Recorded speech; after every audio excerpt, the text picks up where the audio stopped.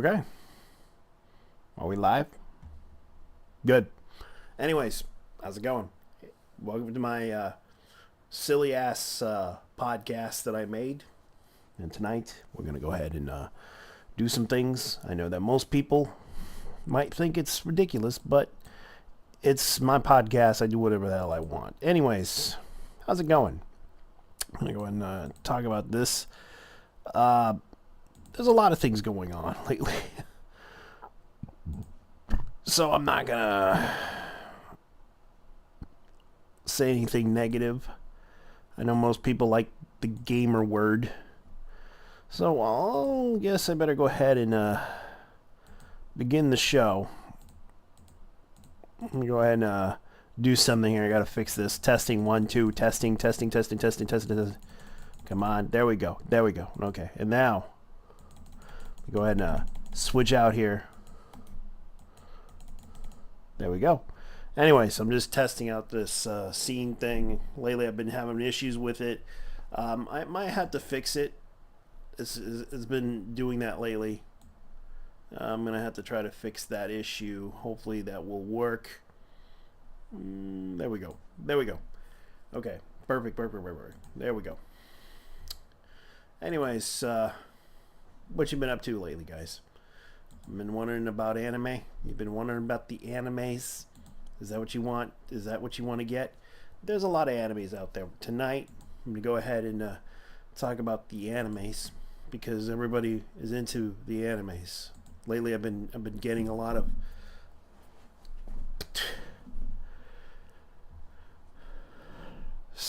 waiting for the indie horror game dev to make Diddy's secret underground water tunnels in the grotto level. Okay, that's funny. Tunnels were discovered in Diddy's luxurious Los Angeles mansion, an underwater swimming tunnel leading to a mysterious grotto reminiscent of ancient and modern human use of caves. Wow. That is cool, though, I gotta admit. Diddy loves those underground tunnels. That's kind of crazy. Jesus. Alright, Wall Robot. Let's see. Jujutsu Kaisen.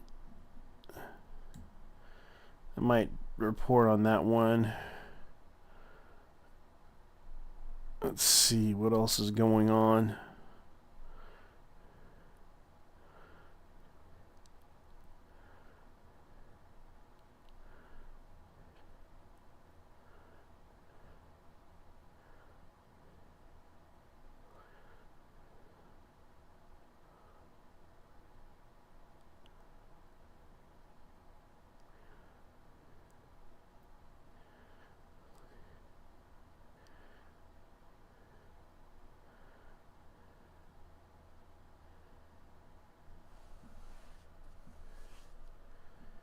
Yeah, that's usually what it is.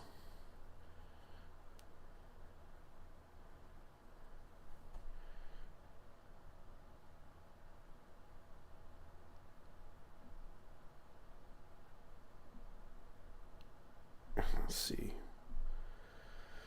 Oh boy, let's see what's going on.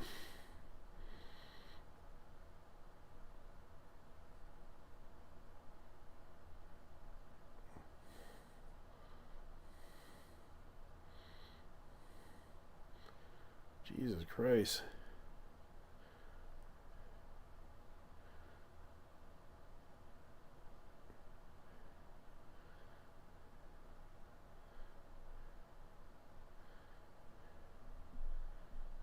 Let's see. I don't know what to tell you guys. There's a lot of things going on. I know Pal World's getting on the PS5. Everyone was talking about the PS presentation of new games, and I'm gonna go ahead and talk about it because a lot of people are bringing it up. So I guess I'll talk about what's going on because everyone's talking about this whole situation, considering that this has been talked about a lot. So The user hits a new low. PS5 Pro sells out. Major new beast allegations. Oh, that's funny. There's a lot of things going on within the internet right now that it's getting really ridiculous. So this is the thing I'm going to talk about.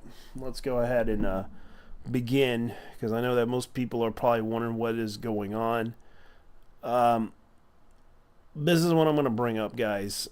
The justification behind this is just to have fun. Even though we talk bullshit about anime, this is kind of what we say about what we think about anime. A lot of us do like anime. I do watch anime. I like to watch the old animes. But as far as I know, people are talking about the Power World thing, being surprised that Pocket Pair did a really good move on their part to save their own asses, because Nintendo is going after them. Now, the thing about this whole situation is a really big surprise. Now, a lot of people are kind of concerned about this lawsuit because of the fact that there was a mechanic used in the game, which a lot of people are talking about. This mechanic happens to be the Pokeball throw thing mechanic that's been, to capture animals in the game, which kind of is common in the Pokemon series, but they're doing this mechanic to where you can capture in Pocket Pair. Now, I don't think Pocket Pair was in the wrong to do it, because this was kind of a new game. Now, this is not the first time a game like this had done this. There are several mechanics that done this before. Like, I recall the whole Legend of the Gourd thing. Now, the gourd is this little thing I'm going to show you guys. Now, this has done in Chinese stories. Now, if the Chinese try to claim it, they'll probably sue Nintendo of saying, oh yeah, by the way, you stole the idea from us, the gourd.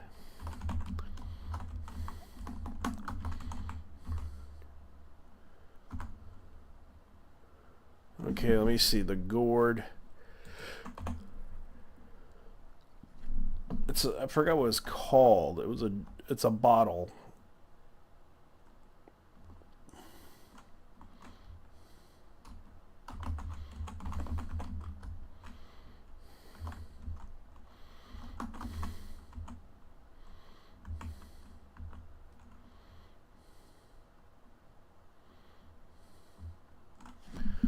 Gourd, yeah. It's like a fruit, but they keep it in a container. I forgot what that container was. It was actually like a fruit or something, and they kept it in the container. It was like a container that was used like a gourd, and they used it for drinking. Now, this is kind of the thing that happens. It's like I don't know why people would do this, but then again, this is kind of a thing. They really had to make a video game called Gourd. So it's kind of a drink. It was kind of like a bottle. But I don't know. It's like, that's kind of what it is. But let me go ahead and see something here, because I know that people are talking about Power World. Now you can play Power World and download it play the Power World Pocket Pair game on on the system. Right now, bad news, everybody. I bought a PlayStation 5, and I found out the reason why people are selling it, because I bought it secondhand market. To be honest with you guys, I'm kind of curious about this system, and the sad fact is, guys, there's a reason why I had to buy a PlayStation 5.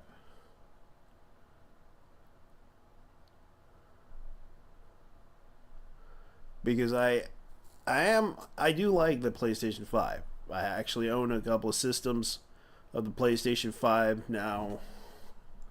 For traditional sake, I decided to buy one myself, and boy, I was wrong.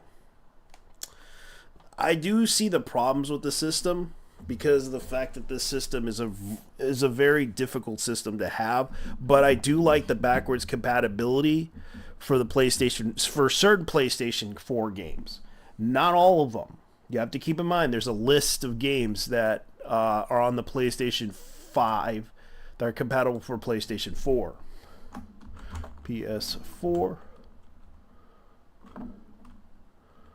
PS4 games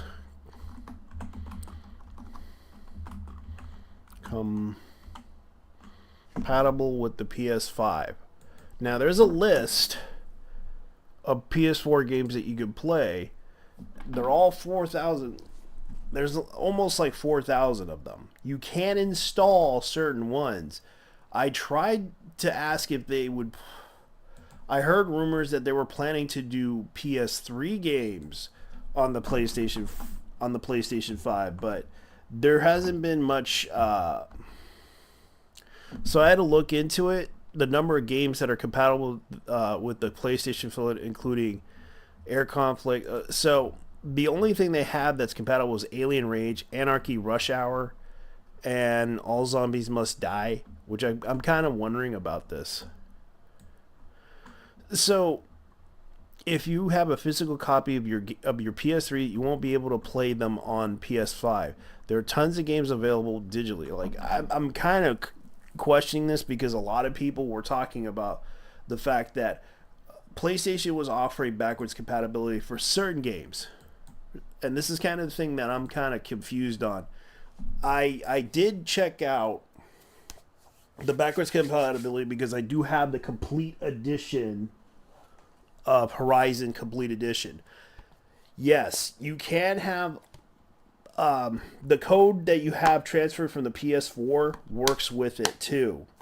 And it is in your account and it actually works.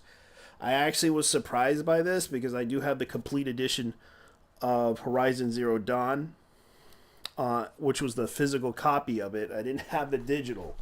I even found out that I had one of my games that I had from the PS4 digitally can transfer over to the PS5, which was Mobile Suit Gundam. Although I can't really play the system or show you guys any of the stuff. I'm trying to get a capture card that I might purchase online. I'm thinking about buying that capture card, considering that this is a system that I would love to show you guys, but unfortunately there's still issues with it. I tried out Space Marines. I tried out that didn't work. I found out. I tried to play the my system. Even let me see. I tried other PS3 games and a couple of PS4 games that I have on my thing. I have the Order 1886. I have Bloodstain. I have Ghost of Tsushima. I have Samurai Showdown 4. Those are just some of the games I have. I even have Bloodborne on here. But the funny thing about it is that there are a lot of things that are interesting about this. And it's like most of the stuff that I'm going to show you guys. Let me see if I can. Sorry if I'm I'm a little bit rusty here. But yeah. The PS2 Pro, that's funny. Alright, let's see here. Because people are like talking about this thing.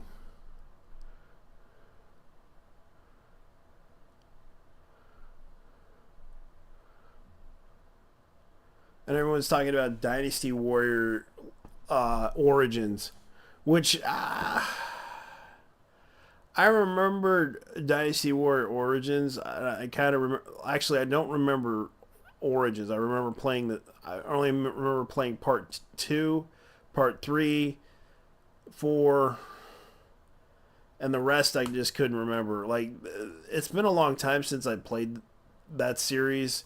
Dynasty Warriors was really a fun game, but it can get really repetitive sometimes when you're fighting the same like group of armies over and over again. I used to remember playing the the system for a long time, and there were some awesome games even in the PS2 era of Dynasty Warriors was fun. But the thing is, like, Dynasty Wars happens to be a very popular series that everyone knows. Essentially, like, everyone loves Lubu for some reason because he's like the overpowered with the staff, with the spear and everything. Like, he's known for that series. Sorry, the spear. He was known in that series for a long time. And it's like, it's an interesting series because it's like, yeah, this series is actually very popular. And seeing how Microsoft and Xbox are trying to compete for the top. Like, I know that was something that people were talking about. I know a friend of mine was telling me about let's see, Soul Reaver Remastered. Everyone was talking about that for the PlayStation thing. Metro Awakening, which was a VR game, which a lot of people were kind of like a little bit upset about that. Um, Hell on Us. I think that'd be an interesting game. I know there were some other games that were announced. I know that Arcade, which is an MMO. I know that, like, everyone who knows what Arch Age is, it's like an MMO series that I don't know. Like, I used to remember Arcade was like this very popular series. Now the Midnight Walk, that one's okay. That I probably would see that because I know most people would love the artsy style of that game. Now everyone's talking about the Chrome Collection, which is like this like metal series for the controllers. I don't know. It's like another expensive type of controller for the PlayStation, and to my understanding, when I bought I had to buy a new controller. A guy gave me this for like $350, and I gave him 360 because at the time the bank was just around the corner, and it was nearby, and they only gave me like $300, and then I had to take the quick thing going with $360. So I had to give it to him because he gave me the thing. It actually works. It's legit. I had to go through the secondhand market. I'm not going to mention which one, because I know people out there that like to sell and buy and sell. Because I know around the area there's like a buy and sell thing, and I was lucky to find it for that price range. And thank God the guy was nice. I was interested in buying the system, gave him the money. I thanked him, even though the controller wasn't working. He told me to talk to him, but I was like, nah, I don't want to do that. I'll go buy a new controller, even though it costs like $70. There's also the refurbished option, which I might consider going to. I might as well go to Sony and ask him, hey, I would like to refurbish this. How do I send you this through the package? Because this is a very, costly stuff. I wish I could learn how to get I might have to buy the security keys to break this open so I can fix this thing, because I hate paying $70 for these things. Like, they are very freaking expensive, and it's like the Chrome collection for PlayStation is another expensive excuse to sell you another controller that could possibly break anytime soon, because these things are very sensitive. These are very sensitive controllers. They can break. That is the one thing I hate about the Sony PlayStation 5. Even though I prefer the PlayStation 4 controllers, they're small, they're sleek, and even though, yeah, they're very hard to fix. They are very hard to fix because I found out today the hard way that one of my PlayStation systems broke. I'm kind of upset about this. It's like, yeah, they're very decent, but they last really well. But I'm surprised that the PlayStation 5 controllers, they are really sensitive and they can easily break. And that's kind of the concern that I have with PlayStation 5, because it is a very expensive system, and it's not something I would say Needless to say that this system is a popular system. It could break at any time. And the fact that people are talking about the Tokyo Game Show, which happened like 14 hours ago, and I probably will look into that. This boss is so easy. Because Let's that get him, one was guys. absolutely. I'm No more surprised. losing. No more excuses. Even though it has 1 million viewers, I'm surprised there were only like 2,000 people. So, the Tokyo Game Show was like only a few minutes. And this was like the Xbox side of things.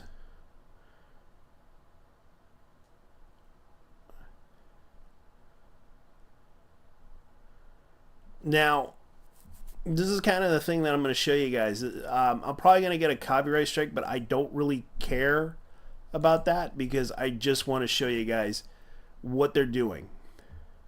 The fact that they got Overwatch previewing and everything, this is kind of the example of what they were trying to do with with their announcements and everything. Like, they were literally doing, like, for Fortnite, Overwatch, you can tell that they're doing this.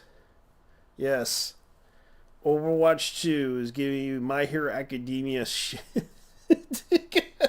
Because I know people love to buy those things, and that's the thing that available with Game Pass. World's Edge. Let's see what the other one is. Like Power World. World's Edge is like the new content update that they are doing. Well, this World's Edge thing, it looks like an RTS.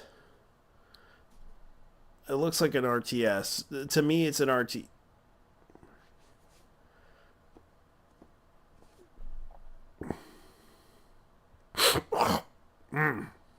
Yeah.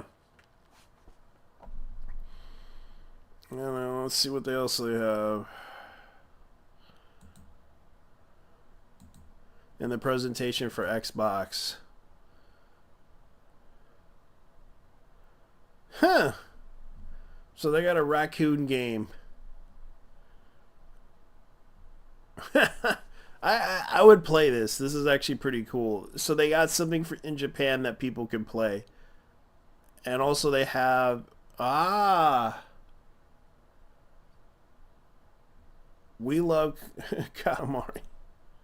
Katamari. Like, this is actually a really fun game series. We love Katamari. Oh boy, Katamari is like a very fun like series. All you have to do is just like rolls. Like, it's a really funny series.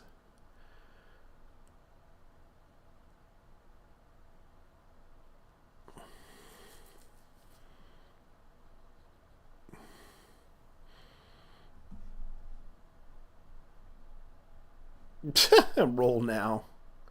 Stop wasting rolls.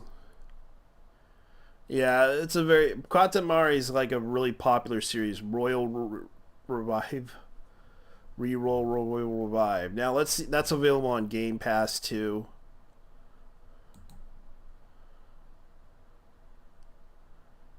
Wow.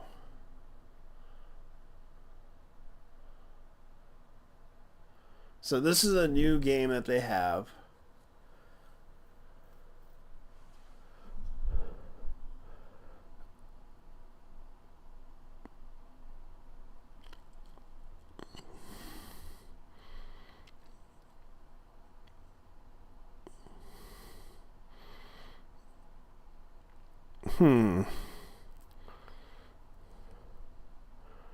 Now what else they have?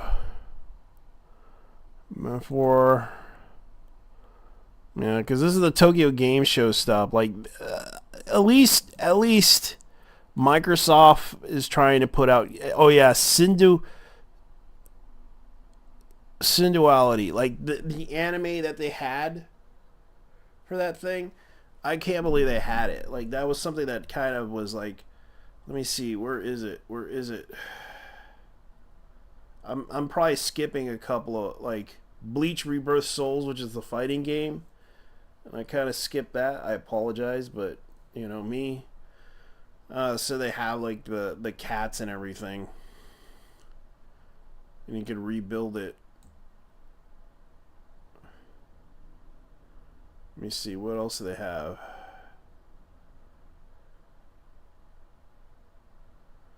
Yeah, because I was kind of a bit curious about Sinuality, because that one is the game that I'm kind of interested in. Because I did see the series before. I thought it was interesting. Um, but the fact that they have a lot of characters you can adapt to. Basically, you got a cyborg that can help you get stronger, more powerful, and then get upgrades to your Synduality.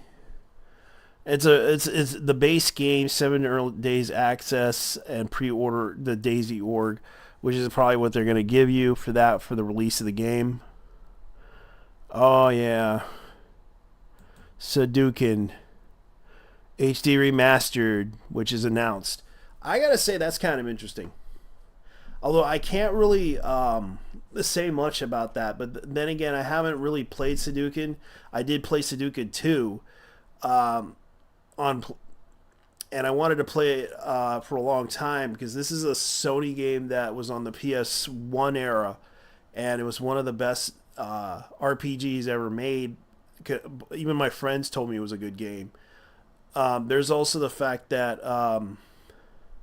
Sudoku was kind of like, you can see right here the remastered version that they're doing.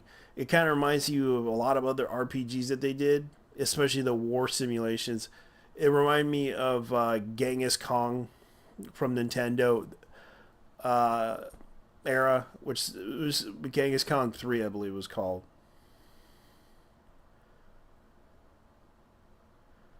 But as far as I know, this is a game that brought out a lot of potential on the PS1 era. But I'm surprised they're doing a remastered of this. Okay, so Pixel Junk, let's see what they have. Let's see what they're trying to market to.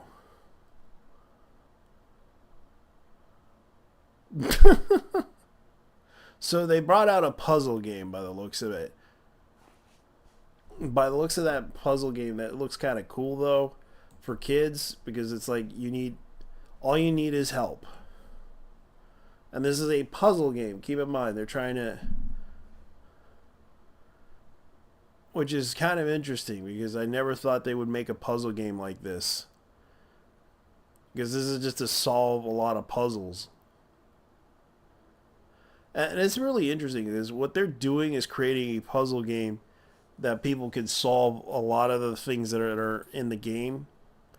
And it is kind of interesting that you can play multiplayer on this. So, what they're doing is actually pretty interesting. I like this. This is a really interesting game. I think it would be really fun, and I hope it does succeed as a game.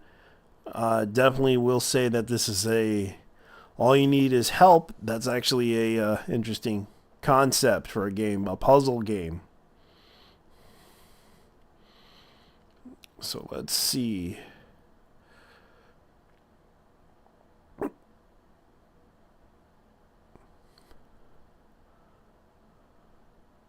Yeah, just to solve a lot of the stuff that they have in this game.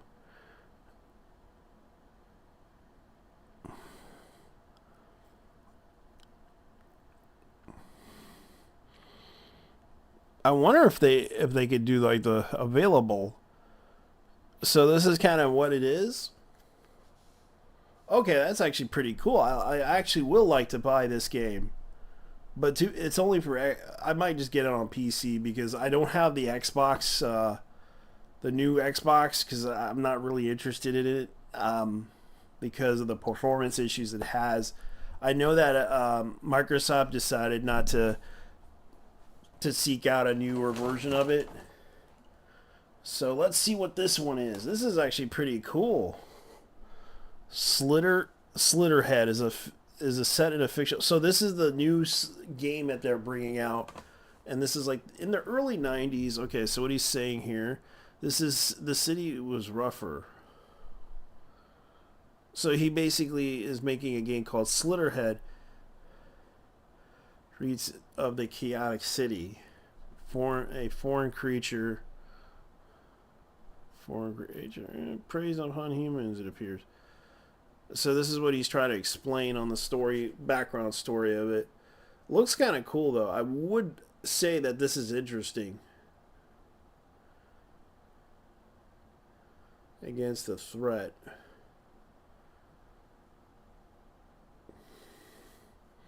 To this game. Okay, so the core mechanics of this game. So I had to keep it low on the audio. I apologize for that.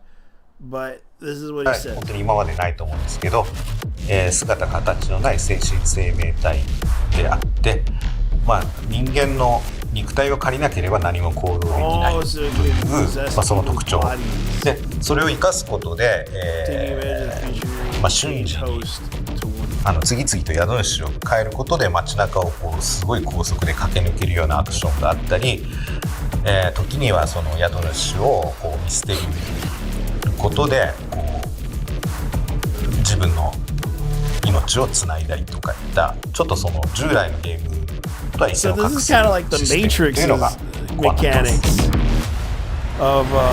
発想の転換が必要になるゲームだと思うんですよね。テストプレイをやっていてもやっぱりまあ、普通のゲームであればこういった立ち回りをしなければみたいなことをやる、まあ、最初はやっていくんですけど、違うんだこのゲームはっていうで全く違う立ち回りというのが自然とこう身についてきた時の自分の中での意識の変化みたいなところが面白いんじゃないかなと思ってます。ゲーム内のクリーチャーに関してはモチーフがあって、ヤクシっていうツイッターヘッドっていう存在は人間に擬態しているから、その本体のを晒した時にも実は擬態生物がモチーフになっているみたいなところが面白いんじゃないかと思って、まあ、そういうところにこだわって作っております。プレイして驚いてほしいなと思ってます。はい、このスリッタヘッドですが、この番組が終わった直後から本日、マイクロソフトストアにて Xbox One の予約を開始させていただきます。通常版に加えまして、後の設定資料集やサウンドトラックなども含まれたデラックスエディションといったものも用意しておりますので、ぜひとも予約をお願いいたします。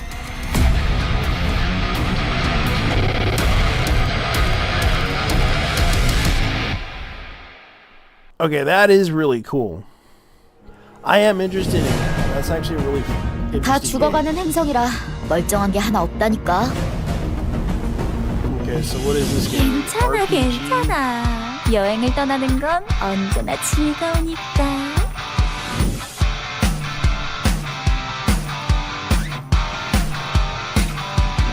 시작해볼까?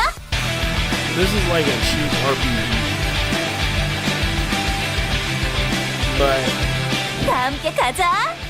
Being able to have something to always protect myself with this Berna allows me to have that peace of mind no matter. 전술대로 움직이자. Oh, this reminds me too much like that one RPG I used to play.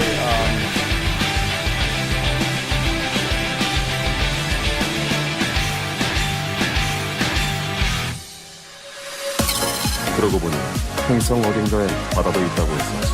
정말? 와, 몸을 닦기다. This is actually really original though, but at the same time it kind of reminds me too 멀리 much 나갈 일이 like 생길지도 모르겠어. 스타바이트. Xenogears, but it's called Starbites. The Starbites. That's 皆さんこんにちは。HD2D 版ドラゴンクエスト3プロデューサーの早坂です。本日は先行プレイ映像のご紹介をさせていただきます。どうぞよろしくお願いいたします。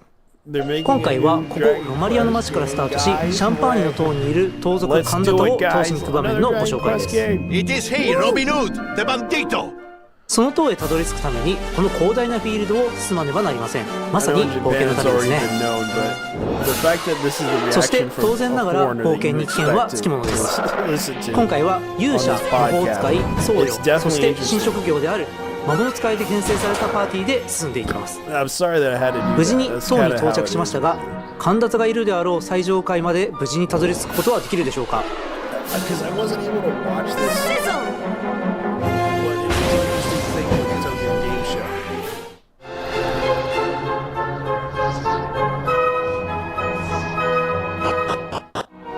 さあいよいよカンタタとのバトルです。 Fair play, dear. You done all right making it this far.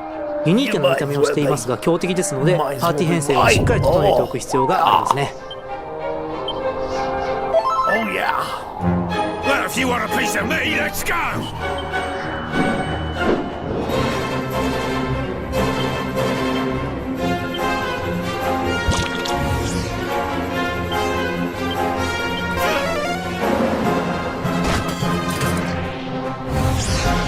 That's right.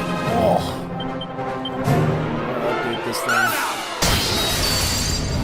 たった今新職業である魔物使いが活躍する場面をご覧いただきましたが今作の新要素はそれだけではありません。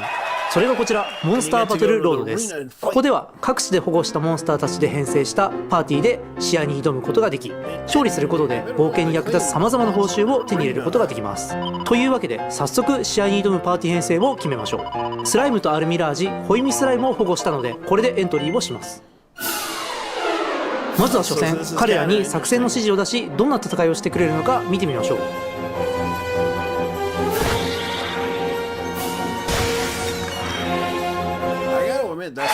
無事に勝利できましたね。そのまま2回戦へと進みます。残念。ここから先に行くにはさらに強いモンスターを保護したり今いるモンスターを強くする必要がありそうです。冒険をしながらぜひ彼らを見つけてみてください。本日の特別配信はここまでとなります。 HD2D 版ドラゴンクエスト3そして伝説へは11月14日発売です。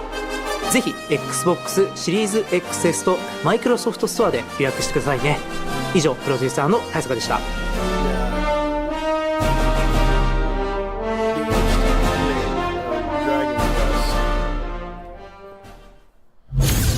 Minasan, konnichiwa. Xbox no Sarah des.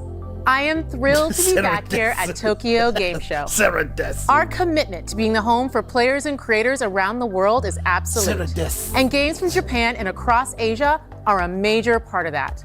From heartwarming indies to iconic studios to concept-shattering visionaries, the future is bright, with more than 1,400 console and PC titles in active development for Xbox from creators across Asia. We are delighted to showcase some of those upcoming titles in our broadcast today, like Metal Gear Solid Delta, Snake Eater from Konami, Metaphor Refantazio from Atlas, Atelier Yumiya from Koei Tecmo, which is the first of the Atelier franchise to come to Xbox, as well as indie games, including All You Need Is Help from Q Games and Tanuki Pon Summer from Denki Works. Oh, that's the game. And we are hard at work building even more ways to play amazing titles like these. One of our newest ways to play is on Amazon Fire TV. Just plug a Fire TV stick into any screen, grab a controller, and you can play Game Pass titles over the cloud without needing a dedicated console or gaming PC. So now they're doing cloud because gaming, Xbox which I'm is not a big all fan about of. giving you choice. You can play the way you want today, from PC and console to handhelds and smart TVs, and you can bring your games with you onto future hardware. And we are overjoyed to welcome more games for you to love from a legendary developer. Our partnership with Square Enix is stronger than ever, and we're delighted they keep bringing more games to Xbox on console and PC, including the upcoming Dragon Quest III HD 2D remake. Yeah. And I'm honored to announce, playable today on Xbox are more titles coming from Square Enix, including Trials of Mana, Legend of Mana, and Final Fantasy Pixel Remaster, Final Fantasy 1 through 6. Let's take a look. Okay, Buying that the right sounds like monitor is like finding your perfect match. Easy on the eyes? Check. Reliable? So I'm not really sure what they're doing, because I know that this is the Mana Sword.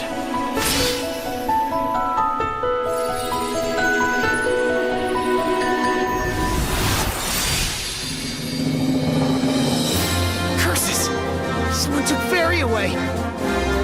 We are coming for you, Fairy. We cannot waste time doing nothing. Come on. Now then, hand over that sword.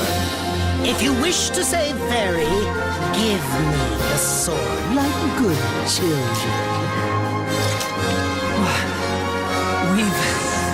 We've done it. This is horrible.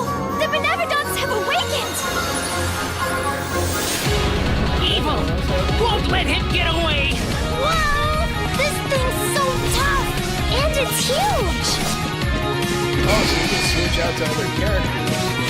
That icicle looks dangerous and powerful. I will show you the strength of my will. Take your punishment. Get back! I would love to play this. It's funny to see her do that. Oh dear. What does this oppressive aura mean?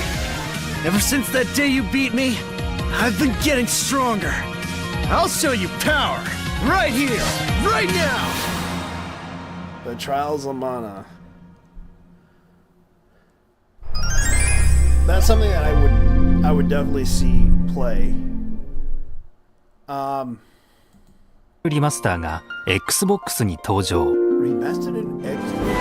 光の力を授かった4人の戦士は世界を覆う闇に立ち向かう。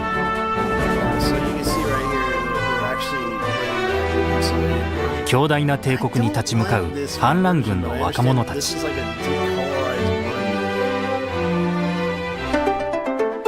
クリスタルに選ばれた少年たちの旅。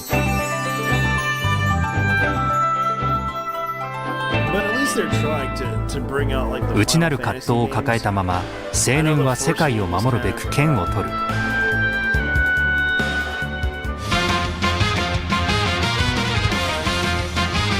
風の異変をきっかけに戦士たちは世界を守る旅へ。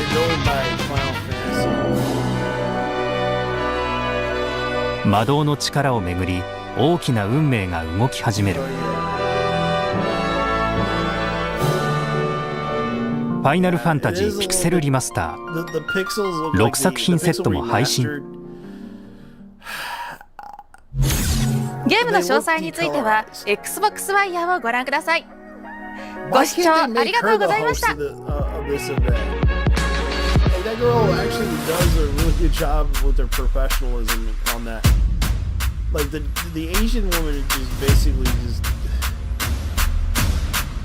like she definitely does have the professionalism to do this.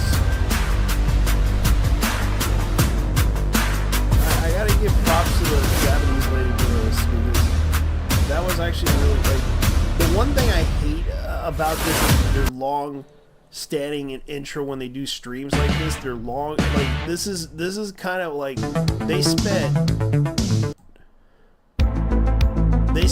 this amount of time, and this is what I hate the most about these streams is that you can see right here they spent like 55, they spent like almost, let's see here.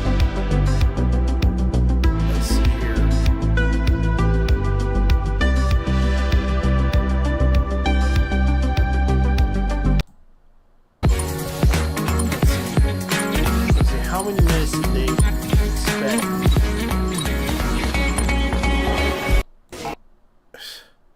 Son of a bitch.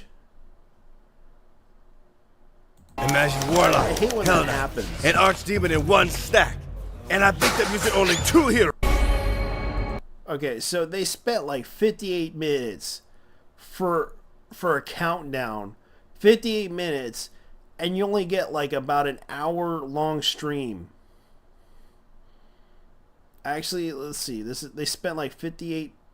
Okay, about an hour, and then the rest is like 40 minutes. Like 46 to 47 minutes of games that they're gonna put out for the Xbox games. That's what bugs me about them. Every time they do that, it just pisses me off. Like, this is kind of the thing I hate the most about this. Like, every time. Sorry, guys. I'm just trying to show you guys. Because this is like every time they do this. They spent about 20 to... They spent like an hour to introduce you to only 40 minutes of games that they're putting out on the Xbox and also on PC. This is kind of what I hate about these long ass intros that they do, like countdowns. They always do that. I hate that. That's like, okay, convenience game showcase. Okay, so the convenient. What is this conventions? I don't even heard about these people. the summer may be over, but the gaming exclusives continue to roll out. Let's check out the convenience gaming show. So go to at noon. Let's see the Horizon for publishers, Kepler Interactive, Fireshine Game, Thunder. Okay, so these are just indie creators that are coming out with games. So let's look at their intro. Because I hate the long ass intros that they do. This is what I hate about them. Like here. Legends is a stacked back-to-back indie-focused game showcase, highlighting the hidden gems you might have missed so they can reach the audiences they truly deserve. We've got some of your favorite publishers. We've got self-published games by smaller indie devs. Maybe even people who are making their very first game. So if you see a game that you like, make sure you wish list it. Send the developers a nice message. Tell your grandma about it. We want to get as many eyeballs on these games as possible. We're going to be your guides through the next 80 minutes of lovingly curated indie games. And we have lots of special guests, including Wonderboss, who's going to be sharing his ones to watch, featuring lots of smaller dev titles. So, you guys ready to get this show started? Let's go! So let's see what future visions of the... Our first section, Future Visions, is all about sci-fi. Yep. Are you a sci-fi boy? You know, I've been into a lot of space movies, but the gaming side of things I've not fully got into yet. I don't play a whole lot of sci-fi games, but yeah, I grew up with Star Trek and Stargate and all of that, and oddly enough, the Mars Attacks movie. Some of you might have seen that there is a new game revealed at Gamescom called Mars Attracts, and yes, it is a Mars Attacks game. You can literally build a theme park on Mars with the dark twist that you're going to be abducting humans from Earth to populate your different themed attractions. Yeah, and it's also got this element where the humans can escape. Picture this, saving up to 10% when you bundle your home and auto insurance.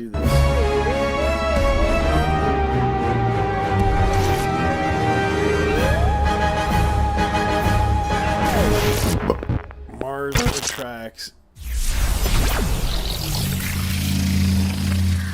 World premiere. Welcome to the glamorous life of bounty hunting. Perks include seeing exotic planets, meeting interesting people, and then promptly shooting those people. Your job is simple but deadly. Choose a mission from the guild. Hunt the galaxy for your prey. Eliminate them with extreme prejudice. Secure some loot, then extract to safety, or you'll lose it all. Once you've got the basics down, get ready for missions that'll make you question your life choices. Rise through the Helion ranks and unlock new, dangerously exciting planets. Welcome to Last Helion. You've got a universe to impress, so why wait? Go prove you're more than just a shiny helmet. It's like an action RPG bullet hell game. Last Helion. That was the world exclusive reveal for the bounty hunting Lies is over. That'll teach you. Oh my god, so much blood. Oh my god, she's naked. Oh no. Oh, the alarm's been sounded because that person I may have beaten up. I'm a vigilante. I cannot be stopped. This was a hard one. A murder at 1401 Song Suites. Do I leave and investigate the crime scene early? Or do I have breakfast at Tiffany's? When I do eventually catch the killer, another one simply takes his place. I need to arrest everyone, but presently I am undeniably homeless. So I started by looking at the Bionic Bay is high-detail pixel art, tight and precise platforming, and chaotic physics-based gameplay. Set in an ancient biomechanical world filled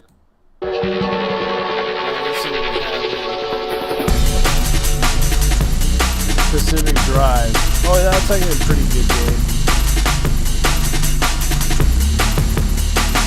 Okay, clear and obscure expedition 33. I might be interested in playing that, but I just don't know. Yeah, when I split long season, I heard about that one. Yeah, but a lot of people didn't like it because of the whole wolves issue. Quest 3.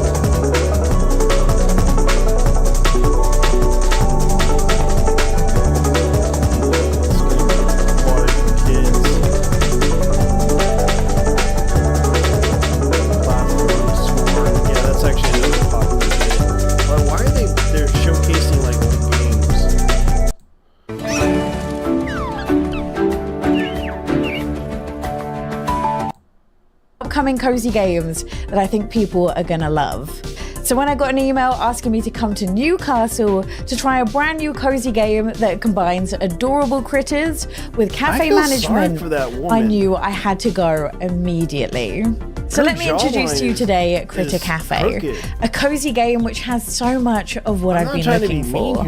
As not only can you tend to these absolutely adorable critters, which I am obsessed with, as you can play with them and feed them, you also get to run your very own cafe and even decorate it as well. But there's also this whole other side of the game which sees you solve puzzles to try and save critters.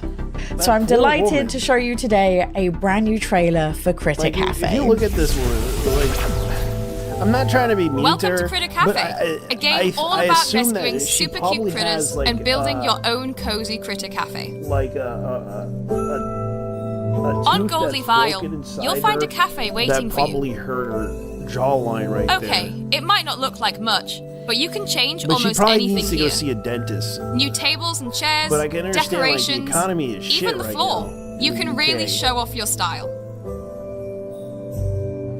Because she probably has some And you migraines can change with how her you look teeth. too, whenever you want.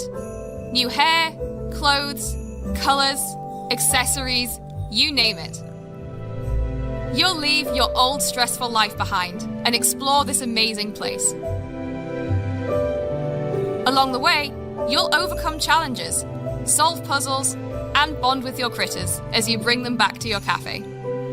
Explore this magical world, rescue every critter, and welcome them into your cafe family. You'll manage the needs of your visiting customers and keep your cafe running smoothly, but you'll have a little help from your new critter friends. We're super excited to tell you that you can open your Cafe very Critters, own like Critter a- Cafe. Make it's sure to offered wish in list to Steam keep on up to date Nintendo with the Switch. game. Okay, that's nice. Procedurally Once human. Oh boy. generated world 10,000 times the original with infinitely replayable. There's a card The game. team have worked with our alpha testers to implement new ideas, changes, game. and content to the game. One of the key pillars of development for Windblown has been our desire to develop the game alongside our community, and over the past few months we've been working closely with our alpha testers to understand their feelings about the project, things they'd like to see, and most importantly, things that they don't. We've seen a clear progression and change since joining the test, especially when it comes to in-game features. Most This is actually notably, pretty we interesting. overhauled our gift Regardless of system it and being a introduced party over game, 50 it new actually gifts, has adding a some ton of gameplay. new builds and variety to runs. They love how snappy and responsive the game feels. In a game where combat and movement is so important, it's been vital to nail what it's like to control and play. They want more multiplayer features though, and ways to engage with their friends. So this is something we can look at thanks to their feedback. This is a process and environment fighter with a striking aesthetic. Dodger used to be friends Make with. sure that you check it out after the show.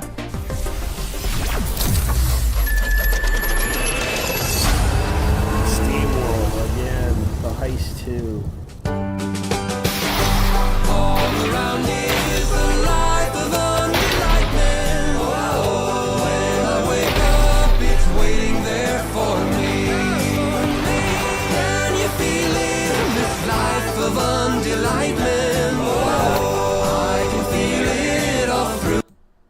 Done upgrading your train.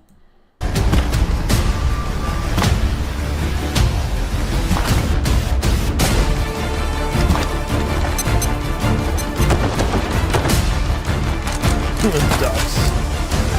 This is like a multiplayer survival game with ducks in it. That's actually hilarious. And they're all at war with each other.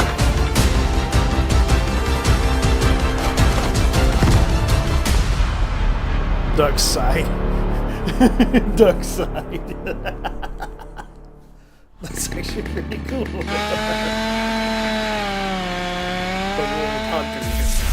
It'd be funny if they made a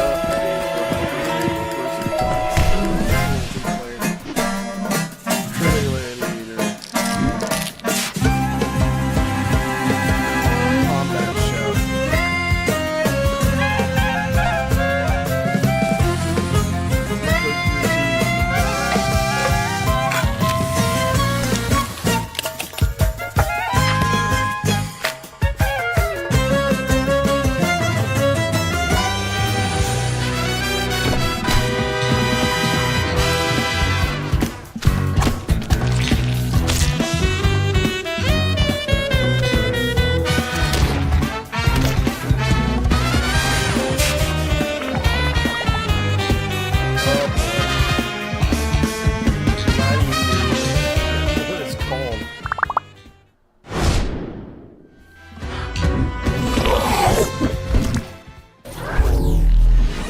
Don't play with your food, fight with it. And Gladi-Eaters from Quali and Milk Bubbles games.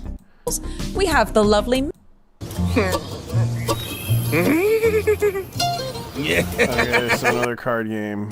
We have taken command of fearsome enemy mechs that can turn the tide of war. Using superior tactics, you must dominate the battlefield and... Time to test some magic! Become a champion in Dev's Pulsatrix Studio. We're live at least, so... Yeah, at least we're home now, I guess.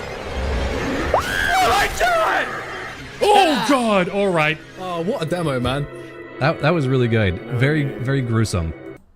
Welcome to the sanctuary. Will you have him? Of yokai, which are like super... Freeform building, grappling and swinging, tribe management, carcass harvesting, and 3D bullet hell style combat. And of course, you can play it fully multiplayer co-op with up to 8 people. You can find Farah, the Sundered Tribes on Steam Early Access right now. The Sundered Tribes. Huh. Sliding hero. And all he does is slide.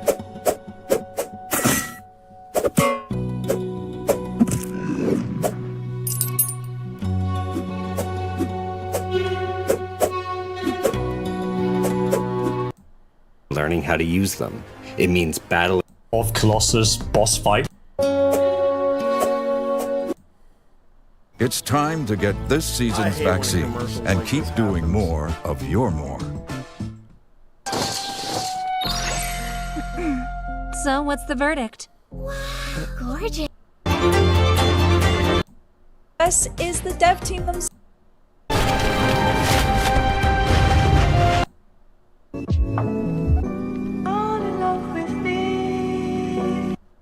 Yeah, so that's what's going on right now. I'm going to go ahead and try to at least get that done. It's like, there's not much going on other than the fact that everyone's like talking about what Sony is doing. As much as I will say this, there's a lot of things that are happening. And yeah. So, as much as I hate to say it, Sony is going to go ahead and do this. The secondhand market for Sony right now, they're increasing the prices.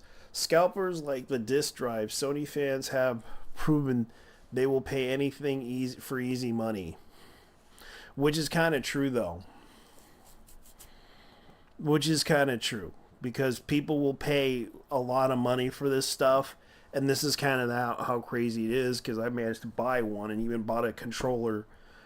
And the fact that I had to buy stuff on the secondhand market, I was lucky to find one at a lower price.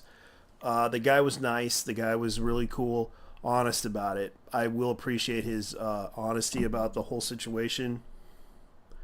The fact that it does work. Oh yeah, speaking of which, everyone's bringing up this girl. Everyone's bringing up this girl. Because of the whole situation with Erika Aishi, if I pronounce her name, Erika Aishi. A lot of people are talking about her because of the fact that she's going to be the leading role in the Ghost of Yotai.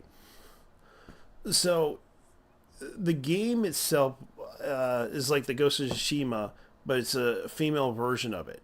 The fact that they are bringing this out, a lot of people are kind of like, yeah, I don't like her because she's an activist. And the thing is, guys, I'm going to go ahead and say this. I'm not going to attack her because there's no point. Every time we attack, we do it for the wrong reasons. The fact that, yes, I honestly disagree with her views sometimes, but the thing is that they want us to attack her. They want us to go after her. And this is a fact. Like, she's trying to do the whole lightning rod thing. And you wonder why. The fact that people are bringing her up, it's no surprise that they're doing this. And yeah, this is becoming a situation with Sony that a lot of people are talking about this, the new Sucker Punch game. And yes, I actually do have a copy of Horizon Zero Dawn, and I actually got the complete version. And I'm kind of surprised that I have it because of the fact that the remastered version that they have is you could actually get Sony's not backing down on the PSN PC requirements despite the backlash.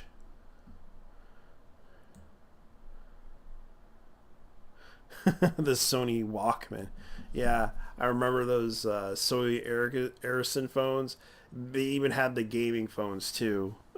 Sadly, it was the PSP version of it, and Ericsson used to be like this really tech company that used to make like cool looking phones until they decided to get out of the tech business and sell off their stuff so they could focus on the Sony business, especially their PC business when they used to sell like laptop computers, and sadly people don't even have them anymore. Yeah.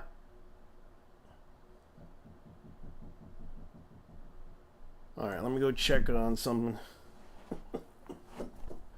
Go check on something. Because I'll be right back, guys. I'm going to go ahead and do something here. I'll be right back. Be right back. Be right back.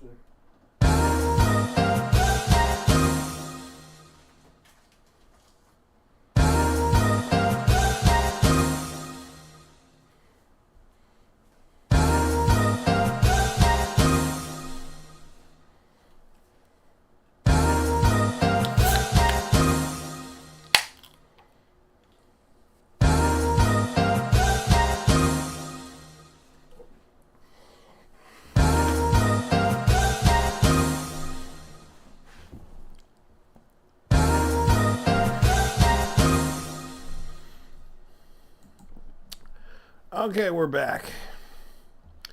Yeah, everyone's like talking about this. The fact that Push Square PS5's Ghost of Yotel triggers social media XCO exists. If you don't buy it, if you don't like it, don't buy it. And that's kind of fair assessment to say.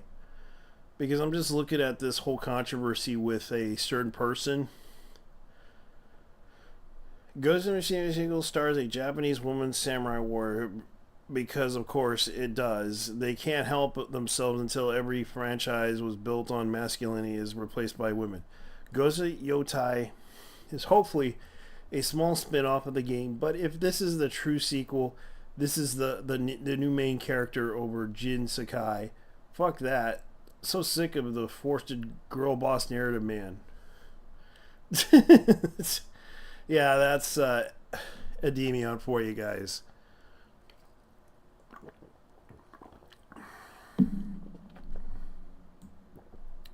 And I do agree with him. It's the game. It's a game. It's entertainment. It's a story team of creators that believe in it. They want to make it.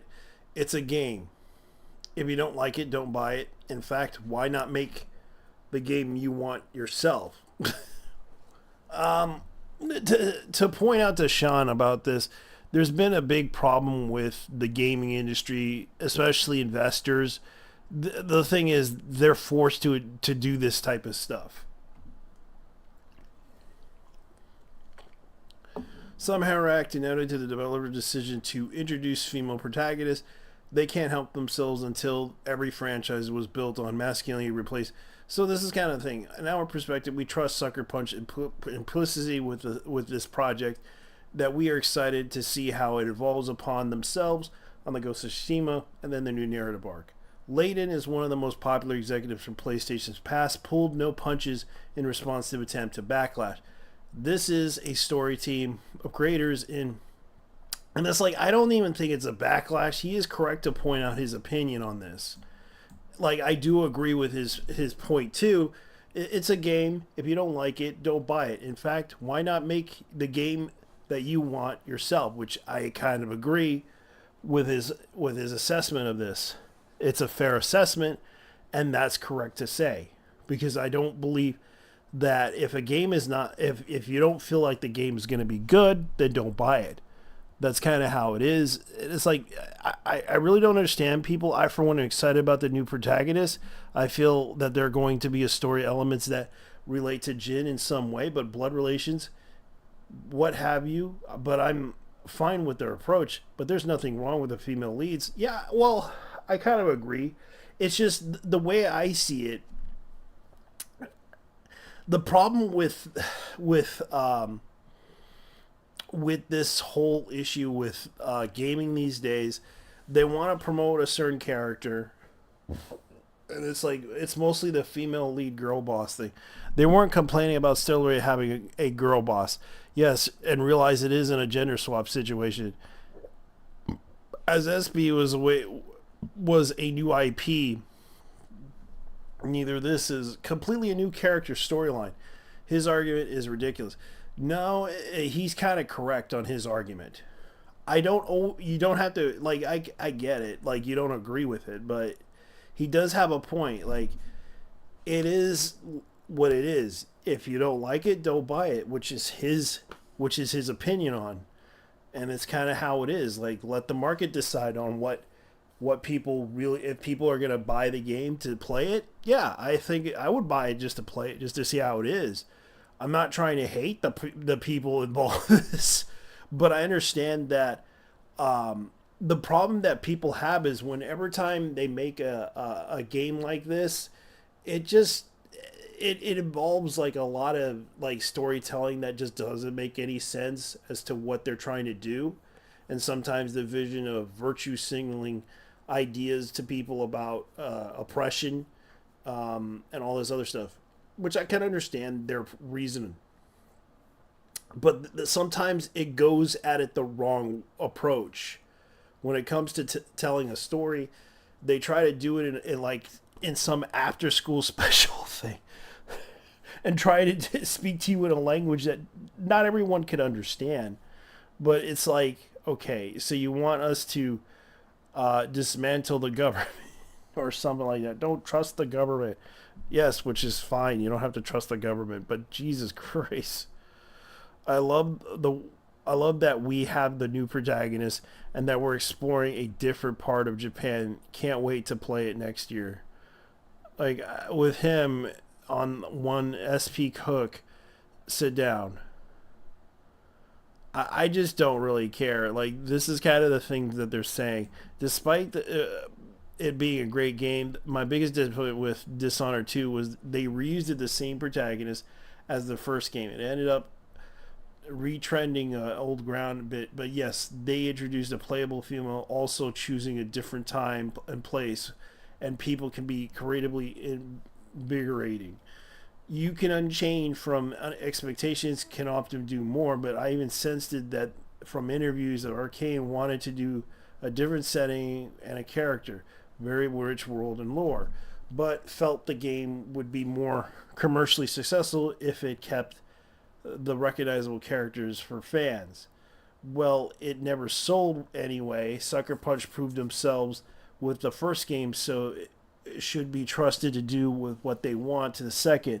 This is nonsense, stifles creativity. It feels like fans who can't let go of what they are comfortable with. Okay.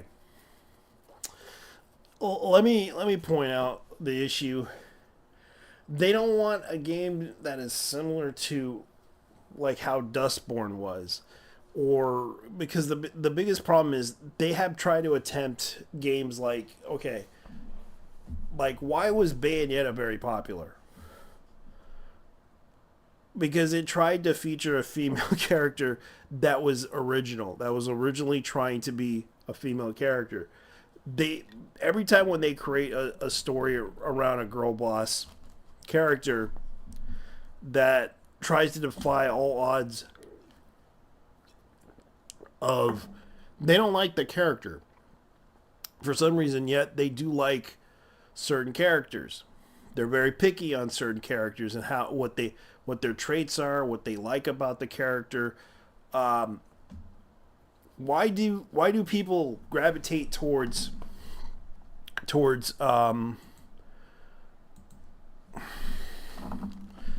to anime girl games?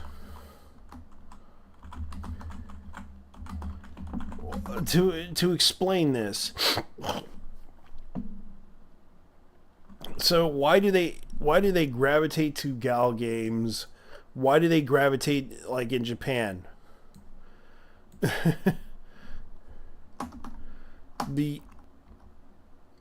don't know, like there was a very popular anime series.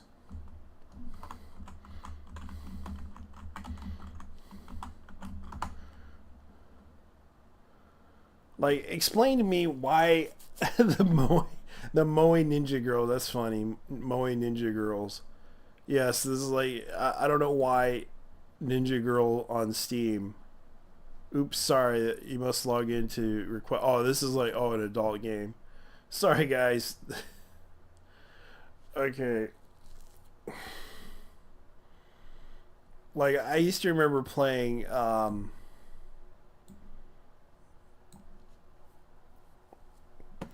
why do they gravitate towards those games? And that's the thing. Like, why do they gravitate towards Bayonetta? Why do they gravitate towards games that have like female? Like, let's look at this. Female games. Ninja video game. Like, remember those games? Senran Kagura series. Remember that? Remember that game? Senran Kagura. Why do people gravitate towards Senran Kagura? Because I gravitated towards it because it was funny as hell. That's what I thought was funny when the girl confessed her love for a girl. That's how funny it was. The most ridiculous stuff that I've seen. I do feel bad for the creator of Senran Kagura because he made a really good franchise, but of course was forced not ever put it on Sony PlayStation ever. But he managed to put it on PC.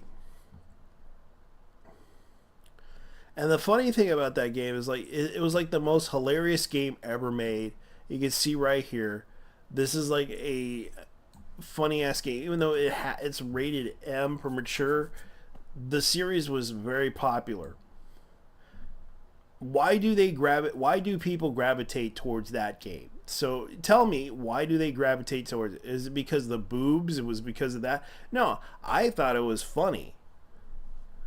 Because it was gravitating the confessional love. Even though, yeah, it had some really creepy stuff in it that people won't like, but it was fun gameplay. You could see this is the type of example of a game that people like.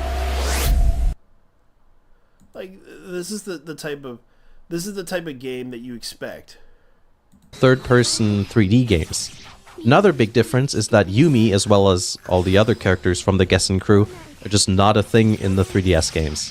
My recommendation for most people is to start with Burst Renewal for the PS4 or PC, the newest game of the series.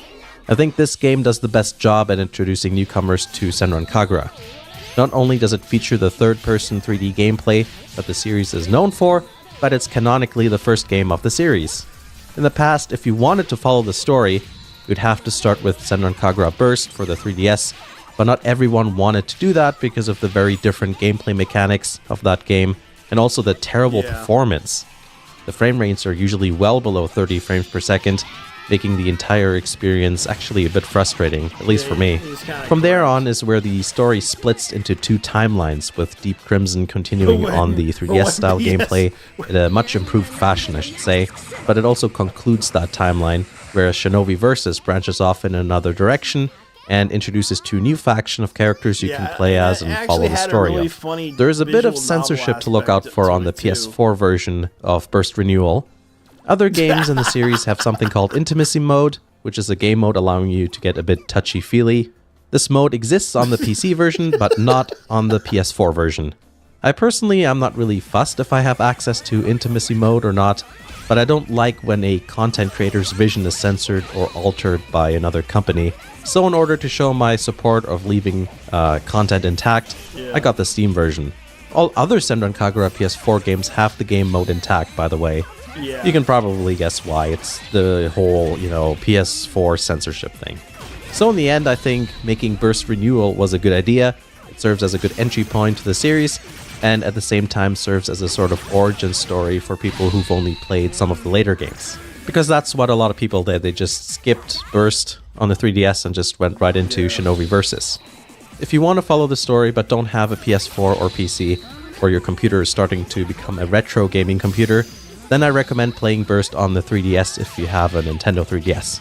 If you don't have one, or you don't want to play that game because of the technical problems, and you own a Vita, then the natural starting point is Shinobi Versus. That's where a lot of people started in the past, like I said. The biggest difference worth mentioning between the Steam and Vita versions is the fact that the Vita game runs at 30 FPS, and the PC can reach 60, of course. Obviously, the Vita spec models and textures are quite obvious on the PC, but on the Vita they don't really stick out that bad because of the size of the screen. While Estival Versus is a nicer game to look at compared to Shinobi Versus, I still recommend playing Estival Versus after Shinobi Versus. Pretty fun. Something worth noting is that Estival Versus is available on Vita, PS4, and PC, so a lot of people should be able to play it. The PC version is the best running game, as you can probably imagine, but it is missing a game mode called Miss Shinobi. With it you can set up dioramas or scenes for people to vote on online.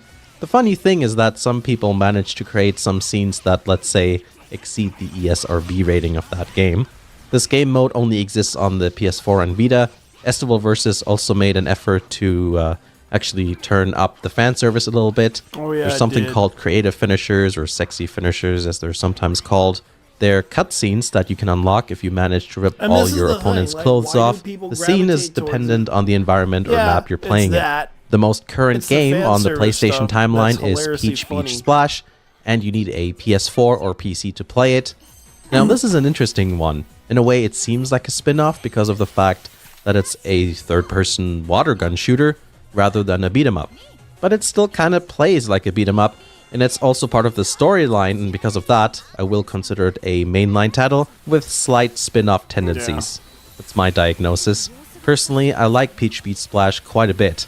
I like shooting games anyway, and in terms of fan service, it's a bit more over the top again. Normally each character has their own fighting style, but here that's actually determined by what water gun you equip them with. They do each have their own unique melee attack though.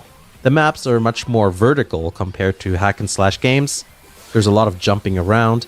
People call this the anime version of Splatoon, which is a bit of a stretch in a way, but I get why people say that. Both games use guns of the friendly, non-herdy variety, and battles take place in an arena-like environment. Finishing moves here are a bit different than with other games. Here you hit them when they're down, basically. You can spray fallen opponents with a rubber duck that seems to have an infinite amount of water in it. Rather hilariously, you can even change the water color to something else, like, let's say, yellow. I think most fans of the series will find some sort of enjoyment out of Peach Beach Splash. I recommend giving this game a go if you've played one or a couple of the other games, or if you're someone who thinks this game looks more fun than the beat-em-up games and only want to play one game in the series, then by all means give it a try. Like always, the PC version just runs better than the PS4 game. I'm just going to jump into the 3DS timeline for a second here, specifically Senran Kagura 2 Deep Crimson. I do think it's a worthwhile game to check out if you like the series. It's got a bad reputation because it's a 3DS game, But I think a lot of that is down to people assuming that it's just like the first game. It actually isn't, because it runs really smoothly and manages to look better at the same time. You also get a bit more three-dimensional freedom when moving around, meaning you can move from front to back, as well as side to side for a rhythm game, and the fan service is still very present like it should be. There are storylines for each of the girls, and while you could play this game without prior knowledge of the series, I still think it's best if you've played at least one other game. The graphics aren't exactly mega looking, but it's decent for what the Vita can do. PC gamers will definitely notice a distinct lack of detail though. Next up is a Nintendo Switch exclusive, Senran Kagura Reflections. This is the first game on a Nintendo system since Deep Crimson. This game got a little bit of attention due to its premise. The game is a bit like a dating sim, but not exactly. There's whatever the scenario is. What a combination. From the gameplay videos, it looks like it's right on line with what you'd expect them to do fan service wise. It looks like it'll be a blast and also funny as well. The game was released in Japan at the end of 2018, but no release date set yet for North America or Europe. Hopefully you enjoyed taking a look at the Senran Kagura series with me today. I hope this was helpful in giving people a bit of an overview of the series.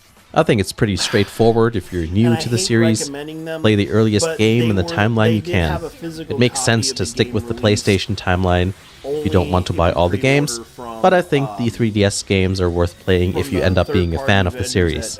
Also, I just want to say that I have a second channel too, in case you didn't know. I'm now uploading quick news videos on there related to Japanese niche games. I just started doing this recently, and the response... Yeah, so Yellow Super Nintendo is the guy that did that video. Anyways, that's pretty much what it is about Senran Kagura. Why is it so attractive? Because the fan service? Nah. It's because of the fact that it had some wacky moments in the game. Absurdly funny to laugh at sometimes. And I don't know why anyone or anybody cares about that stuff. But the fact that people got upset over the fact that anime Gone Wild, the fact that that game actually was the example of it, it was so funny, it was so hilarious, especially like all the characters like confessing their love for each other. It is a funny ass game series that was fun. But the sad part is that Sony had basically tried to kill this franchise itself because it just wasn't what they wanted. They basically tried to exclude the game development from it. How's it going? Yeah, no. Let me raise the volume on this thing. Hold up. Better? Yeah. There we go. Yeah, let me see. Yeah, the mic's low. Yeah, the mic's low on my end. I managed to buy a PlayStation 5. It's not even worth it to get a PlayStation these days. I know.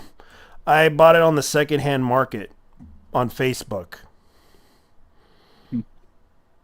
Yeah, people are getting rid of their PlayStation 5s. Man. And you want to know why?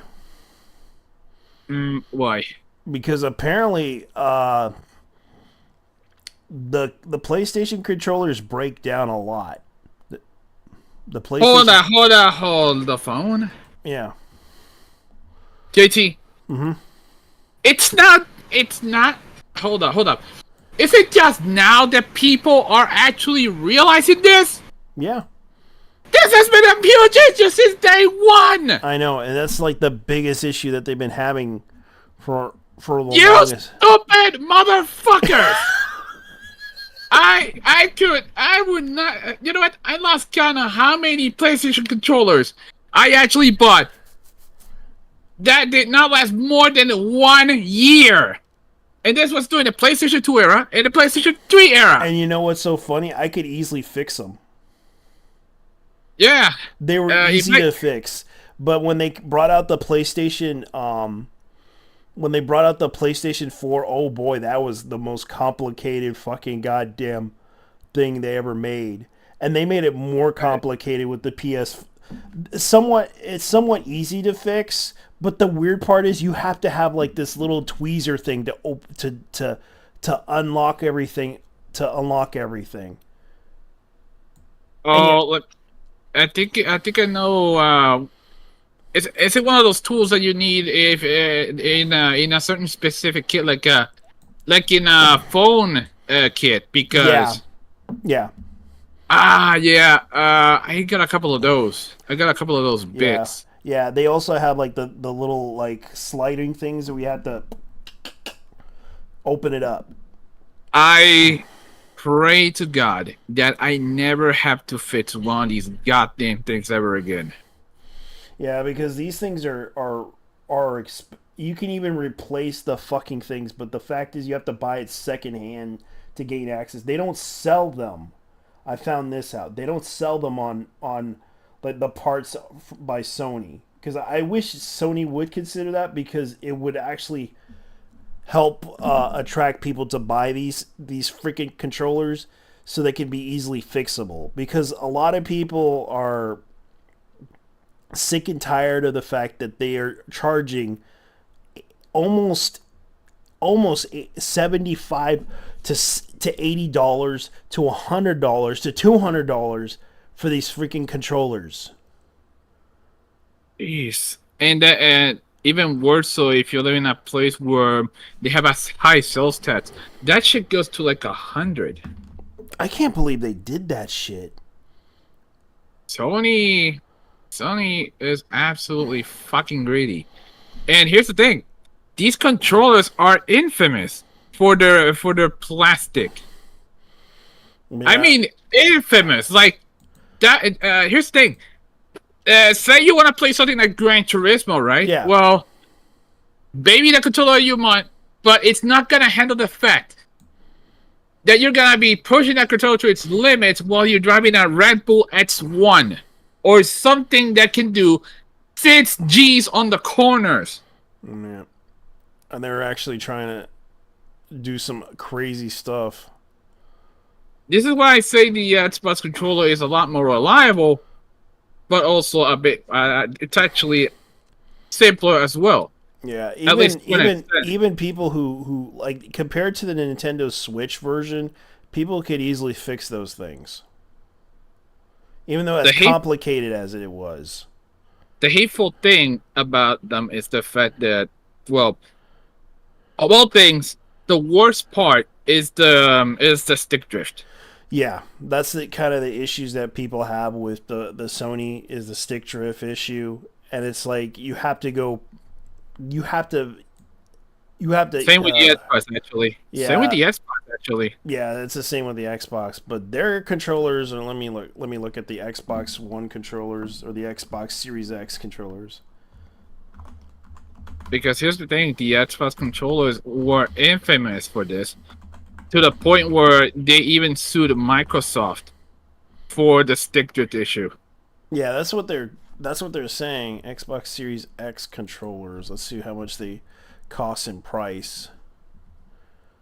Some of them are like $40. The one I bought, I have one of those Chinese ones. Yeah. I bought them for. I did actually buy it for the. I actually did buy it for $35 actually. Yeah. Nearly $40. Yeah, they're commonly cheap when it comes down to it, but they're not. And at Walmart, and at Walmart. Oh, but at that.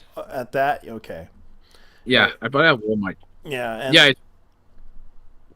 And the fact that I was like watching the PlayStation event, it's just like Skeletor predicted. You saw that video too. No, I haven't seen it. Oh, the Skeletor video? You didn't see that? No, dude. He actually was hosting the. Let me see if I can find it. Skeletor and okay, Skeletor on the PS reveals the PS Pro, and this was like 9 days. This was like 9 days ago.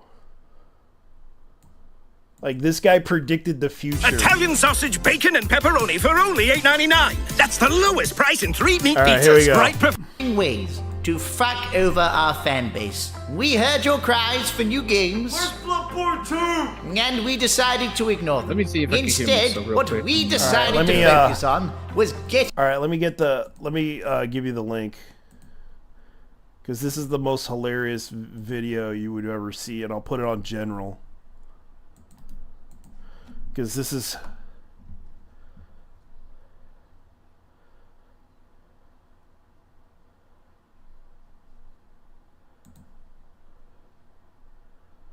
Yep.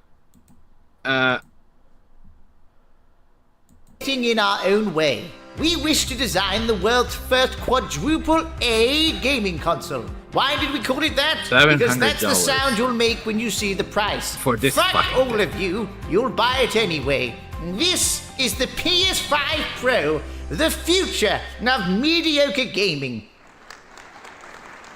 The first thing you'll notice is the lack of features. For instance, you are all probably saying, holy fucking shit, where the fuck is the disk drive? We don't know. But you might also notice these lines right here. What are these? Well, these were meticulously designed to replicate the lines of coke that we were doing in the back when we designed this thing. I did several lines of a hooker's clunge that day. It was fucking awesome. But unfortunately, we didn't stop there. Look here. This is a 3D composite render of an NPC on the PS5 currently. And here is that same model on the PS5 Pro. Amazing. Oh my god. Oh my god. Yes. Oh my god. Yes, the only thing higher than our pixel count is Lizzo's cholesterol. But how do the games look in motion? Well, look here. Here is a game pushing our PS5 console to the limit. What the fuck? And now here it is on the PS5 Pro. Look at that. And also, this is here exactly is some gameplay of PlayStation 4 games that are more than 3 years old at this point for our brand new system. No, we don't see the irony in this. The future of Sony is going places. Not far, but places. So please stay tuned as we continue to create things. It's actually worse. It's potato quality. The PS5 Pro, $2,000 from your local scalper. This is exactly what is there is predicted. Any questions? Hi, yes. I'm kind of confused. Who is this for? Like, anyone who's a fan of your games already owns a PS5, and if you cared that much about graphics, you could just buy a high-end PC for cheaper, and it will probably run better. I'm here for the games, where's Parappa the Rapper free? Games? Oh, shit. Did somebody say The Last of Us 2? Hey, man. I said, did somebody say... Nobody cares. Why would we pay $700 to play games that work perfectly fine already? Hey, you don't understand. Our engineers worked really hard to ensure that every pore on Abby can be seen while she's getting raw-dogged. Aren't these upgrades pointless if the games aren't even optimized for them? You do realize that your audience is in a cost of living crisis, and you're trying to sell them a $700 discless console that comes with nothing but a controller and a stand. Yeah. What do you mean it doesn't come with the fucking stand? The original comes with a stand, a disc drive, and it's half the price. Your Pro version can't even stand up. Fuck you! Our sweatshop workers produce top-quality plastic stands. So, what you're selling to us is a console that your audience already owns a version of, that most developers will not optimize their games for, and whose biggest selling point is how it can make a 4-year-old game look a bit better. Exactly. What part of this aren't you getting? All of it? Well, will you say that after you see our biggest announcement? Oh god, there's more? Here is Forza Horizon 7. That's Gran Turismo. Looking like fucking dog shit on the PS5. And here it is on the PS5 Pro.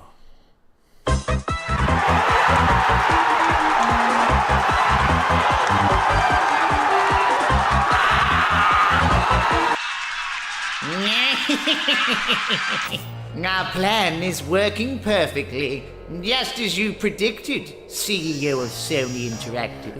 Yes, today we sell them a console with no stand. Tomorrow we sell them a console with no joke. Holy fuck!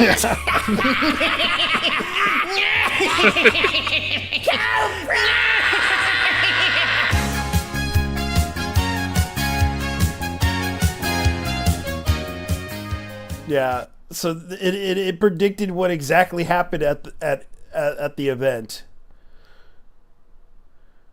9 days before the event, it predicted the future. Because that's exactly what happened. That is fucking vile, dude. Yeah.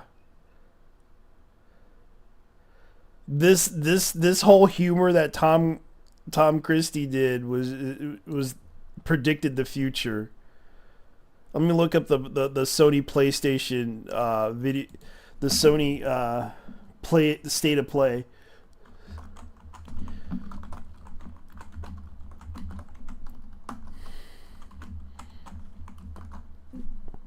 Yeah, because people were so surprised by that.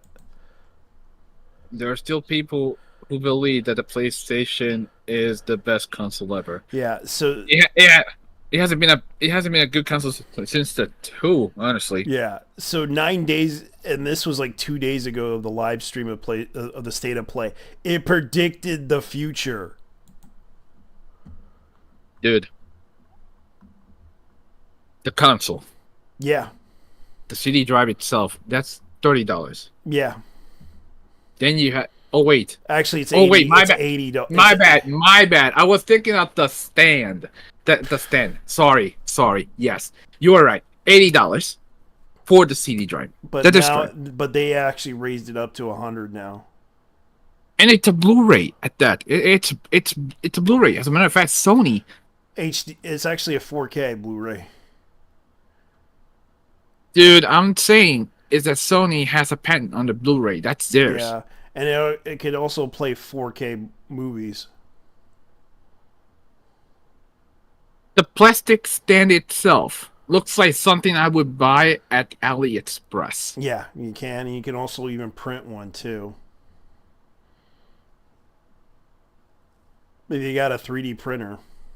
That is $800. That's $800, dude. Yeah. Plus tax. That's over. No. That's without tax. Oh my god. $800 fucking dollars? Yeah, dude. Okay, let me look at. Well over $800. As a matter of fact. Yeah. Let's look at the PS5 Pro pre-order. The only thing that's pro about it is the only thing that's pro about it is the damn price. Yeah, even the 30th anniversary it's $1,000 for the 30th anniversary console. $1,000. $1,000 fucking dollars. Motherfucker. That's insane! It's like 2 terabytes. Dude! 2 terabytes. Dude, I could get a PC for that money! For that much money! I agree. That's the price of a gaming PC. And that's the price of a gaming keyboard. Okay, a gaming laptop. Okay, is worth less than this. Okay, so this is what they're trying to sell us: limited edition PS5 Pro console, limited edition DualSense Edge wireless controller, limited edition DualSense wireless controller, limited edition DualSense charging station, limited edition console cover for the disc drive. What the? Where the fuck is the other one? Limited edition vertical stand, 2 terabytes, 2 horizontal stand feet, HDMI cable, and a USB cable. AC power controller. Okay, 4 PlayStation shaped cable ties, original PlayStation controller style cable connector, limited edition PlayStation poster, PlayStation paperclip. What the fuck? An Astro Playroom pre-installed into the system. I kind of agree. The paper clips. Yeah. What in the hell? Yeah. Up to 120 with 4K output, ray tracing pro. Advanced ray tracing. Yeah.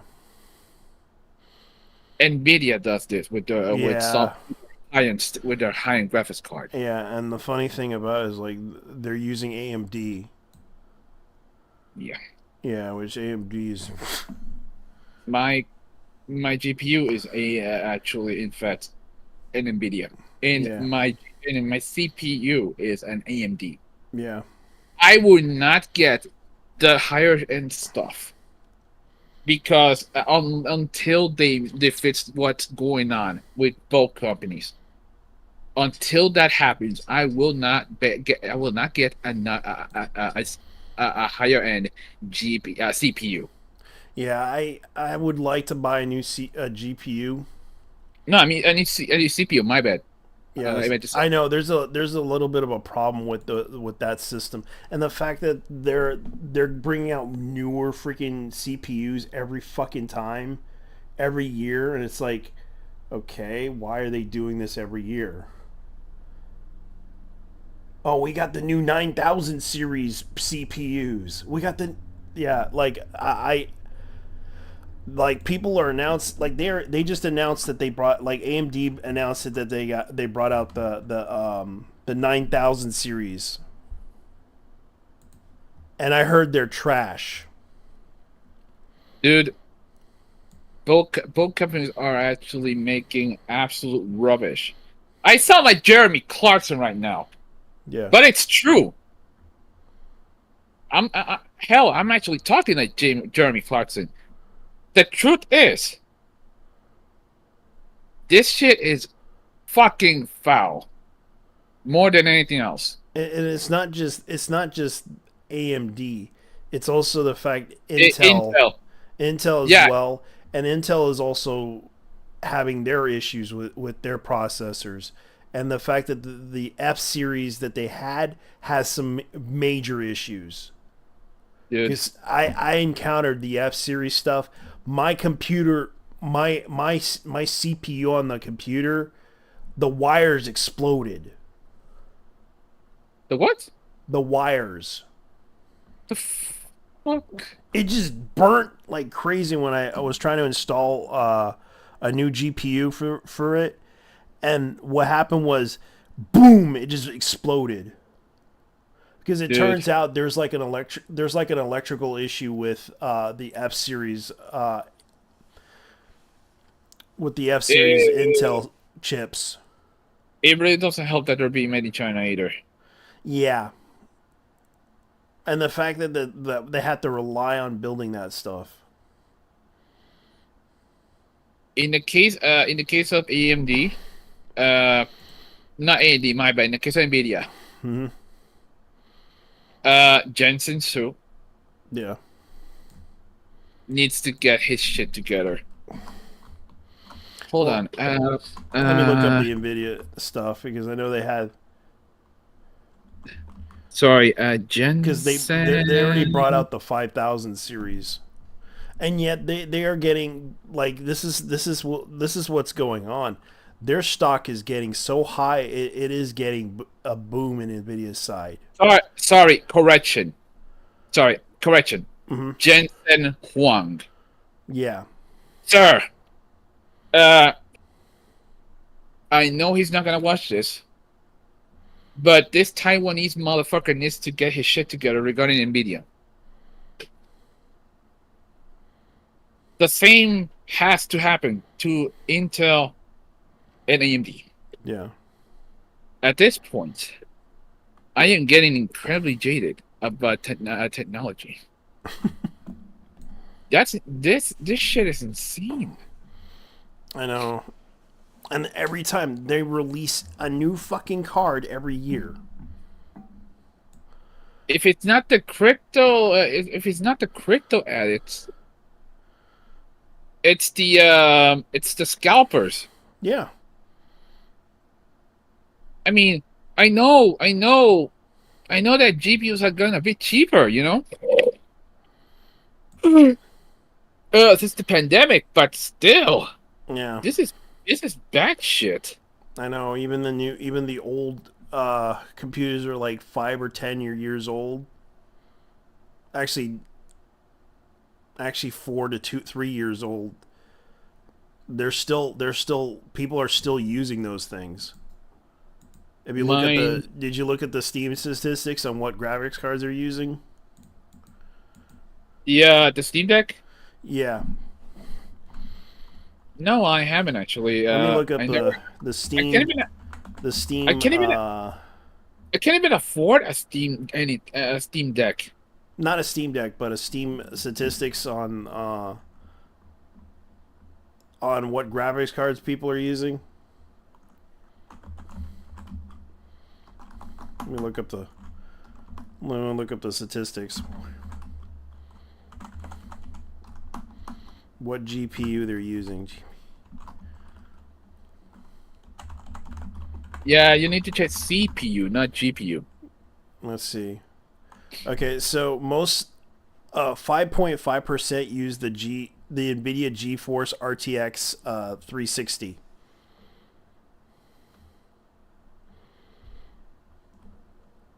How many okay, how many how should I say this? What do you call it again? How many sorry, I'm not thinking straight. This actually ate my brain. I was gonna say how many cores. There we go. How many cores does it have? Let me look. I'm trying to look at the NVIDIA stuff, but I don't even know if they have the processing. Intel Graphics 3000 GPUs, Intel Sandy Bridge, Intel Iron Lake Adradel. Well, they really are using those shaders. Let me look up the processing, because they only have like the GPU statistics, but let me look at the CPU statistics for the what Steam they're using. CPU. I know you guys were talking about. I know you were talking about anime, but right now we need to deal with this. Yeah, I know. I'm gonna look at the software and the hardware and software survey and what they're talking about. Okay, PC cards, processors in use. 65% of users are Intel. 36%, actually 34%, 14% of users are AMD. So Intel, there's more Intel users than AMD users. I'm actually an AMD user. In my case, it's because of the fact that I have a Ryzen 7 that goes back to 2018. It's still holding up. Yeah, and you can tell the average people that are using like the cores for CPUs they have 8 core. This is actually 7 cores. Yeah, if I recall. And the other cores are like above are like 23%. The other 8 cores is like 21%.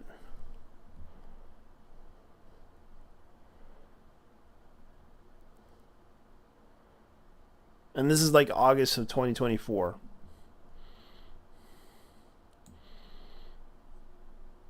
On Steam. So most of them have access to to Windows 10 to Windows 11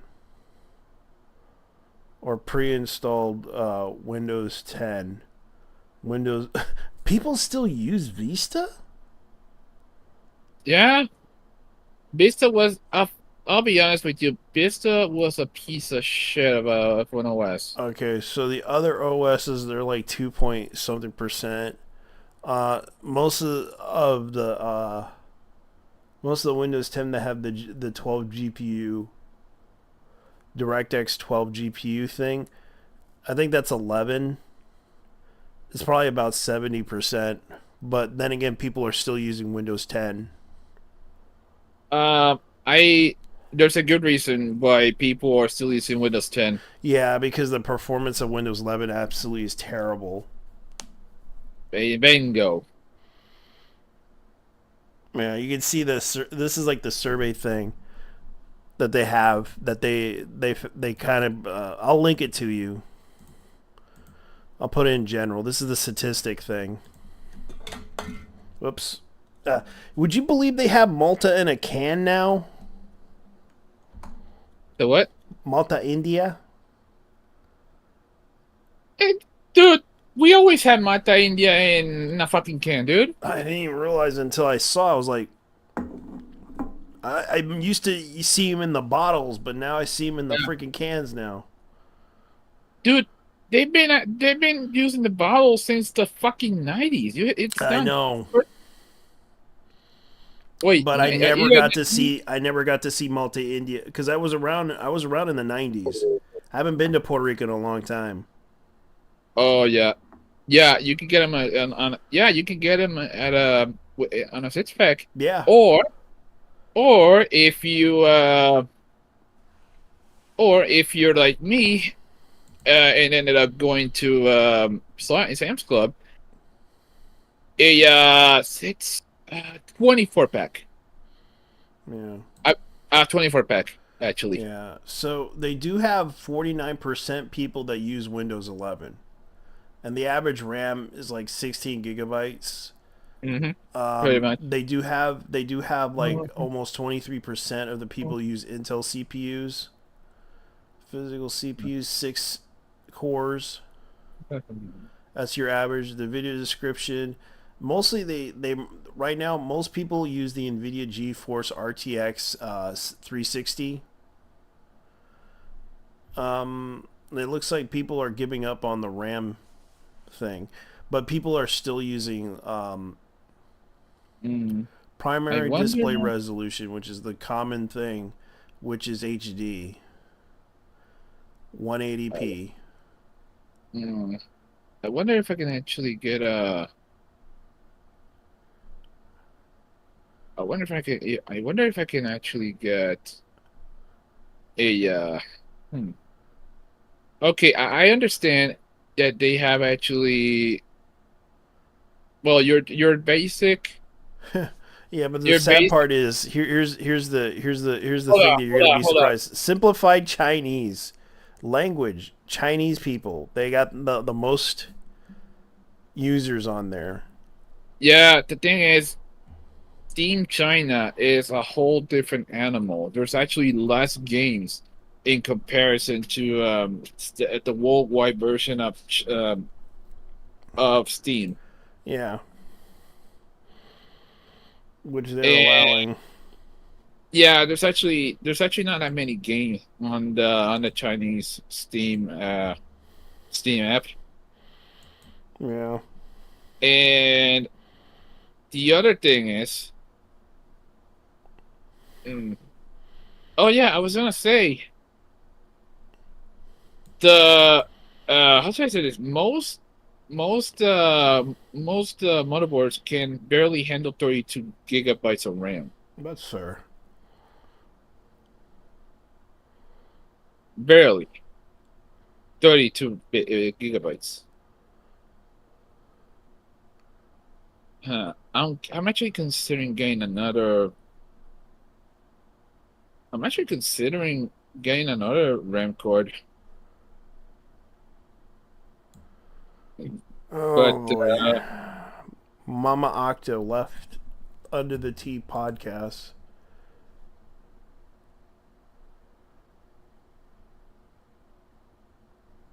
Okay.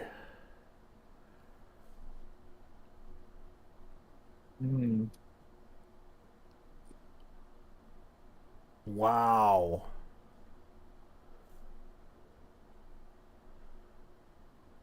This is fucking insane. Hurricane Helene. Yeah. Category 4. 155 miles per hour. Jesus. Right now. It's just like Hurricane Maria all over again. But now Florida's dealing with it. Okay, so there's some drama that happened. So Mama Akko, you know, the Under the P Under the Tea podcast? I don't watch it. They're like a group of VTubers that talk about the drama within the VTuber space, and they're kind of based. Apparently, Mama Octo has an issue with Mitsu. It's.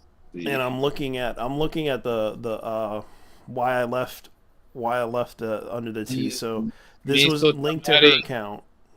And Luminous Cove. Yeah. And the new manager, Rachel Ball. Based on circumstances, I attempted to unsub the account away from me. Mizu claimed publicly I locked out my account after this ultimatum I gave my co-host, which demanded they remove all my work from the channel in exchange for handing it over to them and their new manager, Raging Bull. Oh, Raging Bull. Yeah, that's an absolute hell no on that one. Yeah, because what he neglects to mention that I made this demand only to detecting an attempt on the UTT account, preventing it from happening. If I had not checked my notifications upon waking up, I believe it would have been permanently locked out of my channel, and I'm responsible for over 90% of the work. This is the email I received. So it seems like Raging Bull was the one that harassed what's her name? Okay, to save you the trouble, Misu and Lumi. Yeah. All right. To save you the trouble. Yeah. Mitsu and Lumi. The email I received then added to my 2FA account. These past few days has been very hard to me, mentally and physically exhausted, getting 3 to 2 hours of sleep at night. I know there will be people who are disappointed in me in a way I chose to deal with this whole issue, that I'm ultimately capitulating to the demands of my co-host, but I hope you also understand I'm burnt out. Just want this to be over with and I can move on with my life. There is many details of this affair that have not been made public, only been talked about by the single party. I needed time to recover and focus enough to write down my own thoughts properly. Those that watched my last live stream, now private, understand the amount of stress I was experiencing, how incoherent my thoughts were at the height of it all. I apologize for not having this mental fortitude clearly sooner. I hope to forgive me and hear my explanation out at the same. A lot of events leading up to the split were kicked it off by my coverage of Kirsha's documents exposing her abuse and harassment in the hands of DFD, which Raging Bull played a part of. Which I know is Raging Bull happened to be a part of Kirsha, harassment group. At the point, Raging Bull was in contact with Lumi, and I was always suspicious to his motives, but did my best to suppress the instincts as Lumi was happy to associate with him. When Lumi and Mitsu and I left the Jump Jupiter, but expressed the desire to fold the UTT into his own company, Lucky Entertainment, with myself and my co-hosts as content creators in it, this did not sit well with me. I debated whether or not to leave the podcast frequently, something Lumi has been previously aware of. Over time, my suspicions grew impossible to ignore and felt Raging Bull was slowly but surely drawing my friends away from me. With empty promises, when I questioned him about his plans for my own growth as a content creator, he was vague and evasive. My current manager, Paco Panda, is a professional with the experience of esports industry, and his own reservations about Bull's abilities helped it eventually convince me to leave the podcast. On September 22nd, I decided to lay out my concerns to Raging Bull, who intended to give me a contract for his company, but I had yet to do so. I agreed to pull my co-host into a call, and the four of us discussed the matter extensively. I was sleep deprived and irritated, and felt I was being gaslit by the concerns and downplays throughout the conversation. This treatment finally solidified my decision to leave the group. The podcast completely, though I had not yet worked on up to the courage and energy to make this official. This event leads directly to the incident of the 25th. Discussed in the opening paragraphs. Is it important to note that both my co-hosts had access to the UTD YouTube account? They had the password necessary to log into it. It could do so on the condition I made aware to give approval first. Was how Mitsu was able to change and back up the email phone numbers associated with the UTD account to his own. Because I'm a trusting person, I assume the account had been hacked, unrelated to third party. Often happens to creators on YouTube. But it was only after I locked up the account, locked down, I looked into the records and discovered it was Mitsu who made the first attempt. Now extremely upset and confused, I messaged Bull about the incident in very demeaning tone. He told me I was wrong for removing their access and precautions to the account were dangerous, leaving the door open for hackers. Those with any knowledge to the IT security will understand the insane claim makes no sense unless he was trying to convince me to remove the protections from the account in order to try again. Given that Bull has tried these exact same gaslight tactics on multiple people, specifically trying to convince them their security measures were actually vulnerable, they should remove. Yeah, this is kind of a manipulation tactic, because this has been done by scammers. So not only Raging Bull is a scammer, and that's kind of how I see it. If you wish to read about Bull's manipulation efforts, please read many of the screenshots about him in Kirsch's own documents, which I will link here below. Those who watched my streams and the documents, I did my very best to be objective and see all sides of the story. But this attitude is what left me vulnerable, being convinced that it was always me who was on the wrong, and that it was my suspicion simply paranoia. That is why I was willing to give him so many chances, as I felt he must have changed in order for my friends to have trusted him enough to take him as their manager. After the incident, my mental state was at the lowest. I simply wanted everything to be over and done with. I agreed to give them the channel if they would remove my branding from it.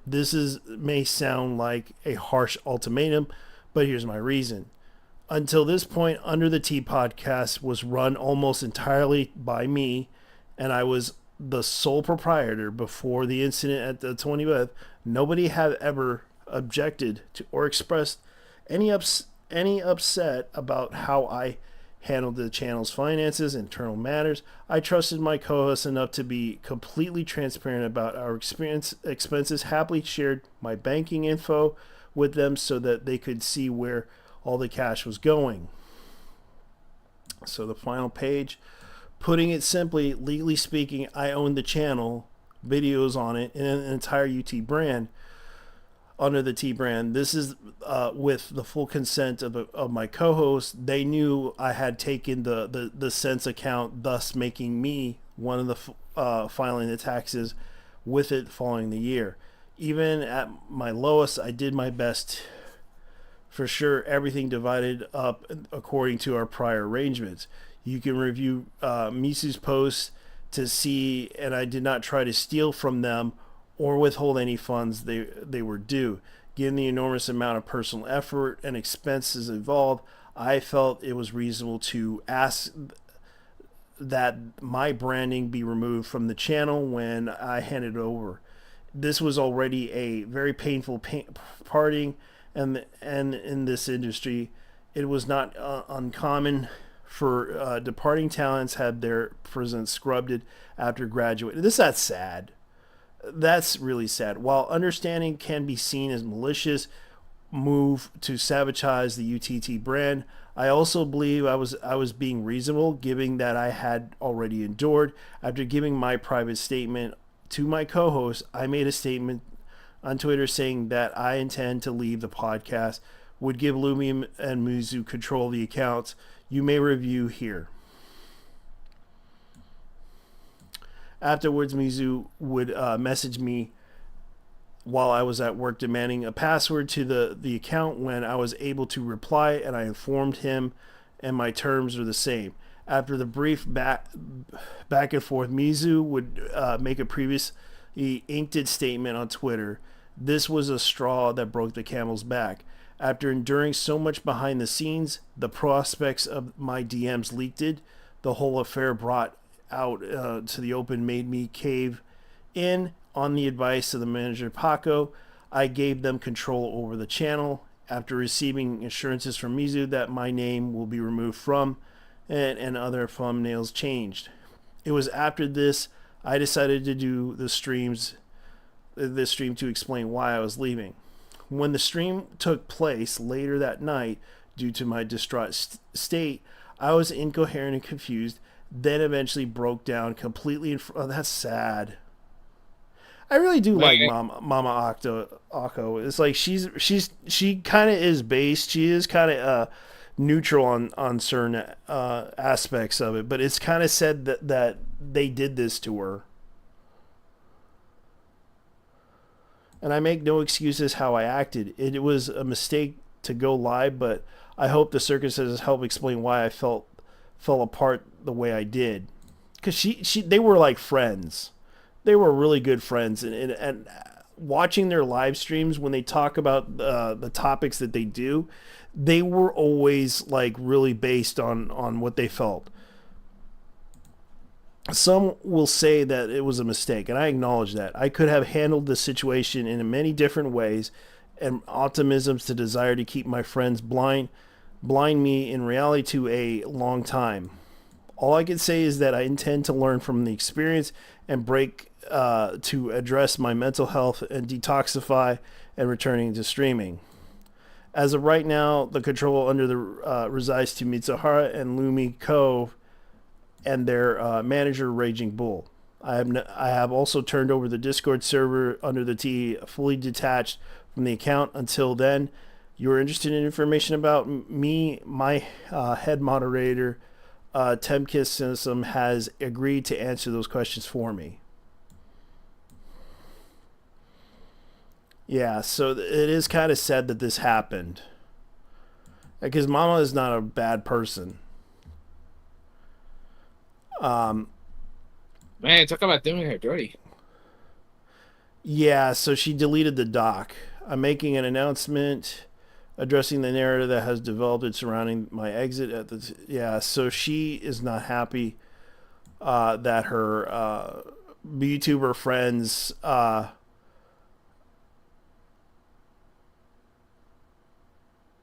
that kind of backstabbed her.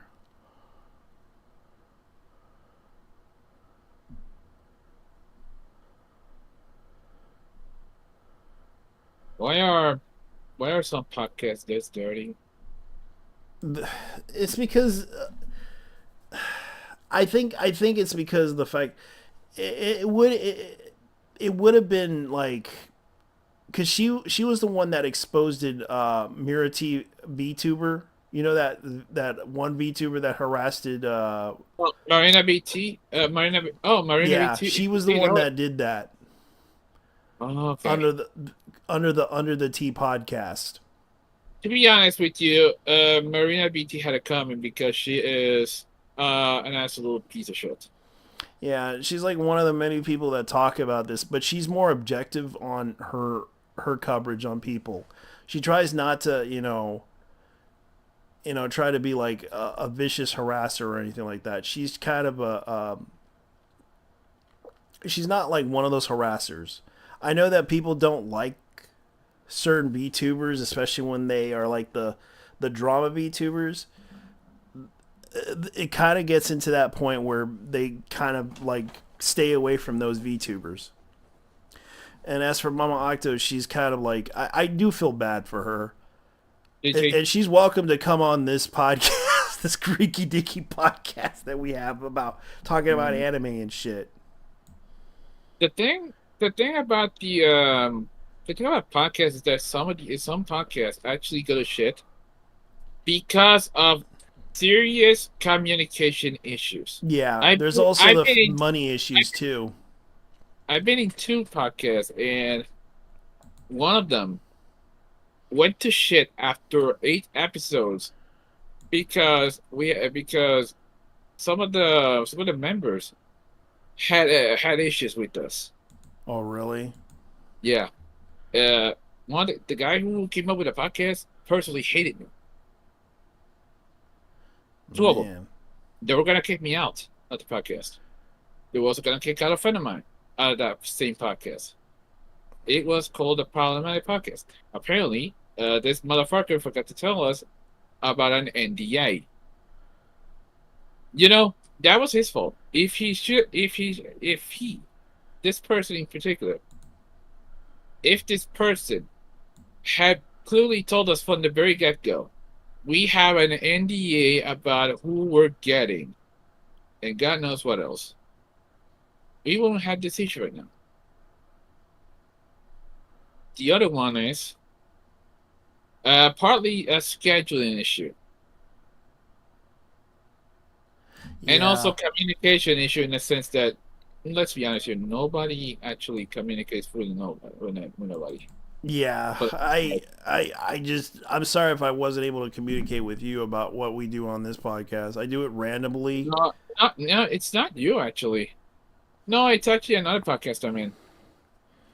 Yeah, I probably should say, hey, I'm gonna do this tonight, dude. Yeah, it's actually another one. Okay. So in the case that, okay, speaking of anime, okay, what else I'm gonna get about Mama Octo on this? Because I would love to have her on just to talk to her about things that she kind of is dealing with right now, and I kind of wish I would talk to her, but I understand she's on break, and I'm gonna let her have her time off.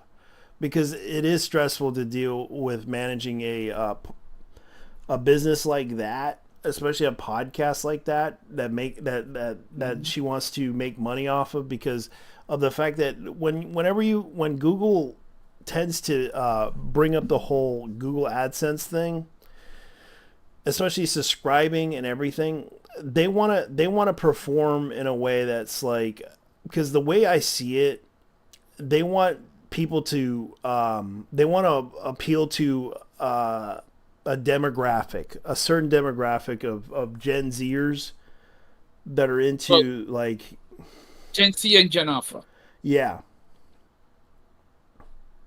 But the problem is, in the case of Gen Alpha, they're not gonna pay much attention because I know they don't even care. They mostly care about Yeezys and foot fashion and all that other stuff. And Diddy. And also Jujutsu Kaisen. Not just Jujutsu Kaisen, pretty much every normie tier shonen out there. Even One Piece. Yeah. One Piece. Let's see what else. My Hero Academia. Those are the main focus of animes that they watch. It's like outside the sphere. I only talk about certain animes that are outside the sphere of the mainstream that they have not watched. Naruto, Bleach. Yeah, so Bleach. I know Bleach is coming back because they're making a video game. And of course, I'm looking at this live action news about my Dress Up My Darling live action TV series. I saw a little bit of the news regarding the cast, but outside that,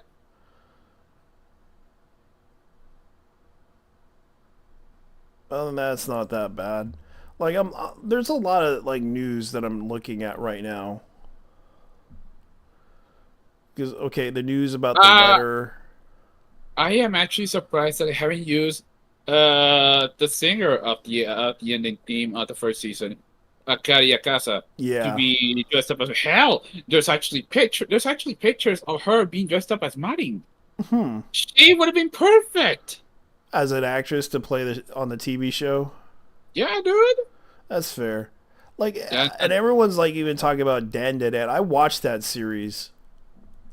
I watched like a couple, like 6 episodes. I know it's 8 episodes, but it's like a really like oddball series. Even though the story is stupid, it's not as bad as most people make it out to be. It's kind of like a boy meets girl situation. For some reason, I am... Alright. But I thought it was actually an interesting series because it was like... This series was actually pretty good after 6 episodes. I know there's more than 8 or more episodes of this show, but it's definitely an entertaining series of Dan. Senpai is a... Senpai is an otokonoko. Yeah. Otokonoko as in they're gonna really make... Senpai is a dude. Yep. Oh wait. Otokonoko, that would be... And let me look it up. Yeah, so it's a film.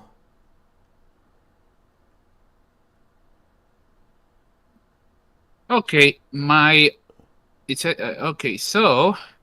My senpai is an okinoko. Oh, okay. My senpai is a cross-dresser. Yeah. And they announced the film is coming out in February of 2025. And they're going to bring it out. I have a feeling they're going to bring it out in the US. God knows it's going to be controversial. Fire Force is coming. Eminence of Shadow Master Garden. Okay, so they're making a video game. I do know that there's actually a certain culture in the how should I say this, in the Catholic community with cross playing. Yeah.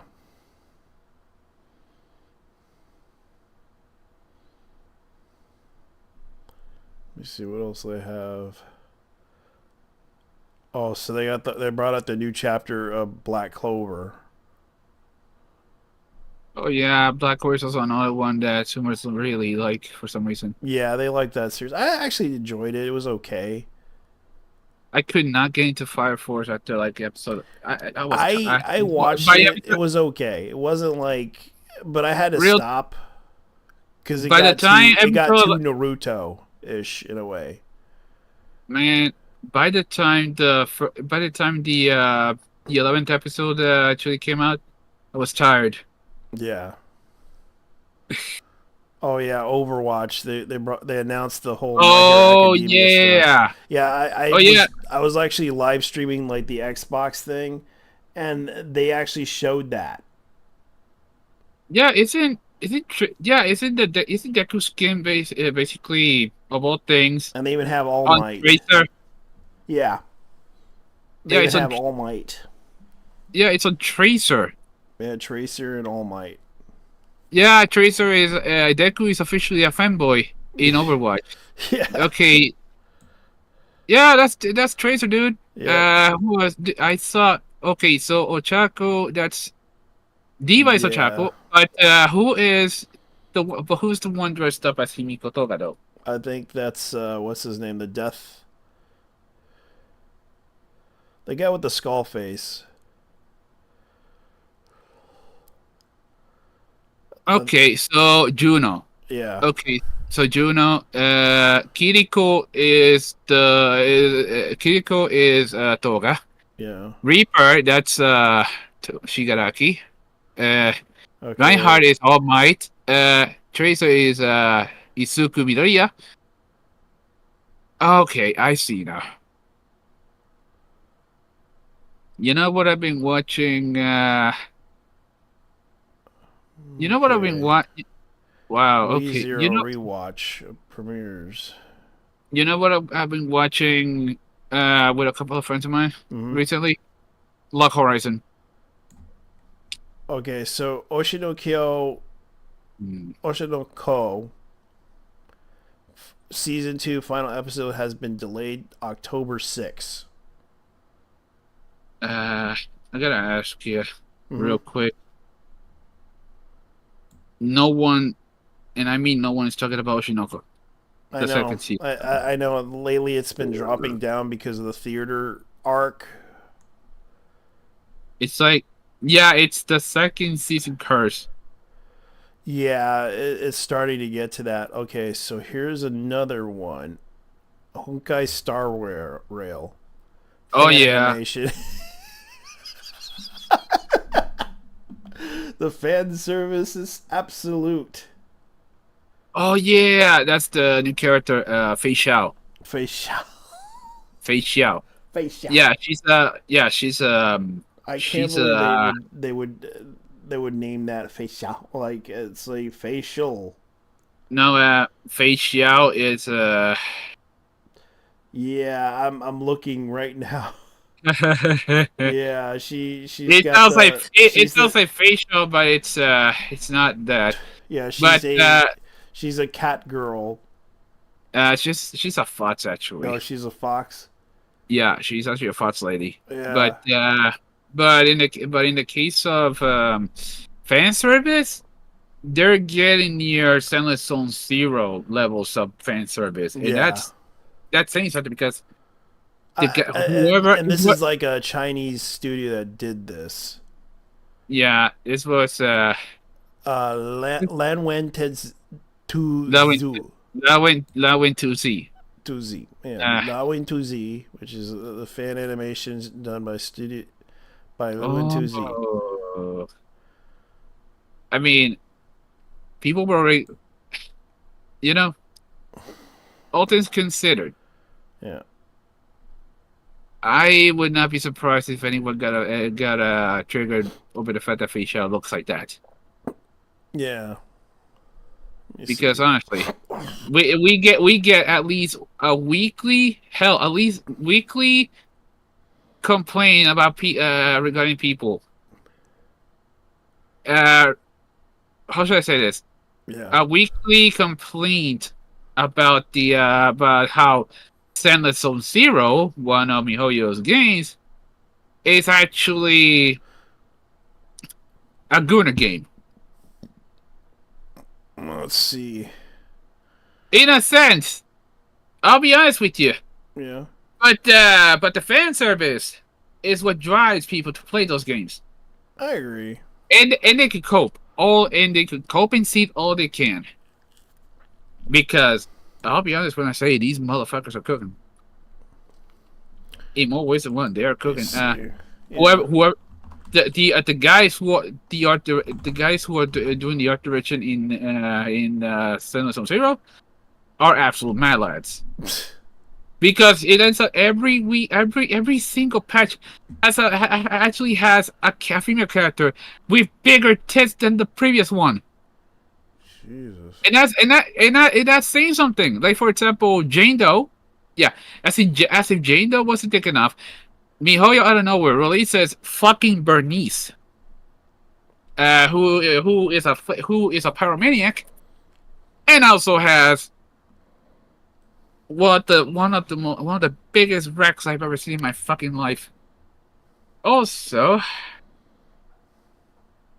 the absolute batshit fact that they're not afraid to go that far. There's a reason why this game is like 16 plus in China. That is basically.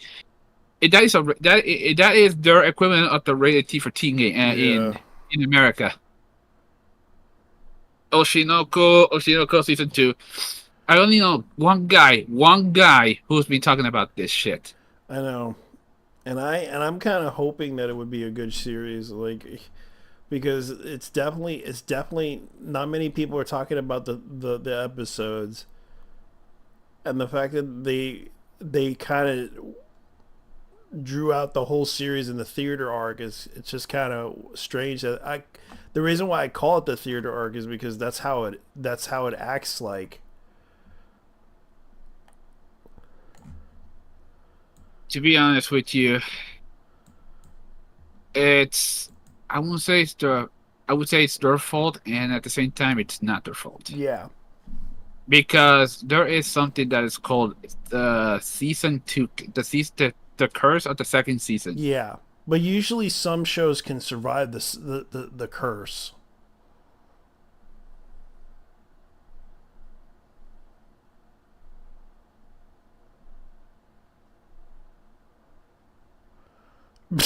Oh god, I remembered this. This is what I did. Oh, Haley, you know the Hatua girl? Yeah, Haley, what's her name? Yeah. Yeah, she has a Haley podcast. Welch. She talks about the controversial Char Red comet as an last episode. I don't know. He's like, got a good point, you know. The people on Earth really do nothing but pollute it. Our souls really are weighed down by gravity. I think he should drop axes. Is this even real? I don't even know if it's real. Like, people were just... I think they're trying to do it as a joke. Because, I'll be honest with you, this chick has... Let's just say that her IQ is out there with a refrigerator. She kind of has, like, a degree in political science. Bullshit. Let me look. I'll show you. That's absolute bullshit, honestly. That's what she's going for college for, I believe. Dude, that is absolute bullshit. This bitch, political science, consider the fact that she proved to us that she has room temperature IQ. And yet she is getting a degree in political science. Okay, let me see if I can find it. Look it up, because honestly, this sounds like absolute fucking bullshit. Because of all things, this bitch is absolutely retarded.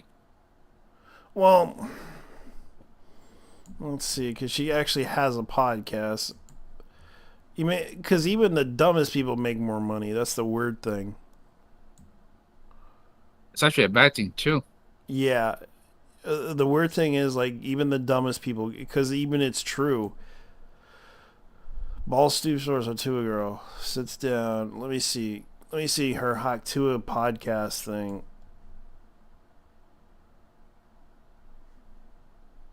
I'm surprised she hasn't said something about diarrhea. Hot shit in that thing. Mm-hmm. I don't know. Hut. More like shit in that thing. Yeah, well, she became like, what's her name? That one girl, remember? I don't care. I know you don't want to bring her up. I kind of do feel bad for her because she went through what I went through when I was a kid. Because I was a problematic kid. And I went to a program and she went to a program.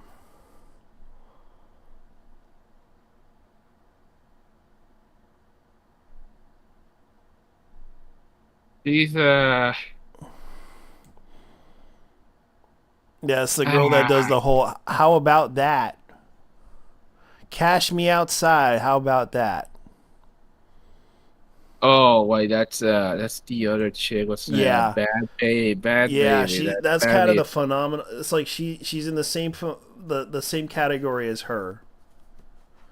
But the only difference is that like, I want to you'd be see surprised. I'm Jack Black. Oh, that's it. Yeah. They said I was surprised. I'm not Jack. She's A little bit, but I white don't girl. think I'd ever see it again. Yeah, because he's probably just a dude with a little microphone out there talking to everybody, right?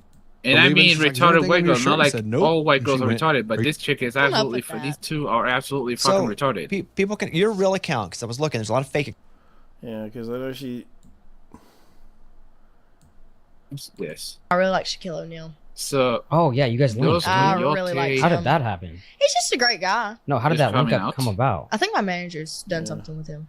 And you just went and met Shaq? We updated the Steam subscriber agreement. Watched him. but he had like a big We red updated button, the and Steam if you smacked it, like subscriber fog come out, agreement. it would Updates have affect smacked your the legal button. rights. And you and like that? That's changes to And you like disputes that? and claims Yeah. between It's a big red you button. I was like, ooh. and Valve are Damn. resolved. What do you? How do you feel Disputes about? Because I'll resolution go. provision of Section I mean, 10 anytime I open requires TikTok, all and, claims like, and disputes you're proceed everywhere. to the court. But sometimes What is with I these don't people? usually do The this because it's update, not the healthy. Steam But if you subscriber do go to agreement that comment will section, will sometimes become people are like, effective "Oh, like immediately when you this is gonna accept it. last like another month." What or the fuck are 2 they weeks talking about? Because of how you went viral for like one quick clip.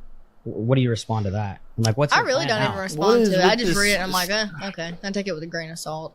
Everybody's entitled to their own opinion. If I feel that way, okay, feel that way. But it's not gonna What is stop me with doing this? what I'm doing. I really like You have an Shaquille O'Neal. account alert. What is Oh, the yeah, you guys account linked. alert I about? really like How him. did that happen? I know. He's just a great guy. No, how did I that link unfortunately come know a about? guy I who's think my manager's done who's something thinking with this is him. a good And thing. you just went and met Shaq? Yeah. Oh yeah, I DJ'd with him. Except watched update him, SSA. But he had like a big red button, and if you smacked it, like Let's fog see, come out, it would have the smacked account the button. deletion. And You you have like to that? learn DJ'd. more about the You like account that? deletion. Yeah, it's a big red button. I was like, ooh. If you would like to delete your What do you? How what do you is feel with about? Because I'll this? go.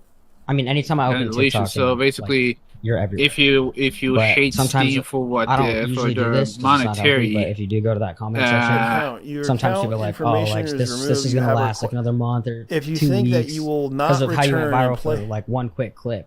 What do you respond to that? Delete. I'm like, what's I your really plan don't now? even respond to it. I just read it and I'm Proof of like, ownership to okay. I take fulfillment it with a grain of request. Your salt. account deletion Everybody's is entitled to their own permanent. opinion. If I feel that way, What okay, is feel that way. But going it's not on? gonna stop me doing what I'm doing. I really like some Shaquille people O'Neal. actually don't Oh, want yeah, you guys to be linked. on I really Steam like How did that because they're happen? chicken He's shit. just a great guy. No, how did when that it link comes come to about? I think my manager's Okay, done so something what with is him. going on? And you just went and met Shaq? Oh yeah, I DJ'd with him. Well, watched him. Basically, but he had, if like, a you big want, red button, if you and hate you Steam smacked and it, you like, want to fog delete come out, your it would've account smacked and the pretty button. much anything And you like else that? that's related to you, I don't you even do. hate Yeah. Steam. It's What a the big fuck red are they button. I was like, talking ooh. about? Damn. No, I know. What do you, I how do know you feel someone about? Because who I'll does. go. I And mean, who anytime I was? open Because TikTok and like, I will you're not say everywhere. names, But but this sometimes motherfucker I is don't like usually do really this into 'cause it's not indie healthy, games. but if you do go to that comment section, sometimes people are like, "Oh, like And what are they this trying is to gonna do? last What like is another month Steam or pulling? 2 weeks because of how you went viral for like one quick." And what clip. are they trying to ask What do me you that respond to I? that? I'm like, what's I your really plan don't now? even respond to it. I just read it and I'm like, okay. I take it with a grain of salt. Everybody's entitled to their own opinion. If I feel that way, okay, Okay, feel that way. it But says it's not gonna stop me here- doing what I'm doing. I really like Shaquille O'Neal. Oh yeah, you guys linked. Didn't I you? really this like is How the did that same happen? thing. He's just a great guy. Well, they No, also how did they that also link up come removed the about? class my action manager's waiver done and something with cause And and you just fee went and met shifting Shaq? provisions. Oh yeah, I DJ'd with him. Okay. Well, watched him, but he had like a big red Uh, button, and if you smacked it, like fog come out, Hold on, it let would have me- smacked the button. These people never explain. Yeah, Is there let's a look at third the Steam situation here. Let's see if anybody had that happen to them. So apparently it's related to refunds and everything. Yeah, they want to sue them for fraud and that kind of shit. Oh, really? Mm-hmm.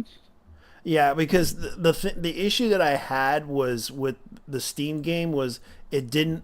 There was a certain game that I had, and this is the game that I'm having issues with. Yeah. There is a certain game, I forgot what it's called, but let's see if I could find it. Because I haven't been able to play Steam. Like, the issue that I have was it wasn't able to play 30. They have not created a 64-bit system to play this game. For the That's more from the company than... Yeah, and the fact that people... I tried to demand a refund. They told me no. I haven't played the game. I basically told them, hey, I tried to play this game, but it won't allow me to play.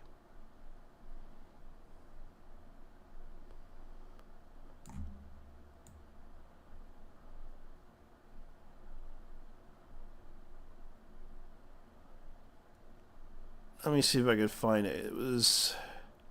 So basically, they're not gonna... So basically, they weren't gonna give you a refund. Yeah. After buying and things. You could practically sue them for that. I don't know why they were demanding that I should apply to this and then threaten to delete my account. No, that's. I'm just saying, more of a voluntary It's more like let's say you want to go to Good Old Games. Yeah. Because you're tired of Steam's shit. Yeah. And you want to delete, but the problem with deleting your Steam account is some games are exclusive to Steam. Yeah. And to make things even more interesting, some people will leave Steam because of the fact that they hate Steam's how should I say this? They hate Steam's quote unquote predatory monetization. Yeah.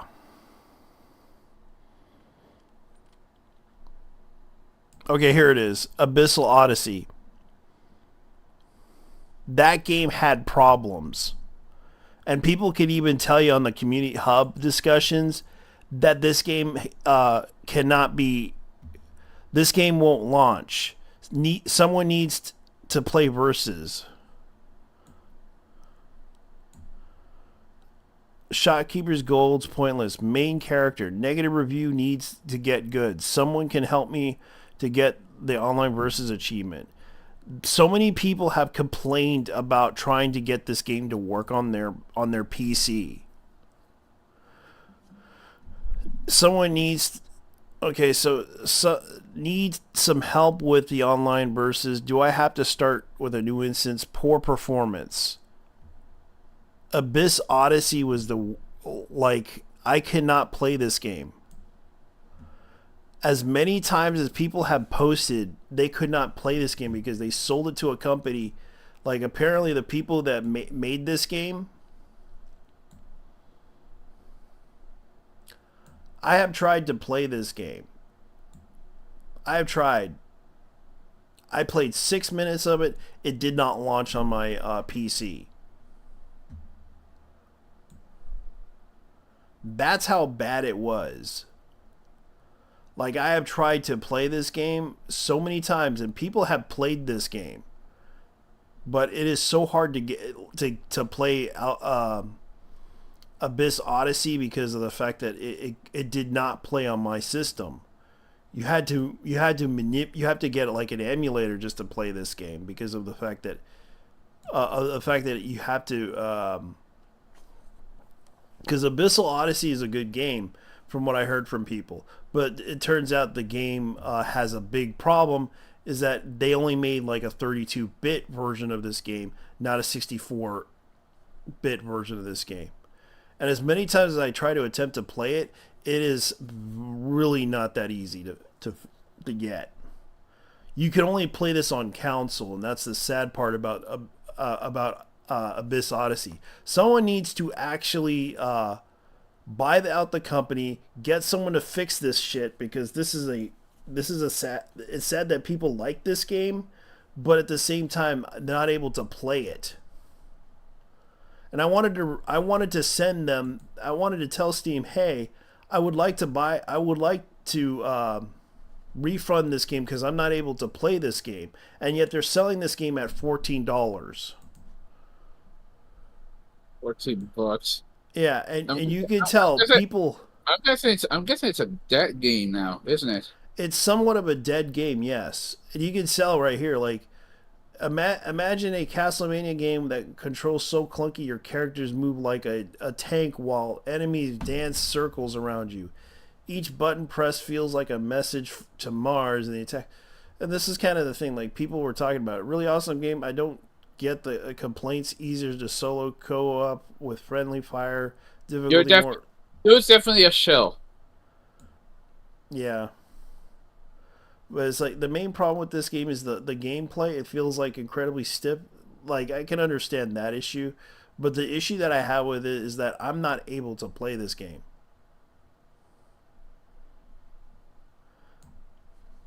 I have tried even on.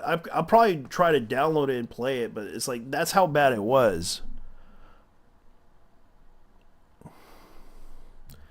And keep in mind, this was an indie game that was like Castlevania-like.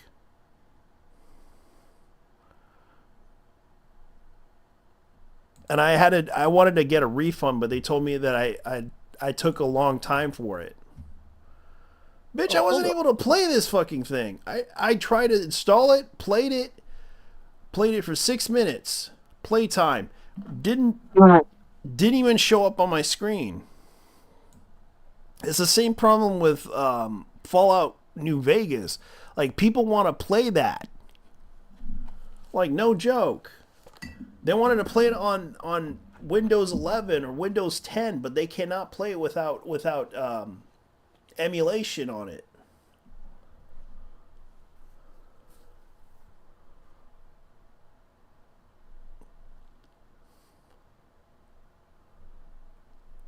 Like, I have like Fallout 3 Game of the Year edition, and that works perfectly fine on PC.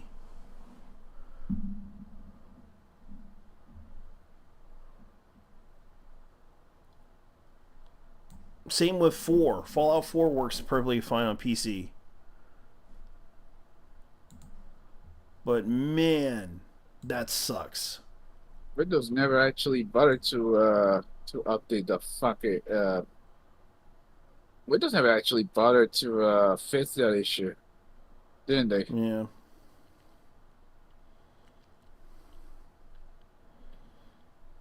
And you can tell people are like uploading cartoons on this thing.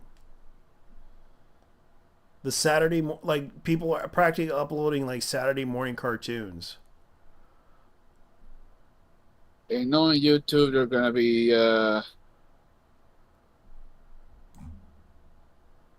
knowing YouTube, they're gonna either gonna tear it down because of copyright. Yeah. Because I know how these motherfuckers work.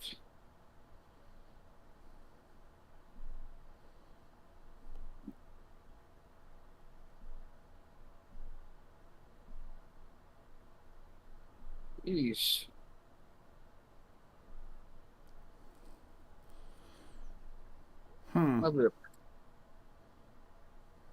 Okay, so before that, did you hear about the City, the animation, which is supposedly going to be the spiritual sequel to Nichijou?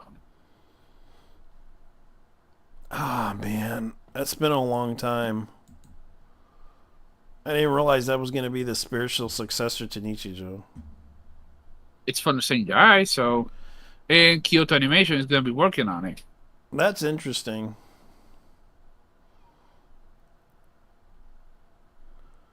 Well, let's see what Fillian's up to, because she's trying to expose his mom. Can I have her number? No, that's my mom. Do not act weird, chat. I need everyone your best behavior. Everyone be respectful. Right. Mom, can I ask you a question? Are you racist? What the heck? I'm Puerto Rican. But do you hate British people? One of my fictional crushes is British, so, you know. Wait, you have crushes? Oh, that's weird. That's so weird. Why would you say that? Are you single? I'm available. Okay. Yeah, you know what? Fine. Good enough. Can I have her number? No, that's my mom. Do not act weird, chat. I need everyone your best behavior. Everyone be respectful. Right. Mom, can I ask you a question? Are you racist? What the heck? I'm Puerto Rican. But do you hate British? Damn. Yeah, she admits that she's Puerto Rican. His mom's Puerto Rican. Fillian must be. No fucking way. You got a Filipino boy, and his mom is Puerto Rican. Yeah.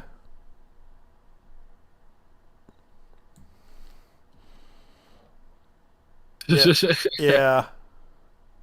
So that makes her Filipino, half Filipino, half. So she's a half Puerto Rican, half Filipino. She's like double the cringe. Double the fucking cringe. Double the fucking cringe, yeah. So she must be a she's a mutt. Yeah, she's a mutt, but we'll call her a Porto Flippo. Porto Flippo. We'll call it Porto Flippo. Puerto Flipo. We'll call her Puerto Flipo.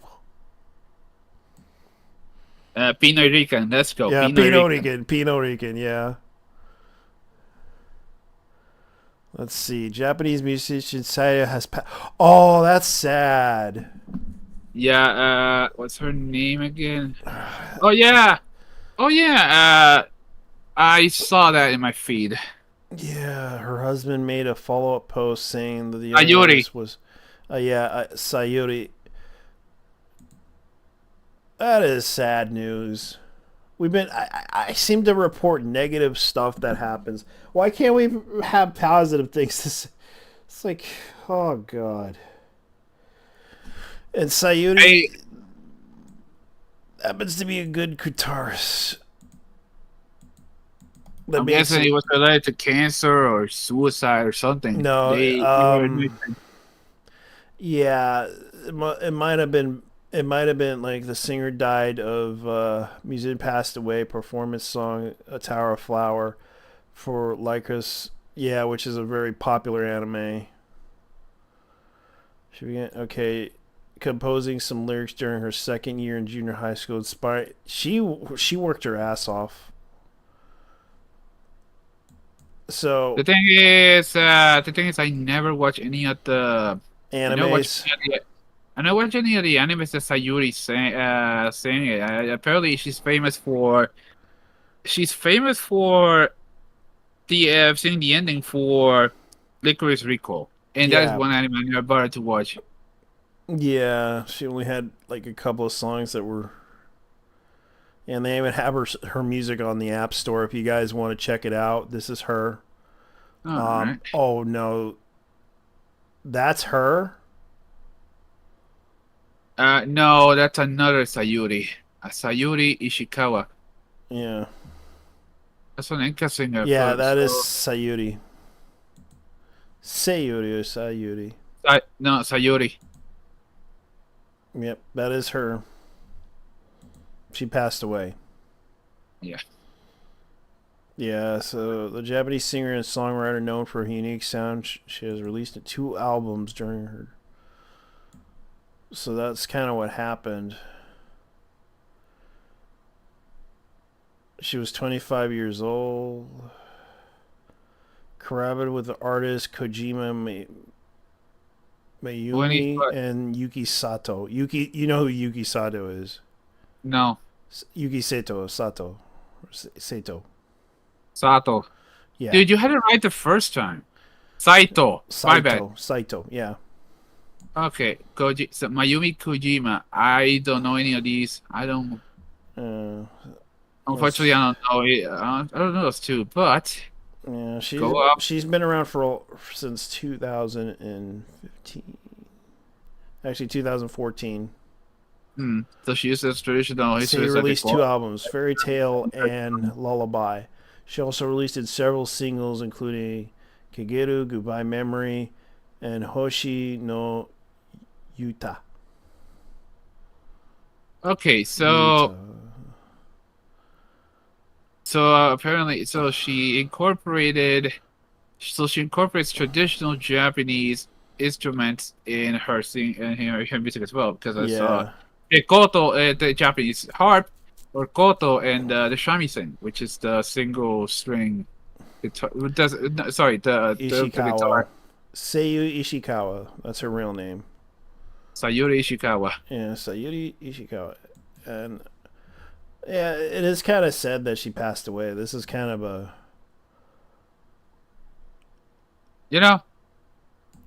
Maybe it's for the best that we don't know what she died of. Yeah, and she appeared at the SakuraCon in 2020.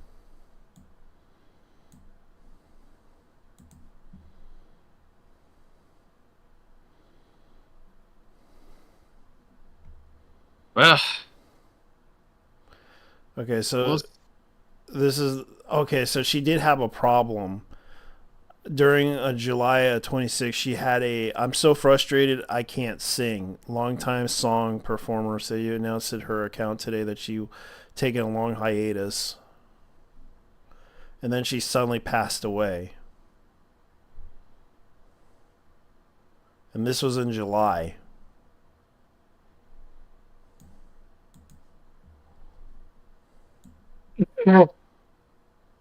Fucking hell. Yeah. So they can't say what happened to her. Well, for very obvious reasons, they Yeah. cannot. Yeah. Which is true. Yeah, because it's kind of hard to talk about it. It's like, yeah. She was actively a freelancer, which has been receiving fan letters and other correspondence of live production company offices. We kindly ask you refrain from sending any further message of condolences. Yeah, that's sad. I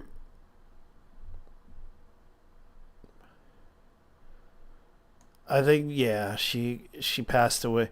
I know that they probably have some songs I'll probably listen to, but I can't play them due to the fact that copyright claims would be because I know the Japanese would. Oh, she did the theme song for her race, Scum's Wish, Lycos Recoil, My Hero Academia. She made ending songs. Yeah. She did a race, which I did see. And that's literally sad.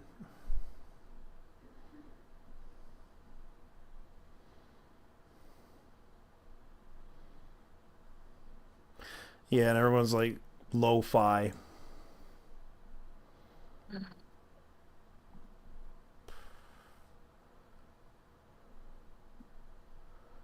Yeah, they're just advertising music and such. It's kind of sad. Mm-hmm.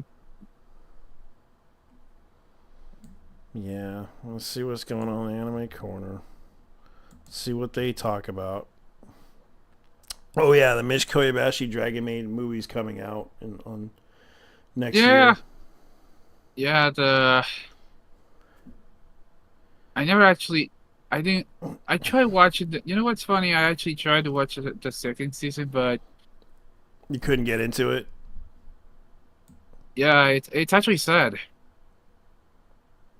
Because I'm pretty certain this show the second season is good, but you just didn't want to, But I watched this whole series. I watched it myself. I haven't seen the OVA series when they went to New York. That's the one I want to see.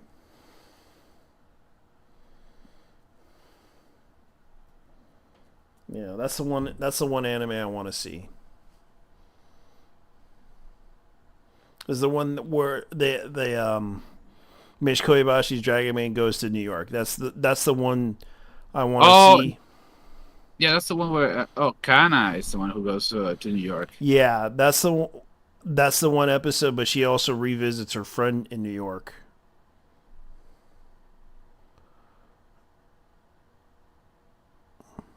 Let me see, what else are they having? The most anticipating anime rankings. Let's see. Let's see what's coming out this week. Okay, so Bleach 1,000-Year Blood War Part 2, The Conflict. Dan, ReZero Starting a Life in Another World Season 3, Blue Lock Season 2, Dragon Ball Daima, if that's how you pronounce it, or Daima. Yeah, Daima. Blue Box, City goes. I can't even pronounce it. Seri Gensukai.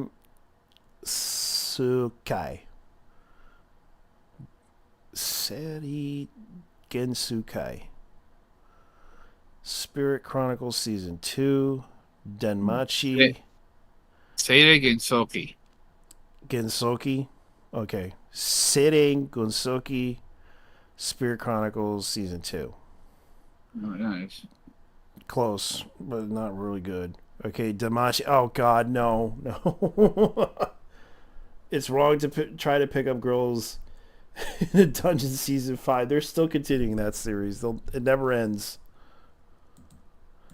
Shangri-La. I could get past the first episode. It's not because, but the problem is, back when the series started, I had a pretty irrational hatred of isekais. Yeah, same here. I kind of had to stop watching the isekais until I watched the isekai with the with the what you would call it, the vending machine one. Remember? Yeah. That one stopped. They had it. That one didn't do so well, but it was funny as hell to watch. Funny thing about that, they're actually gonna do a second season of that. Oh my god, they really are. Yeah, it's confirmed. I know a dude in the anime podcast who got pissed at it. He got pissed at it. I know. All I told him was, "Cold, nigga." Yakuza fiance. Yakuza fiance. Yakuza fiance. Yeah. Okay, I know this is based on an RPG.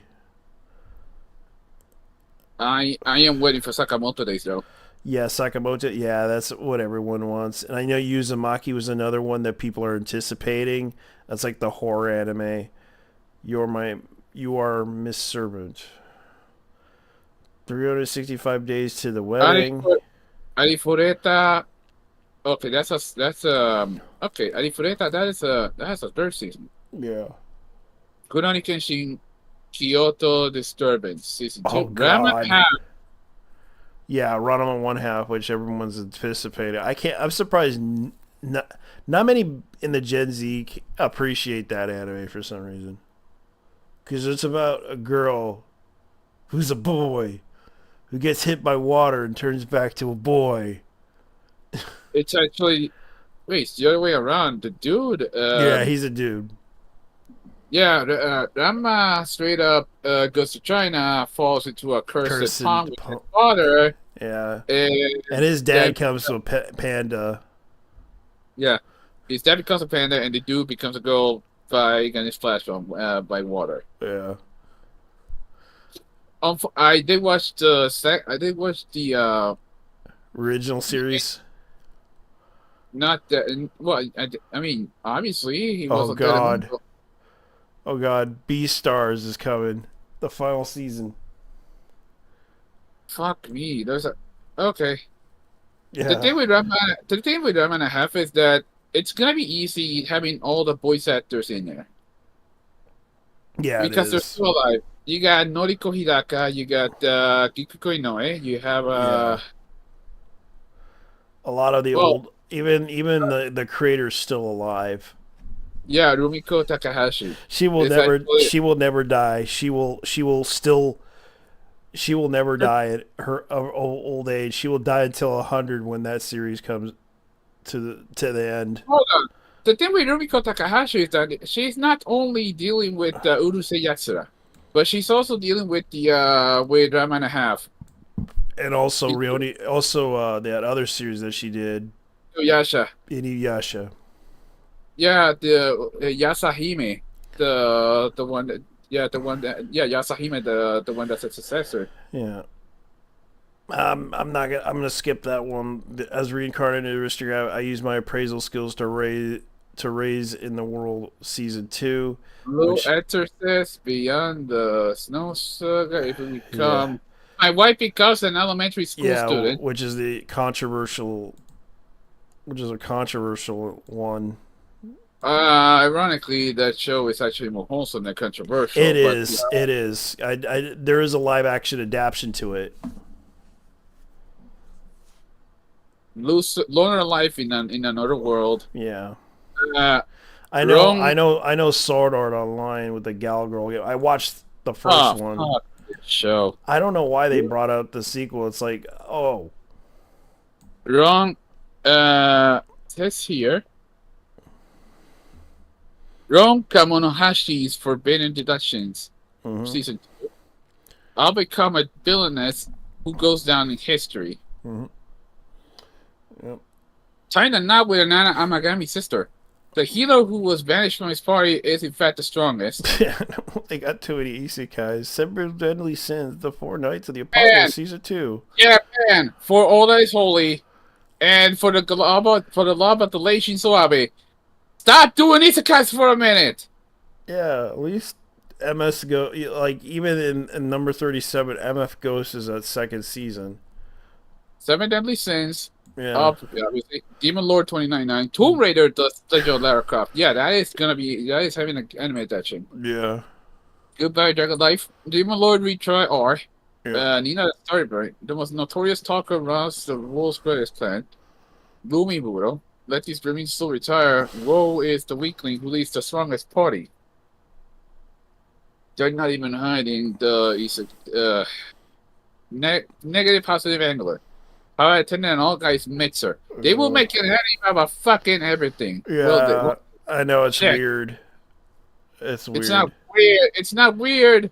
It's very the fact that maybe there is something for everybody in a literal sense. Mecha Uda. I know Mecha Uda is. I've seen the independent anime, but now they're making it into a series, which I'm kind of surprised by because Aqua Trip, Buddha in Love, The Other Master, Shiny Color Season 2, Lockdown Soul Lemon X, Hamidashi Creative. Mm-hmm. The old man who reincarnated as a cat. Tombo Season 2. Wait, is this related to the video game that Tombo? Probably. Hold the phone. Alright. So we got the old man who reincarnated as a cat. Reverse Isekai. Let's go. The Noble Farmer Season 2. Oh god, they really got it. Future Small Tales, Kagaku, it's Boken Survival. Kagaku, it's Boken Survival. You got, and so on. Okay, so which one is leading right now? Bleach, most anticipated. Holy shit! Okay, let's see this real quick. By the looks of it, obviously, yeah, the shonen smooth brains are taking over. Yeah. I don't even want to watch romance anime. Fuck that. I know. I don't want to watch Roshidera either. I don't mind certain romance animes. I understand they have to bring them back. Just because they need to impress the whole world of, with the reason why they're doing it is because but why can't they just give out the message, have sex? Because that's too open. Yeah. Yeah, they need the spirit of what's his name to come back and just tell them that. Let's see what else. Elusive Samurai. Everyone likes the Elusive Samurai. And let me see what else they have. And that's pretty much what's going on. The Seiyu corner. See what's in the news in the Seiyu corner. Why? Yeah. The voice at the corner. Really? Oh my god. That's her, Rumi.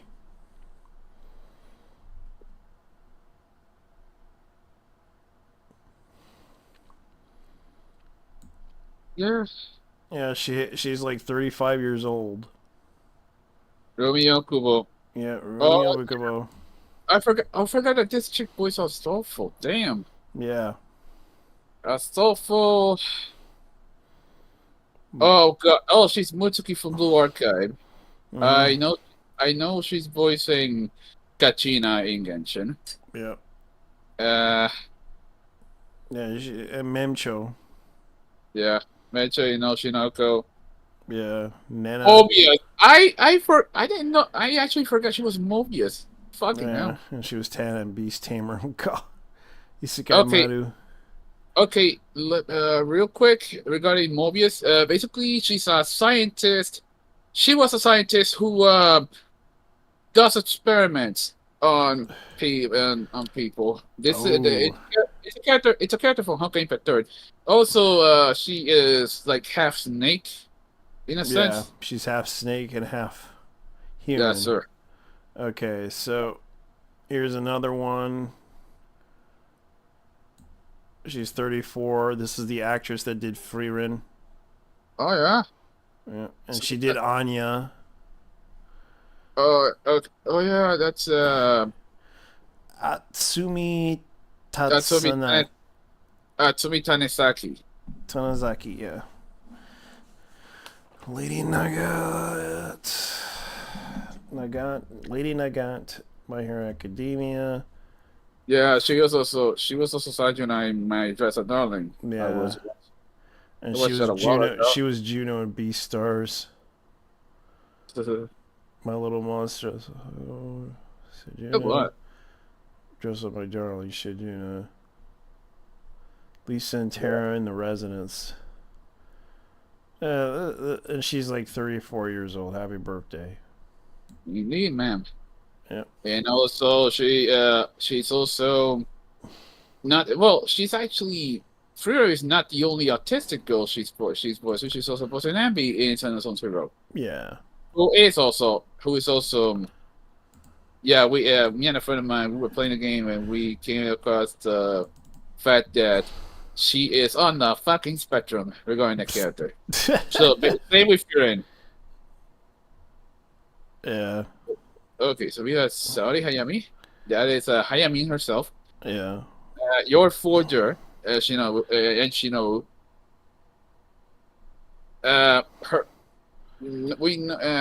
Let's just say that her voice is pretty fucking distinctive. Yeah. And I mean it. She's fucking good. Yeah, that guy really decided to make the toys for this thing. That this is the progress that this guy's doing.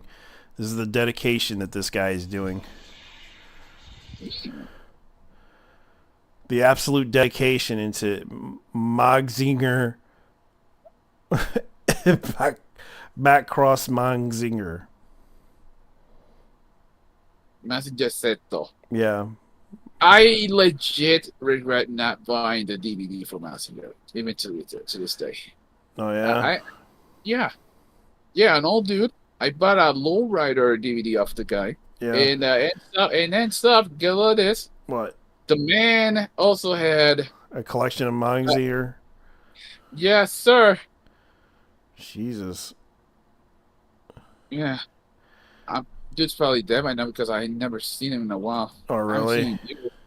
Yeah, I don't think I've seen him since 2019, I think. I know the dude had Alzheimer's. Yeah, I don't blame him.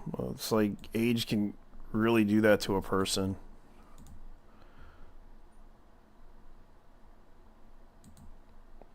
I know another dude also had a huge collection of everything regarding Marilyn Monroe. Wow. Jesus, and I mean some crazy shit. Like, this dude had, of all things, 45s and then some. Yeah, 45s and then some regarding Marilyn Monroe. Yeah. Man was a huge thing for her. Yeah, a lot of people don't realize she's from Mexico. Norma Jean? Yeah. Really? Yeah. Apparently her family was Mormon. Oh, yeah. Yeah, that's kind of what happened. During that time, like, Mormons used to move, they moved to Mexico to practice their religion freely because they were being persecuted in the U.S. at the time. Oh, yeah. And this guy made the cell. Okay, Norma Jean Baker. Yeah.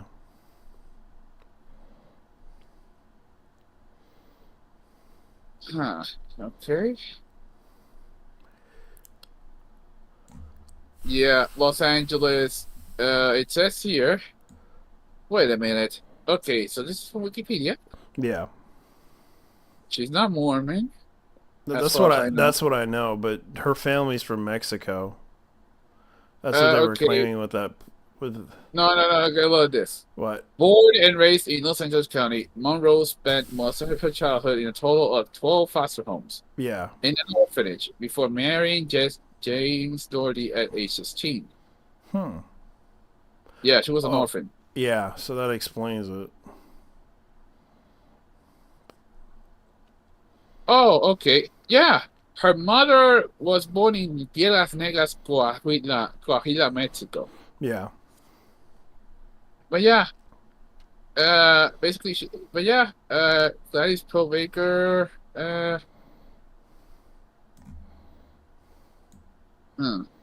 Okay, yeah, it is. No, it is up that her father was working in the National Railroad of Mexico. Ah, that's why.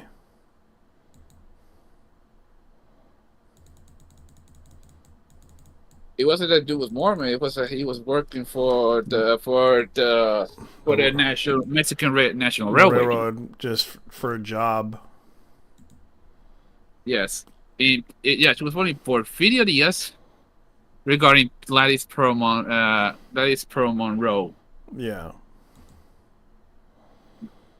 Let me see what else. Let me see. I'm trying to look up something. Let me see. Okay. So it says here, Monroe was not told that she had a sister until she was 12. Wow. And met for the first time when she was 18. But the divorce, yeah. I gotta look up the news. Although Gladys was mentally and financially unprepared for a child, Monroe's early childhood was stable and happy. Gladys had played her daughter with an evangelical Christian. Oh.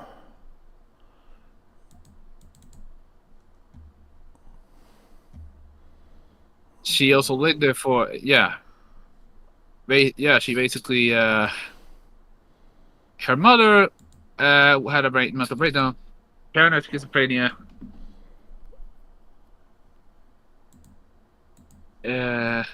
Yep. Monroe became a ward of the state after her mother got locked down as a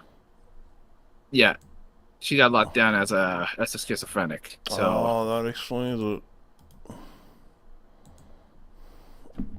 Let's see.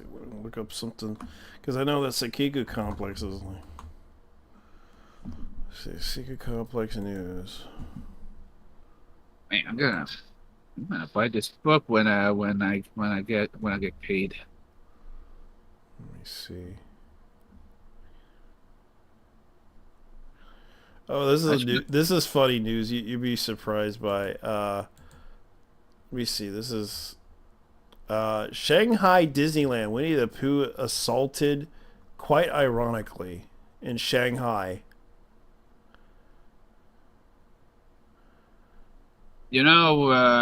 Regarding Shanghai. Okay, I'll show you the video. This is kind of what happened, and I'll probably get censored after that. Like, this is hilarious. Yeah, you'll be fine. Piglet is getting involved. Yes, these are these nuts.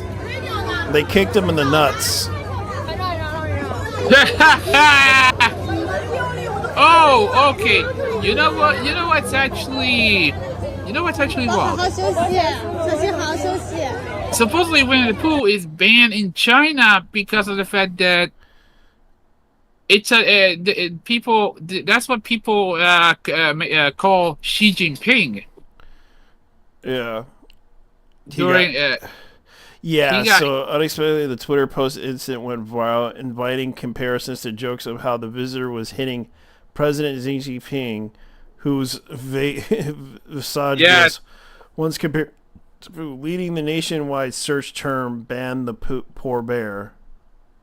Yeah, that's because they call him. That's because the internet has called him Winnie the Pooh because of his appearance. He legit looks like Winnie the Pooh. And Xi Jinping. Because they were doing image comparisons to him, and he's not very fun of. And Xi Jinping is not very fun of Nick. So yeah, they were making fun of him on the internet, and he was just like, "No, we're banning that. Fuck all of you. We're putting you in jail if you do it again." He was like, "I have about enough of this bullshit." You'll be told he deserved it. Yeah, it was funny. No, I meant that Xi Jinping deserves to be mocked. because he drove that country to the shitter. Okay. So the former designer of Power World speaks out on Pocket Pair. I'll never forgive them. So apparently the artist, while most are against Nintendo, the Pokemon company suing the developer of Pocket Pair, former Power World designer doesn't seem to mind. He claims that he'll never forgive them for altering his designs. Former Power World designer went on Twitter to trash his former employer, Pocket Pair. I don't care if the breach of contract more than that. As a former character designer involved, I will never forgive you guys. First the CEO said, I know Nintendo, so they won't sue right away. And secondly, please make the designs that could be at the top 100 of the Pokemon popularity rankings as an instruction to me. I said, I don't want to plagiarize, but they changed the monster designs I made into synthetic chimeras. You thought you could do whatever you wanted if you brought the rights, huh? So you're done. So you know how I felt when I left the company and saw the new preview. I was shocked and hurt and betrayed and angry and disappointed in you guys, so casually crushing the feelings of the designer who tried hard to avoid plagiarism. And the monsters I said that I made a serpent, so that it called a ripoff. The monsters wasn't even synthetic chimera or anything. I had to endure the slander against the designer. If you're wondering, was there anyone to stop the designs from looking too close to Pokemon? Well, that was me. I said this wasn't going to cause a stir after seeing the pictures of Powell drawn to look like Pokemon, when they tried to brush it off as being okay because it would be obvious. That's sad. So this person is so bitter that they had to.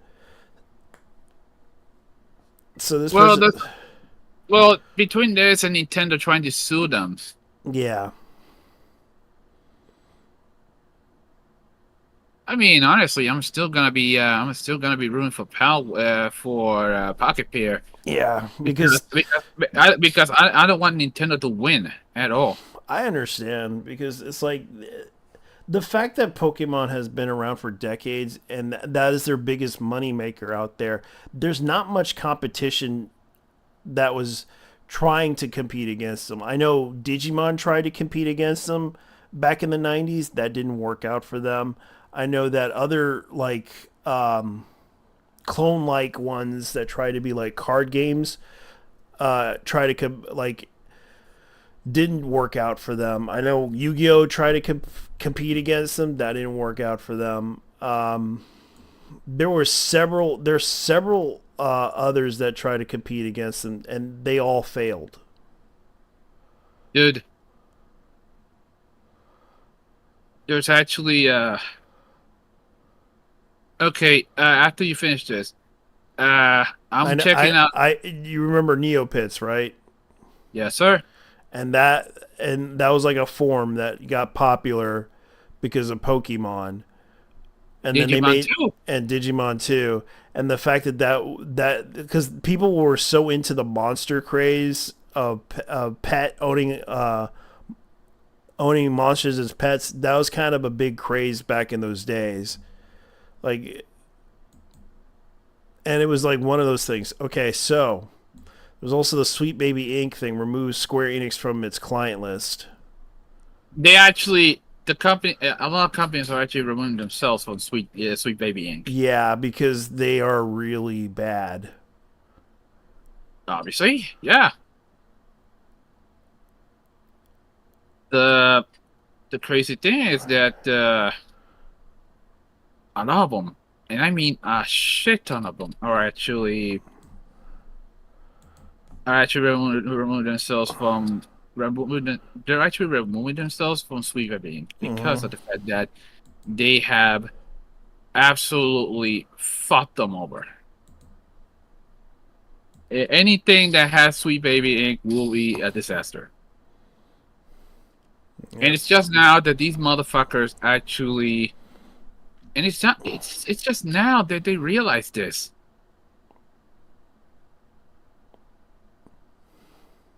Yeah, it's crazy. Yeah.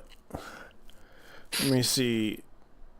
No surprise with Japan, the Game Awards, Zelda Tears of the Kingdom wins award. Oh, JT. Hold on. Speaking of, guess who has a booth in the Tokyo Game Show? Nintendo. Dustborn. Dustborn. Oh, God. For real. Dustborn actually has one. Go to Permaban's Twitter page if he posted it. All right, let's go to Permaban. Let's see what they're doing. Let's go onto Twitter. Permaban. Yeah, Permaban. And according to Bandman, on the side, the boot has less visitors than the active players on Steam. Impressive. Game has a solid 4 extra players. Man, you know your game is so shit that they will not even pay attention to that fucking game. Okay, here's another one. Digital storefronts are now under California law forced to inform consumers that their game license is indeed just a license, and calling it buying when it isn't a misrepresentation. California did something that isn't completely disgusting. Huh, that's nice.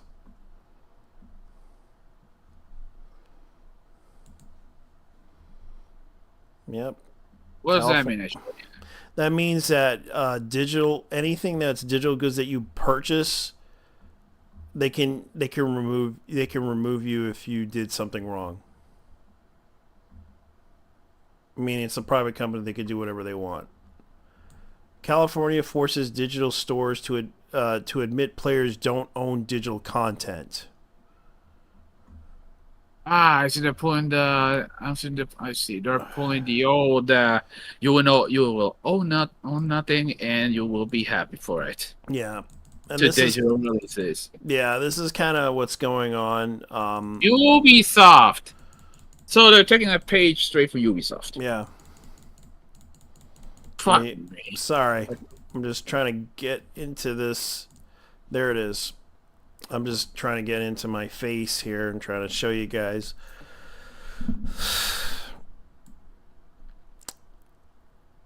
Yeah. Okay, so he was literally a retainer who was a sub-samurai class in the court. This is a problem. Seems people are divided between Ronin and various samurai court classes. The retainer is a lower, but it was still a samurai. This is why they could wear full set of armor and weapons. Yes. Anything regarding Kazuma Hashimoto? Yeah. And that kind of links to Sweet Baby Inc., of course. Let's see what else. What else because oh yeah. Speaking of Sweet Baby, you definitely saw this. The fact that these that one of the guys responsible for admitted that they wanted to burn the game industry to the fucking ground. Yeah, because that's kind of what I hate to admit it. They are basically trying to scam people into shaming them into buying their consultancy, and then they give these stupid ideas that don't work. That basically says, "Oh, this can increase your score in whatchamacallit, the DEI score. The DEI score, aka the social credit score that you guys came up with that's full of bullshit."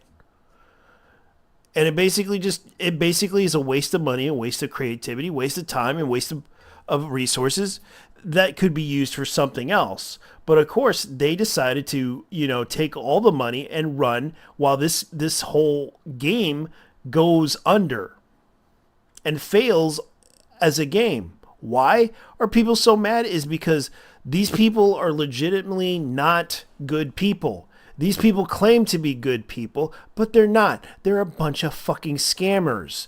They fucking took your money, you fucking idiots, at these businesses. You don't realize it. Why is your fucking game failing? Is it because these people infiltrated with the intent to basically say they don't even give a shit about the fact that they're losing money? They're going to probably fire people left and right because they don't really give a shit, because this is how stupid these people are. The fact that they are going to just fire people left and right, this is what's going to cause. The fact that you listen to these people telling you these simple ideas, and the fact that you're too afraid and you pay these people money, hard-earned money that you made from working your ass off most of your life, or your parents, you get told this lie that they're lying to you and telling you, oh, we want you to do this and do that in order to increase your social DEI score and everything, so that you can make a little bit of money. We can. Yeah. It legit doesn't help. Yeah, it legit doesn't help, and these are disingenuous people that are trying to take advantage of the Dude, let me finish. Yeah. It legit doesn't help that the people who are offering this shit are the most condescending pieces of shit I've ever dealt with. That you will ever dealt with. The most obnoxious motherfuckers you will ever meet. Yeah. Are the ones peddling this DEI shit.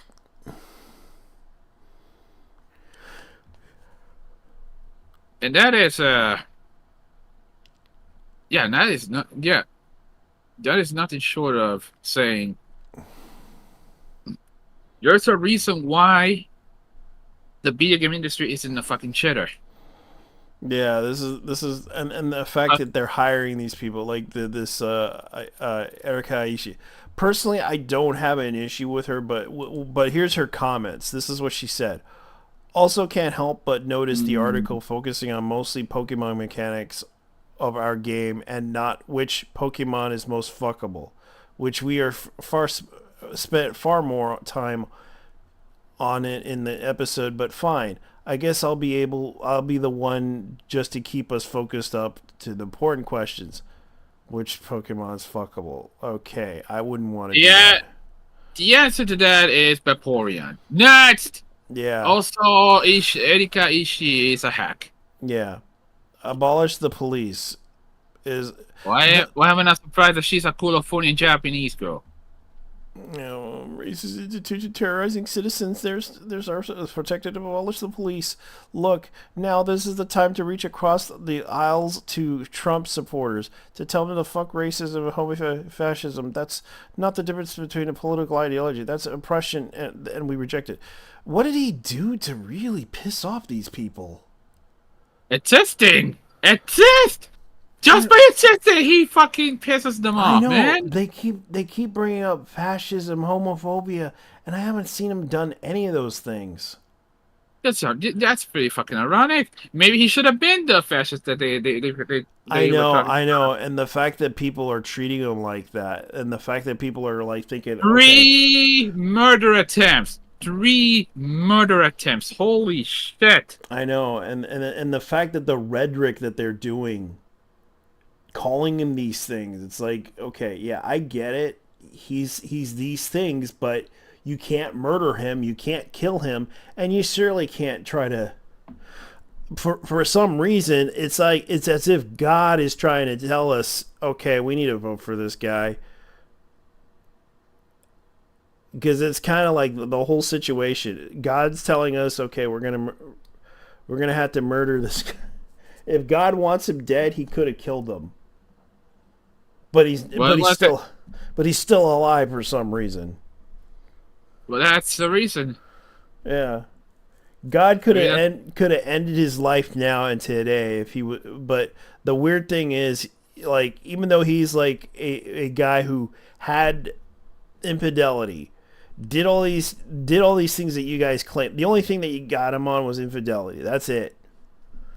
Well, that and a lot of companies that went broke, but that's the economy more than anything else. Yeah, but the funny thing was the economy was okay when he was in power, and then that whole fucking situation with the pandemic kind of happened, and I don't blame the guy. But the fact was, like, people had wanted him out, and they were all, like, people were isolated, and all these people were protesting, even BLM. I felt like the BLM people were just being used. I mean, they were useful idiots after all. Yeah, but here's the weird thing. Like, the moment when what's his name got into power, he did not invite the BLM people in. Joe Biden. Yeah, Joe Biden didn't even bother to invite these people in. Joe Biden. He just told them no. I'm not gonna let. He disassociated with them, and now they're gone. They're still around. Joe Biden. Joe Biden. Oh yeah. There's a hilarious part about that's the hilarious part about Joe Biden, disassociate infinite, despite the fact that the vice president clearly is a worse authoritarian. Yeah, and here's another one, FUTA. Remember that one? FUTA. The Federal Employment Tax Act. And everyone's like bringing up Futanari. You know, this is out there with the C and the CUNY, the University of New York. And guess what CUNY actually pronounces to? Yeah. Punny. Yeah. As in the how should I say this?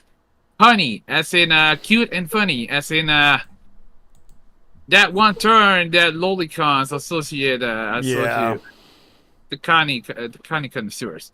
Okay, basically, so PC Bros will play Sony's $10 for Horizon Dawn remastered upgrade. Another one of these.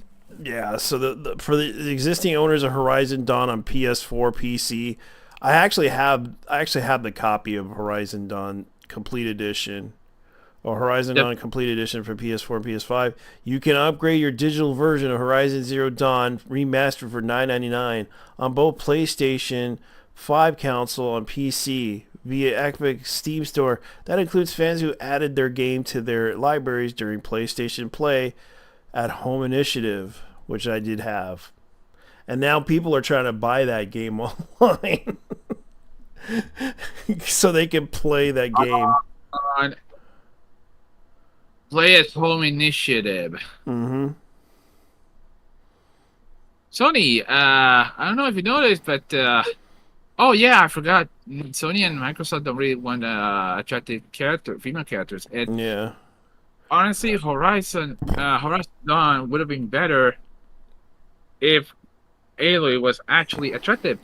The only instance of that character being good looking was in a Chinese game. When MiHoYo did the Genshin Impact and Horizon Dawn collaboration 3 years ago. Well, 2 years ago, actually. And her design, done by MiHoYo, was easily the best one of all. Yeah, and here's another one. Nexus Mods removes the God of War Ragnarok mod that disables the PSN requirements to play the game. You know, the single-player game you bought that was for some reason you needed a separate login. Yeah, because lately Sony has been trying to force people into the login system, which is similar to the Uplay system. Yeah. Which I'm not a big fan of, and I'm really upset with Sony on the PC right now. Man, there's a shit ton of that. It's a shit ton of executions. Yeah. Damn. Okay, accuses Freerun and Freerun fans of being windmill gang racist.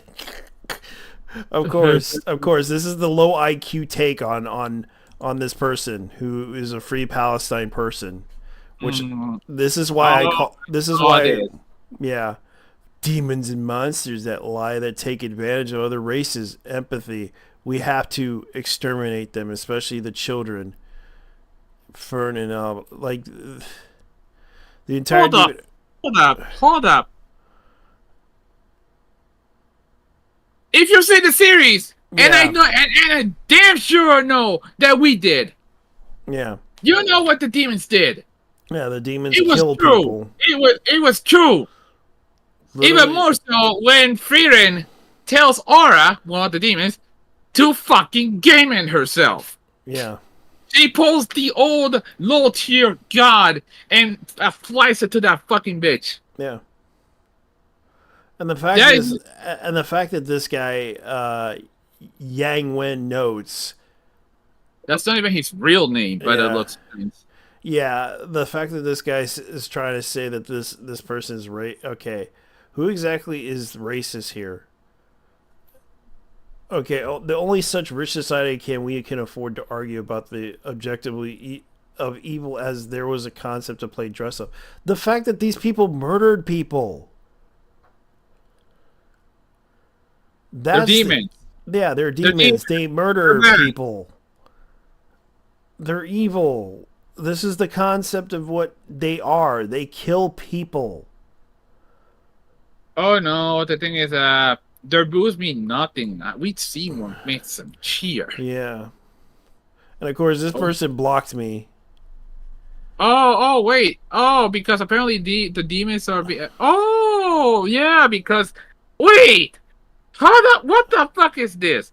You're telling me that demons are associated with Jews, and yet you are sympathizing with Palestine. I'll be honest with you. I despise the Israeli government myself for the Israeli war. But that's the Israeli government, not the Israeli people. Yeah, and the thing is like, this is a guy with a Palestine flag. Truth be told, Hamas are not saints either. Let's be honest. They're not saints either. It's like they're fucking terrorists. Here's what actually happened at that event that they were invading. Apparently, this was like a peaceful a peace rally for the Palestinians, but apparently it was, even though it was a party. I think they got upset and got offended by it, and then they started murdering the women and involved in that whole situation. The fact that they had to rape them, it was just terrible. That's why a lot of people hate Hamas, and it caused a situation to where they put a lot of people in danger, despite the fact that they were like, "Oh, we're going to invade this." It was the dumbest thing that they ever did. And this shows, and this is like the dumbest shit that they ever attempted, because the fact is, there is no justification for it. The fact that they went after these people and tried to murder them, that's the thing that bothers me the most. Justifying their anger towards the whole situation, because this was like a peace party, to where yes, they had like a DJ and everything, but the fact was, you murdered a bunch of people in a peace rally. Well, to be honest, and let's be real here, the Islamic majority wants Israel gone. Yeah, well, that's because of the fact that they have I recommend you check out this one guy. The reason why they killed them. It's just that the whole religion is just getting crazier. Well, I'll tell you something for you. Yeah. Least unhinged Muslims. Okay. So basically. Yeah, and this Yang Notes guy or Senpain Notes. Senpai. Yeah. God damn it, JT. This is what it spells like. Senpai Notes.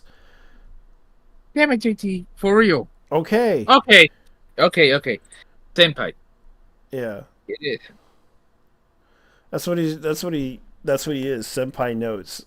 It's more like send pain.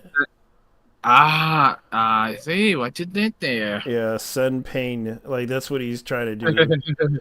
Pain notes, because Yeah. these notes are painful. Yeah, these notes are painful because he's just giving me aneurysms when he tries to write.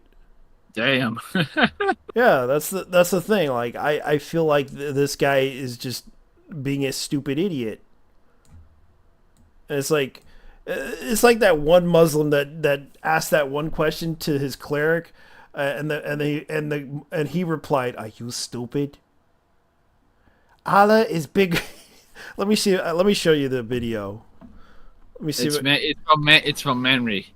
Yeah, isn't it? I know it's memory. Yeah, like that Muslim was like asking him about how big is Allah, and the cleric replied, "Let me ask you a question. Are you stupid?"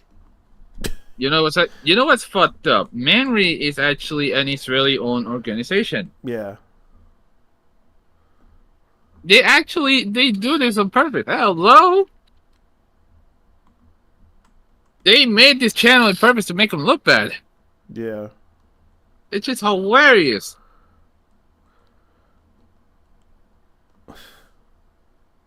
It's not even sure hilarious, actually. I know. Memory. The thing with Memory is that it's also one of the most base channels I've ever seen. Yeah. Let me see YouTube. Because I remember that was like that one kid asked a cleric. See if I can find it. The buzz.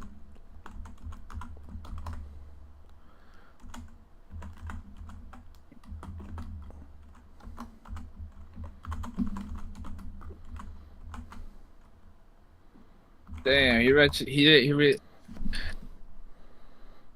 Alright. TwitchCon roofies. What the heck? Let me see.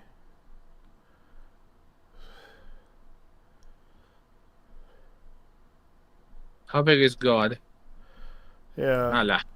Ask about how Motherfucker asked about how big is Allah. And he's like, "Are you stupid?" Like, check memory. Let me see. Memory Muslim cleric.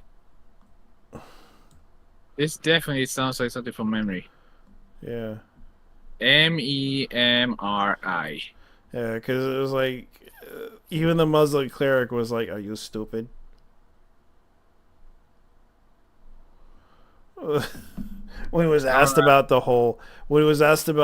is Allah bigger than how big is Allah? And he asked him, "Are you big? Are you stupid?"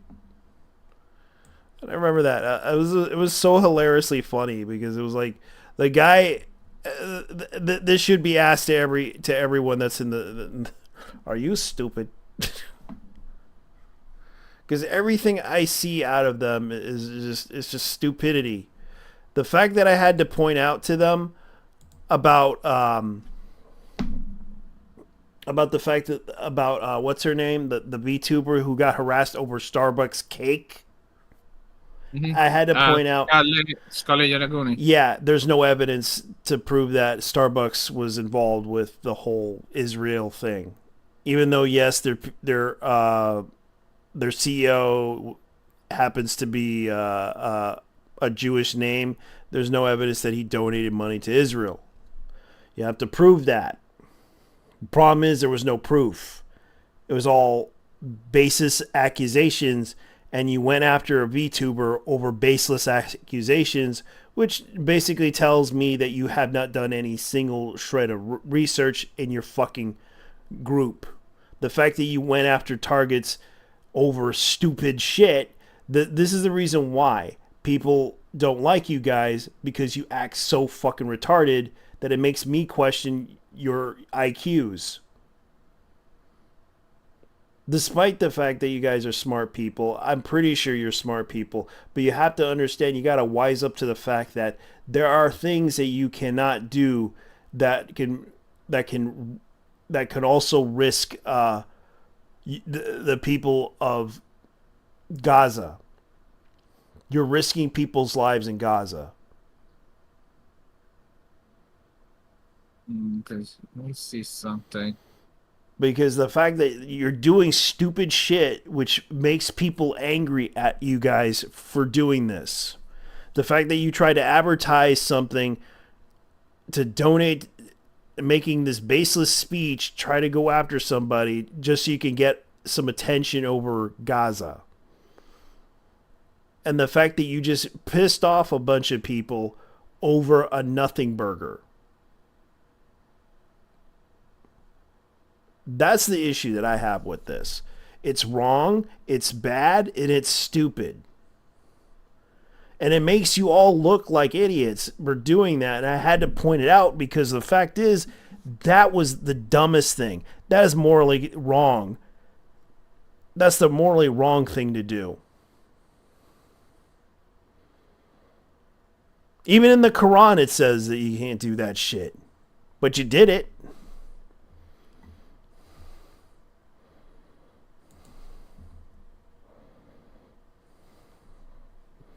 And it's haram to lie.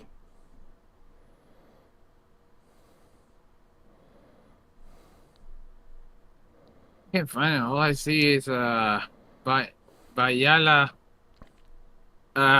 Let's see. But how should I say this? Memory TV. He's worse than a Jew. He is. May Allah forgive me for saying this.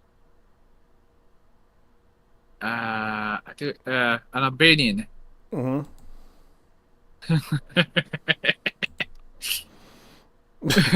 Allah forgive me, an Albanian. So you did. Or Bayala, behave yourself. I will give you a taste of my shoe. This is the sword. Ignore your meme. Okay, I'm checking ignore your meme. The Normie meme. But I can't find the video. Yeah. So apparently the white leftists made the game where black people destroyed Japanese culture to promote diversity. Ooh. Yeah, I'm looking at the screenshots. This is funny. Oh, yes. This might actually destroy Ubisoft. Yeah. Because they wanna do the whole environment destruction thing. No, I mean Yasuke. Yeah. Because of Yasuke that was born in Japan. Yeah. And honestly, here's another one. Here's an O'Case went on a rant about Diddy jokes, claiming that they're not the most unfunny garbage. The most unfunny. Okay, so what's not funny about the fact that Diddy was exploring people's buttholes? What's not funny about that? What about the fact that the motherfucker had like 1,000 bottles of Johnson's baby oil? Yeah. Or the 850 dildos lying around his house. Or the fact that one of his lovers got raped in a gangbang. Yep. Oh yeah. Oh yeah. And here's another one. Lunar Remastered Collection. That's what I'm aiming for. Oh yes, the bath scene. I remember that. Especially when the company I know one company did the animation for it, which was Gonzo, because they were the guys that did the whole 3D and 2D animation. But the Lunar happened to be one of the best games ever made series, and I actually did like it. I did enjoy it. It was one of the many RPGs you would probably enjoy playing, because it's like, and people of course brings back the Sega CD. I'm guessing this is turn-based. Yeah. Sega CD licensed by Sega Enterprises, but it was actually a working design that made this. Game Arts and Studio Alex. The precursor to... Oh, God. Waiting... They had to bring in the Deadpool thing meme. Don't wanna be a fool for you. Just another player in your game for two. You can't stop Iris from singing no matter what. She will sing it. Because she's that Filipina. Yeah, she will never stop singing it. Give her a song, she will. Oh, cool. Oh god, don't be guess. Bye bye bye. Yeah, that's the 1983 song. Yeah. I remember that song. When it came out. We were teenagers when that shit came out. One of my neighbors had a bunch of boy band posters. Let's see. And and a couple of those were from NSYNC and Backstreet Boys. Oh god. Ah. Okay, I'm gonna give her a like. Because I do have the taste for that. Mm-hmm. Hey, yo. Let's go. Ooh. Drinkini Uvel. Hell yeah. Yep. Uvel. Get a straight double become pussy licking lolly. Forever winter. Yep.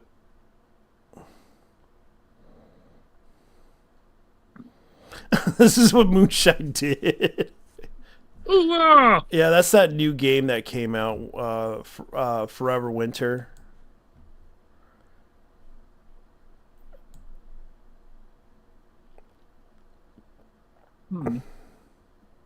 Someone else is watching? Wait, oh wait. That's probably me. Ah, okay. 121. Holy shit. Okay. Yeah, man. I can keep going. Yeah, it's not like people are gonna watch this. They're just be like, oh yeah, this is boring. I'm out. This is gay. This is gay. Homosexual gay. Let's go. It's like that's the typical thing. That's the typical thing about this cast. Like, we're talking about anime here, guys. Anime, and you guys think we're a bunch of like homosexuals into anime. Oh, I showed this to a friend of mine who is really into fucking Nikkei. Yeah. Yeah. And the dude's from Mexico. And by the way, dude's from Mexico. Yeah. Dude's in Mexico. He told me if it wasn't so far, he would go there. The man, the dude basically spams Doro, which is a meme for the Nikkei community. Yeah. Yeah, it's basically like it's basically a comically weird version of Dorothy. Okay. Oh, let's go. Myself here. No. If I had to say, my eyes are up here. No. I would just say, I know where I'm staring at. I made my choice. Yeah, and I'm looking at this anime. Holy shit, they're bringing out that anime.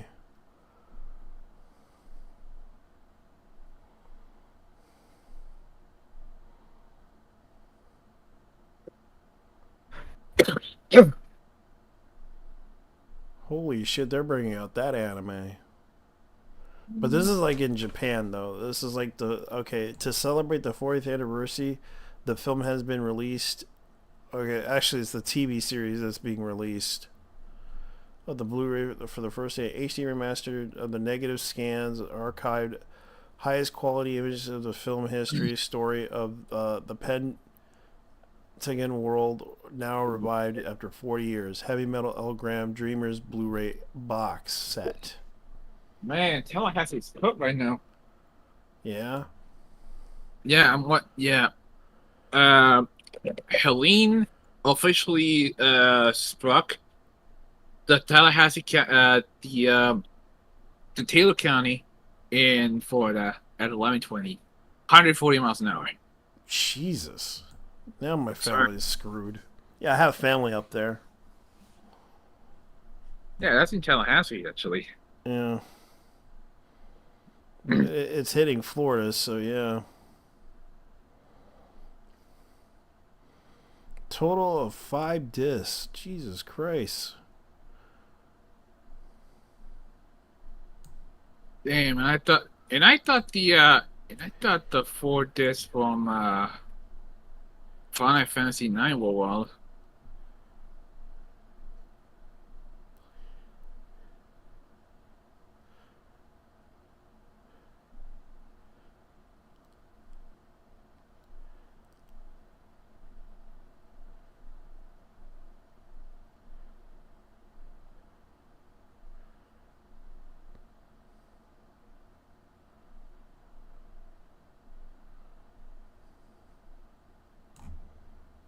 Speaking of Puerto Rico, oh fucking hell! I actually know where that one girl is from.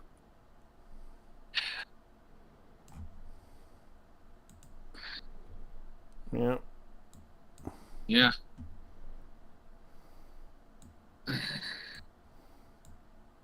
Yeah, there's a pretty controversial anime. And well, let's just say that fuck. Cross Angel Ronda of Angel and Dragon. Yeah, that's a sad series.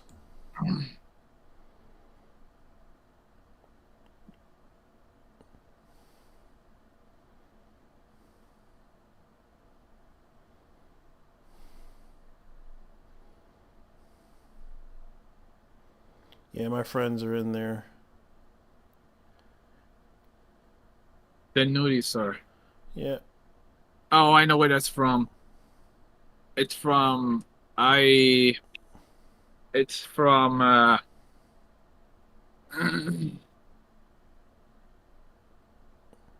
survived the Kali Yuga. Yeah. Yeah, it's actually that's actually from a Facebook page called I surfed the Kali Yuga. Oh, which really? is fucking ridiculous. In a good way. Fair enough.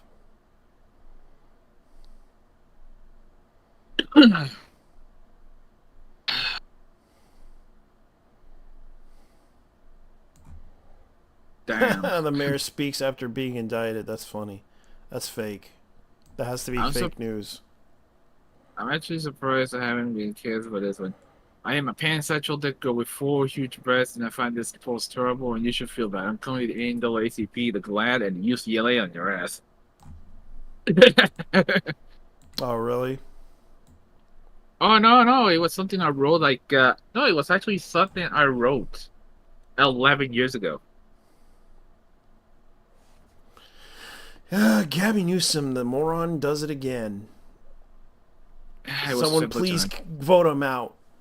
Vote him out. Better yet, the drug dealers are voting him in. It's New York. What do you expect?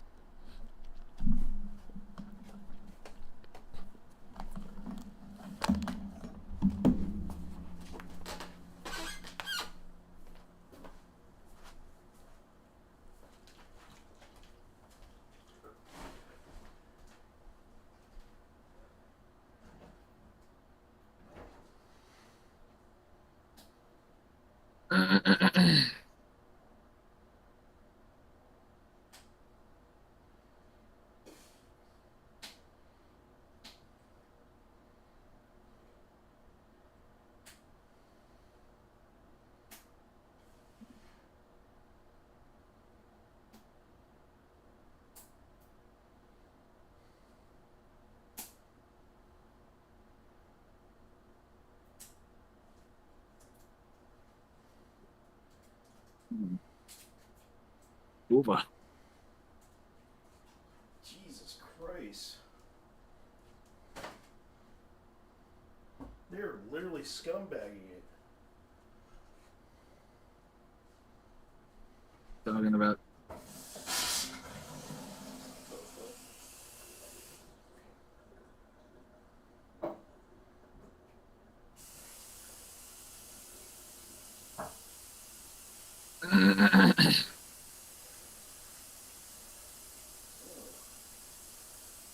Huh. Judge orders auction of Alice Jones's Infowars to pay for legal damages to Sandy Hook families. Jones' life work, Infowars, will be sold out to the highest bidder and liquefied.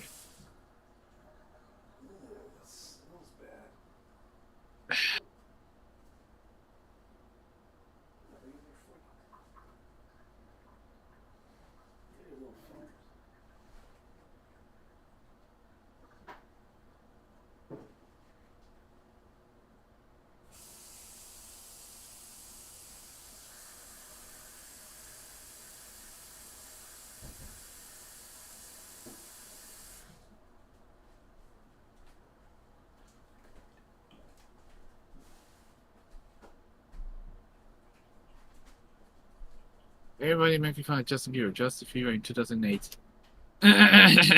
Damn. The fact that Diddy actually,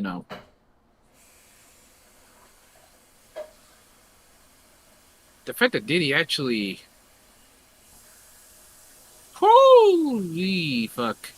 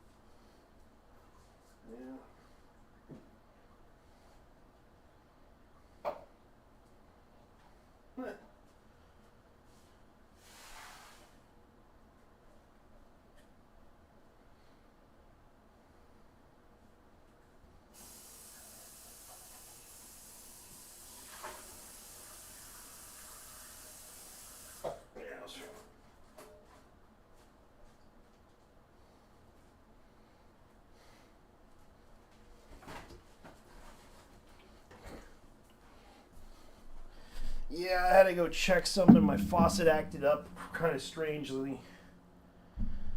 Pissing out some really bad water. Probably need to go talk to them about that. The piping system looks like it's fucked up. Hello? Sorry, Yeah. Sorry about that. So yeah, the anime world is... Yep. Motherfuckers be wildin'. Yeah. Posting crazy ass shit. See, Booba. Yeah.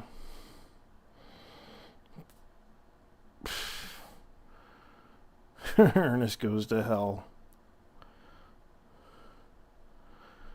Let's see.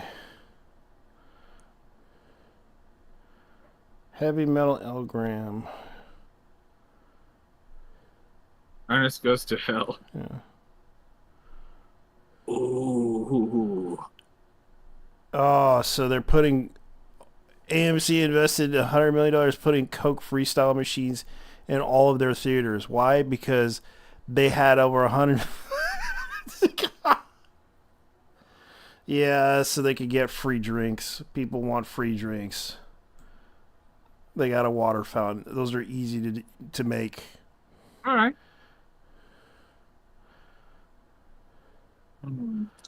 Oh god, that guy that does experiments. You'll never see this in America. E3 is gone and it's never coming back. You won't see Pats. You can IRL Nikkei pool at Tokyo Game Salon. Yeah.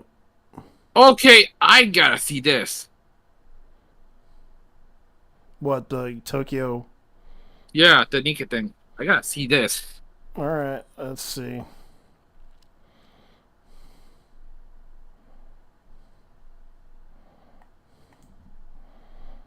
Yeah, and this is what I'm upset about, because the fact that they've been doing this for a long time. They were trying to do this. Dude, it's right at the bottom. At the bottom? Yeah, scroll down, dude.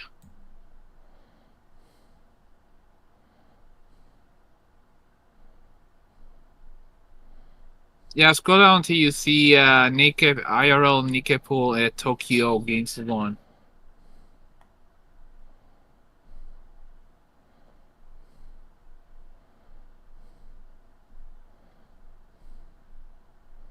And by the way, when it comes out, it's Yote, not Yotai, like Rev said. Okay. It's Yote. It's Yote, right? Okay. By the way, if you're gonna be covering the ghost of Yote. The ghost of Yote. Yeah, that's the Yeah, I already covered the actress that's doing the game. A lot of people are talking about her as like, I personally I understand there is a situation with the actress. I'm not gonna try to hate on her until hopefully she doesn't like, you know, go off on people online. Let's hope she doesn't. If she does, she's gonna learn the hard way about the gaming industry and how people are being misled. There's some good reason why Ghost of Tsushima was popular. Yeah, because it actually had a really good story. What pisses me off is that what they did was epic. It was an epic hero's journey to rescue his dad or his uncle in order to save a country from being destroyed. And the fact that they went out of their way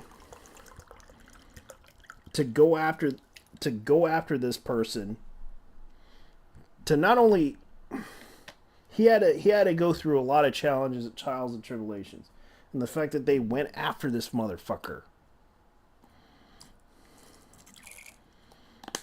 Ubisoft pulls out a Tokyo Game Show. Yeah, because they know they don't have a game that can compete, because they pissed off a lot of people.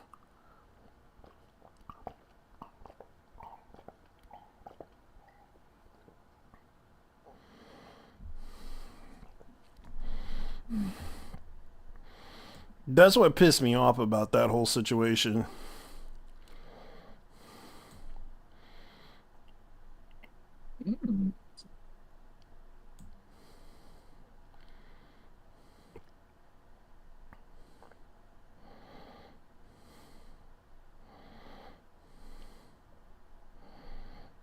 Thankfully, I never had to worry about Mushoku Tense's ending because it's already over. It was fantastic. Yeah. Oh yeah, the series finished, didn't it? Well, unless there's another season in the works. I don't blame this person. This person quit their job. Let's see, Sarah. Yep. Let me guess. B-tweeter. She's gonna become a B-tour. Yep. Okay, B-tour full time. Okay. Yeah, they already posted their Discord and everything. Okay. So let's see who this person is. They them. No, thank you. I'm not gonna waste my time on this waste of oxygen. Yeah, if you pronounce our they them, you're a waste of oxygen. Yeah. I said I would join. Hi, Spirit. How are you? I don't make the rules. Yeah, I know. And the fact that these people are going off on this whole situation.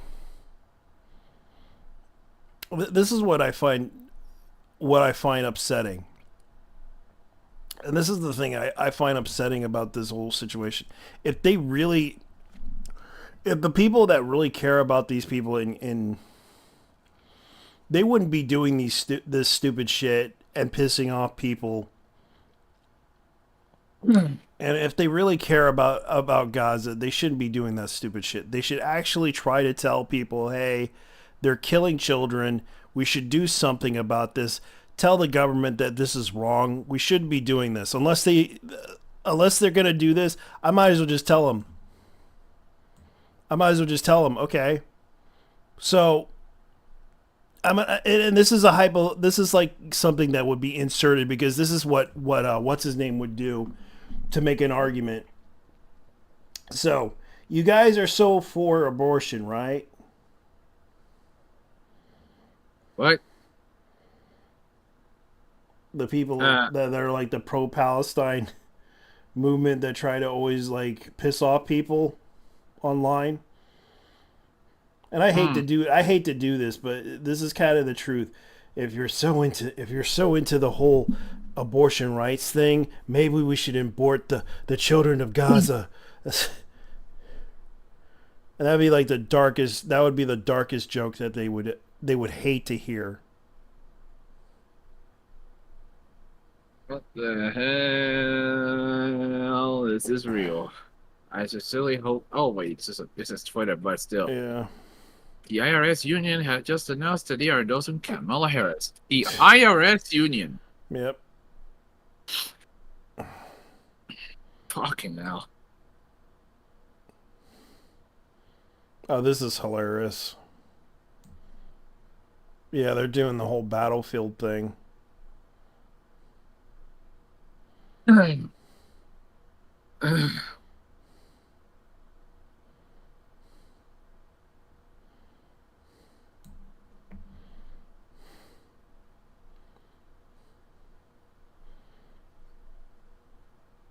Man, as if we didn't have enough retarded ass shit.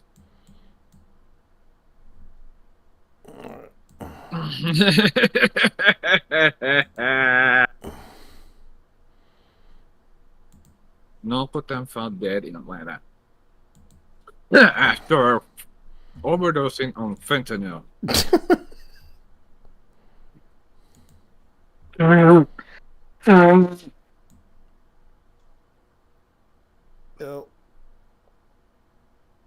Okay, I'm going to bed, dude. Yeah, I'm gonna go ahead and get off this crazy train right now because I know that we're supposed to talk about anime and the whole week was we found out that there's some new animes coming out.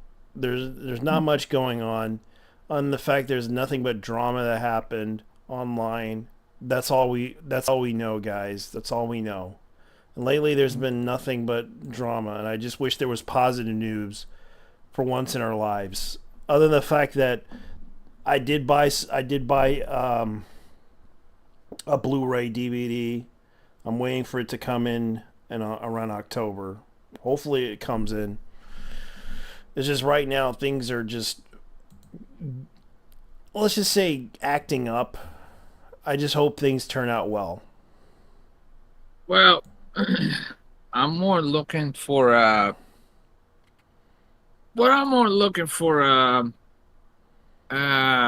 should I say this? Mm-hmm. I'm more looking for how should I say this? An external CD player. Yeah. An external CD DVD burner that can that should be, that has a tray that should be, well, I don't know because here's what happened. I bought a Bluetooth adapter. Mm-hmm. And guess what the fuck they gave me with the Blu-ray adapter? A tiny ass GameCube looking disc CD. Yes, the micro one. Yeah, the mini disc.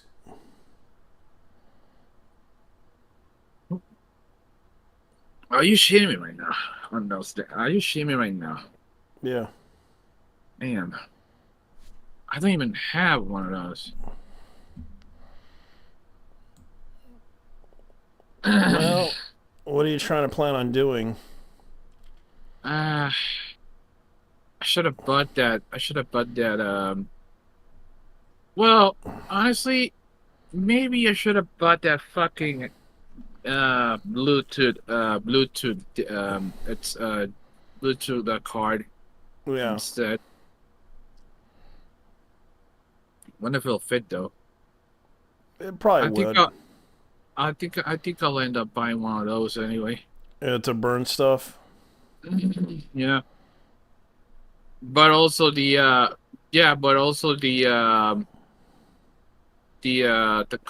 the Bluetooth and Wi-Fi card. Oh god, they did that. They uploaded those old films, old action films. You remember No Retreat, No Surrender? No. You never seen that movie? No. I gotta show you that movie someday. It had Jean-Claude Van Damme in there. He was the villain. That's rare? Yeah, there was it's a rare movie.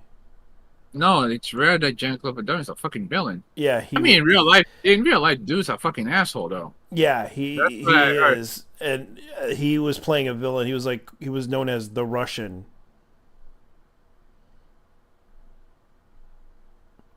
That's what I heard. He wasn't in a speaking role though. Okay. Yeah, he was just the guy that was like the main fight. It was actually a pretty good film for its time, but sadly it's hard to find a rare copy of that movie.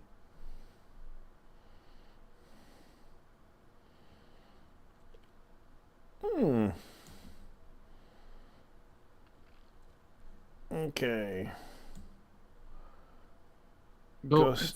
Wait, my fist.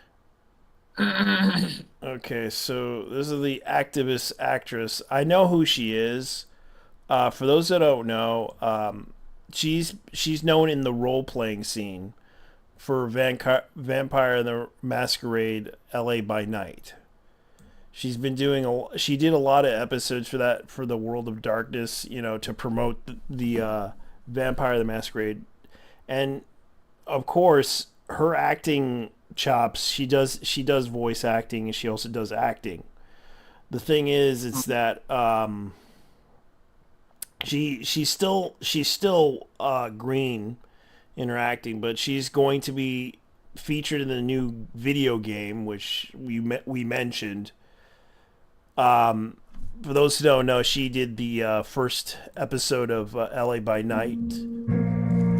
In the sun. And a lot of people don't know, she has been known to do a lot of role-playing episodes for the Season by Night series.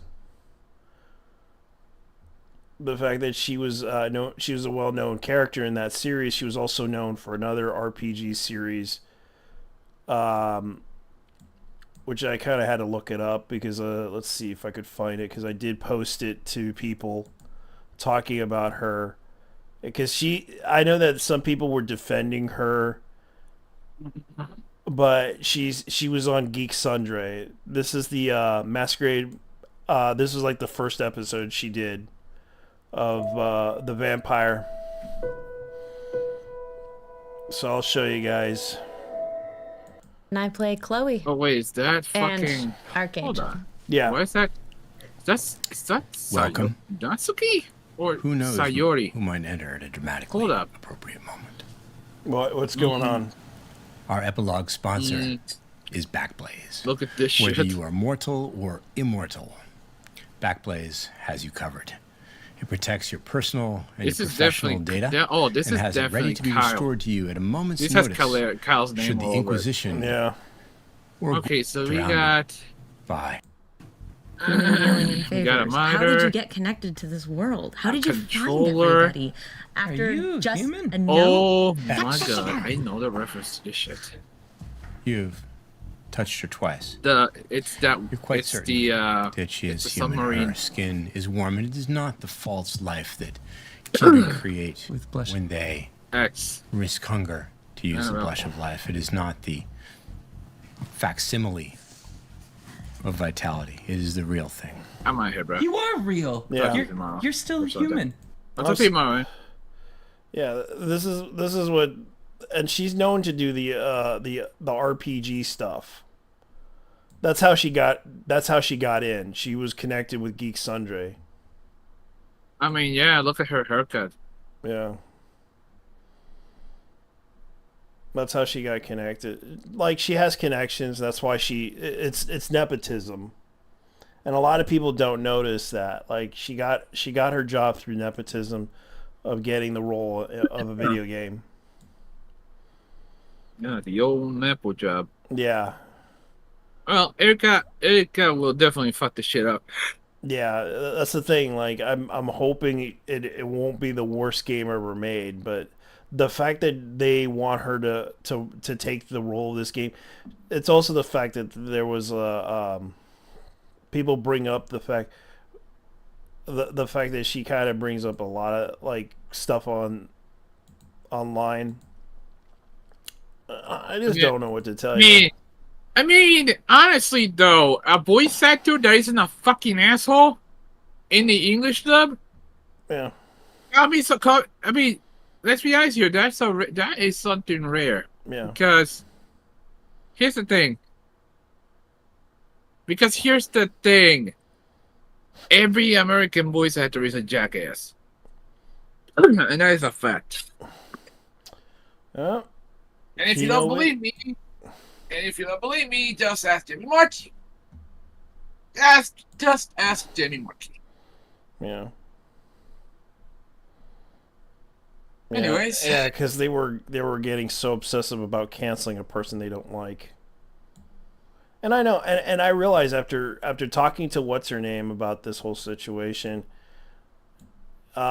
she basically explained what the reason, even though she was hiding it, it was because of the fact, he used me, he did this to me, he did that to me, and I realized why. I realized he was a player, and I knew that. And there wasn't much evidence of him, being like abusive towards the women. It's more like he was a player, a little bit of a horn dog. Yeah, well, the next time she comes by, I'm not gonna discuss with her because I hate her guts. So yeah, I understand. It's like right now, the guys at the anime podcast, at the Anime Collectors podcast, they talked about this. They explained their side of the story because her story was kind of fishy, and me and him talked about like a little bit about it. Like her story kind of didn't add up, and the fact that she, from what I heard, they suspected that she got arrested. Nice. Okay then. Yeah. So I haven't heard from her ever since, and the whole lingerie event kind of was, I don't know. She hasn't really said much about it.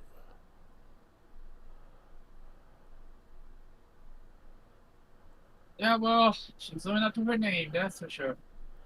Yeah. Yeah. I'm out of here. All right, Later, you man. take care. I'm gonna get out of here too. You guys take care. Bye bye. We're out.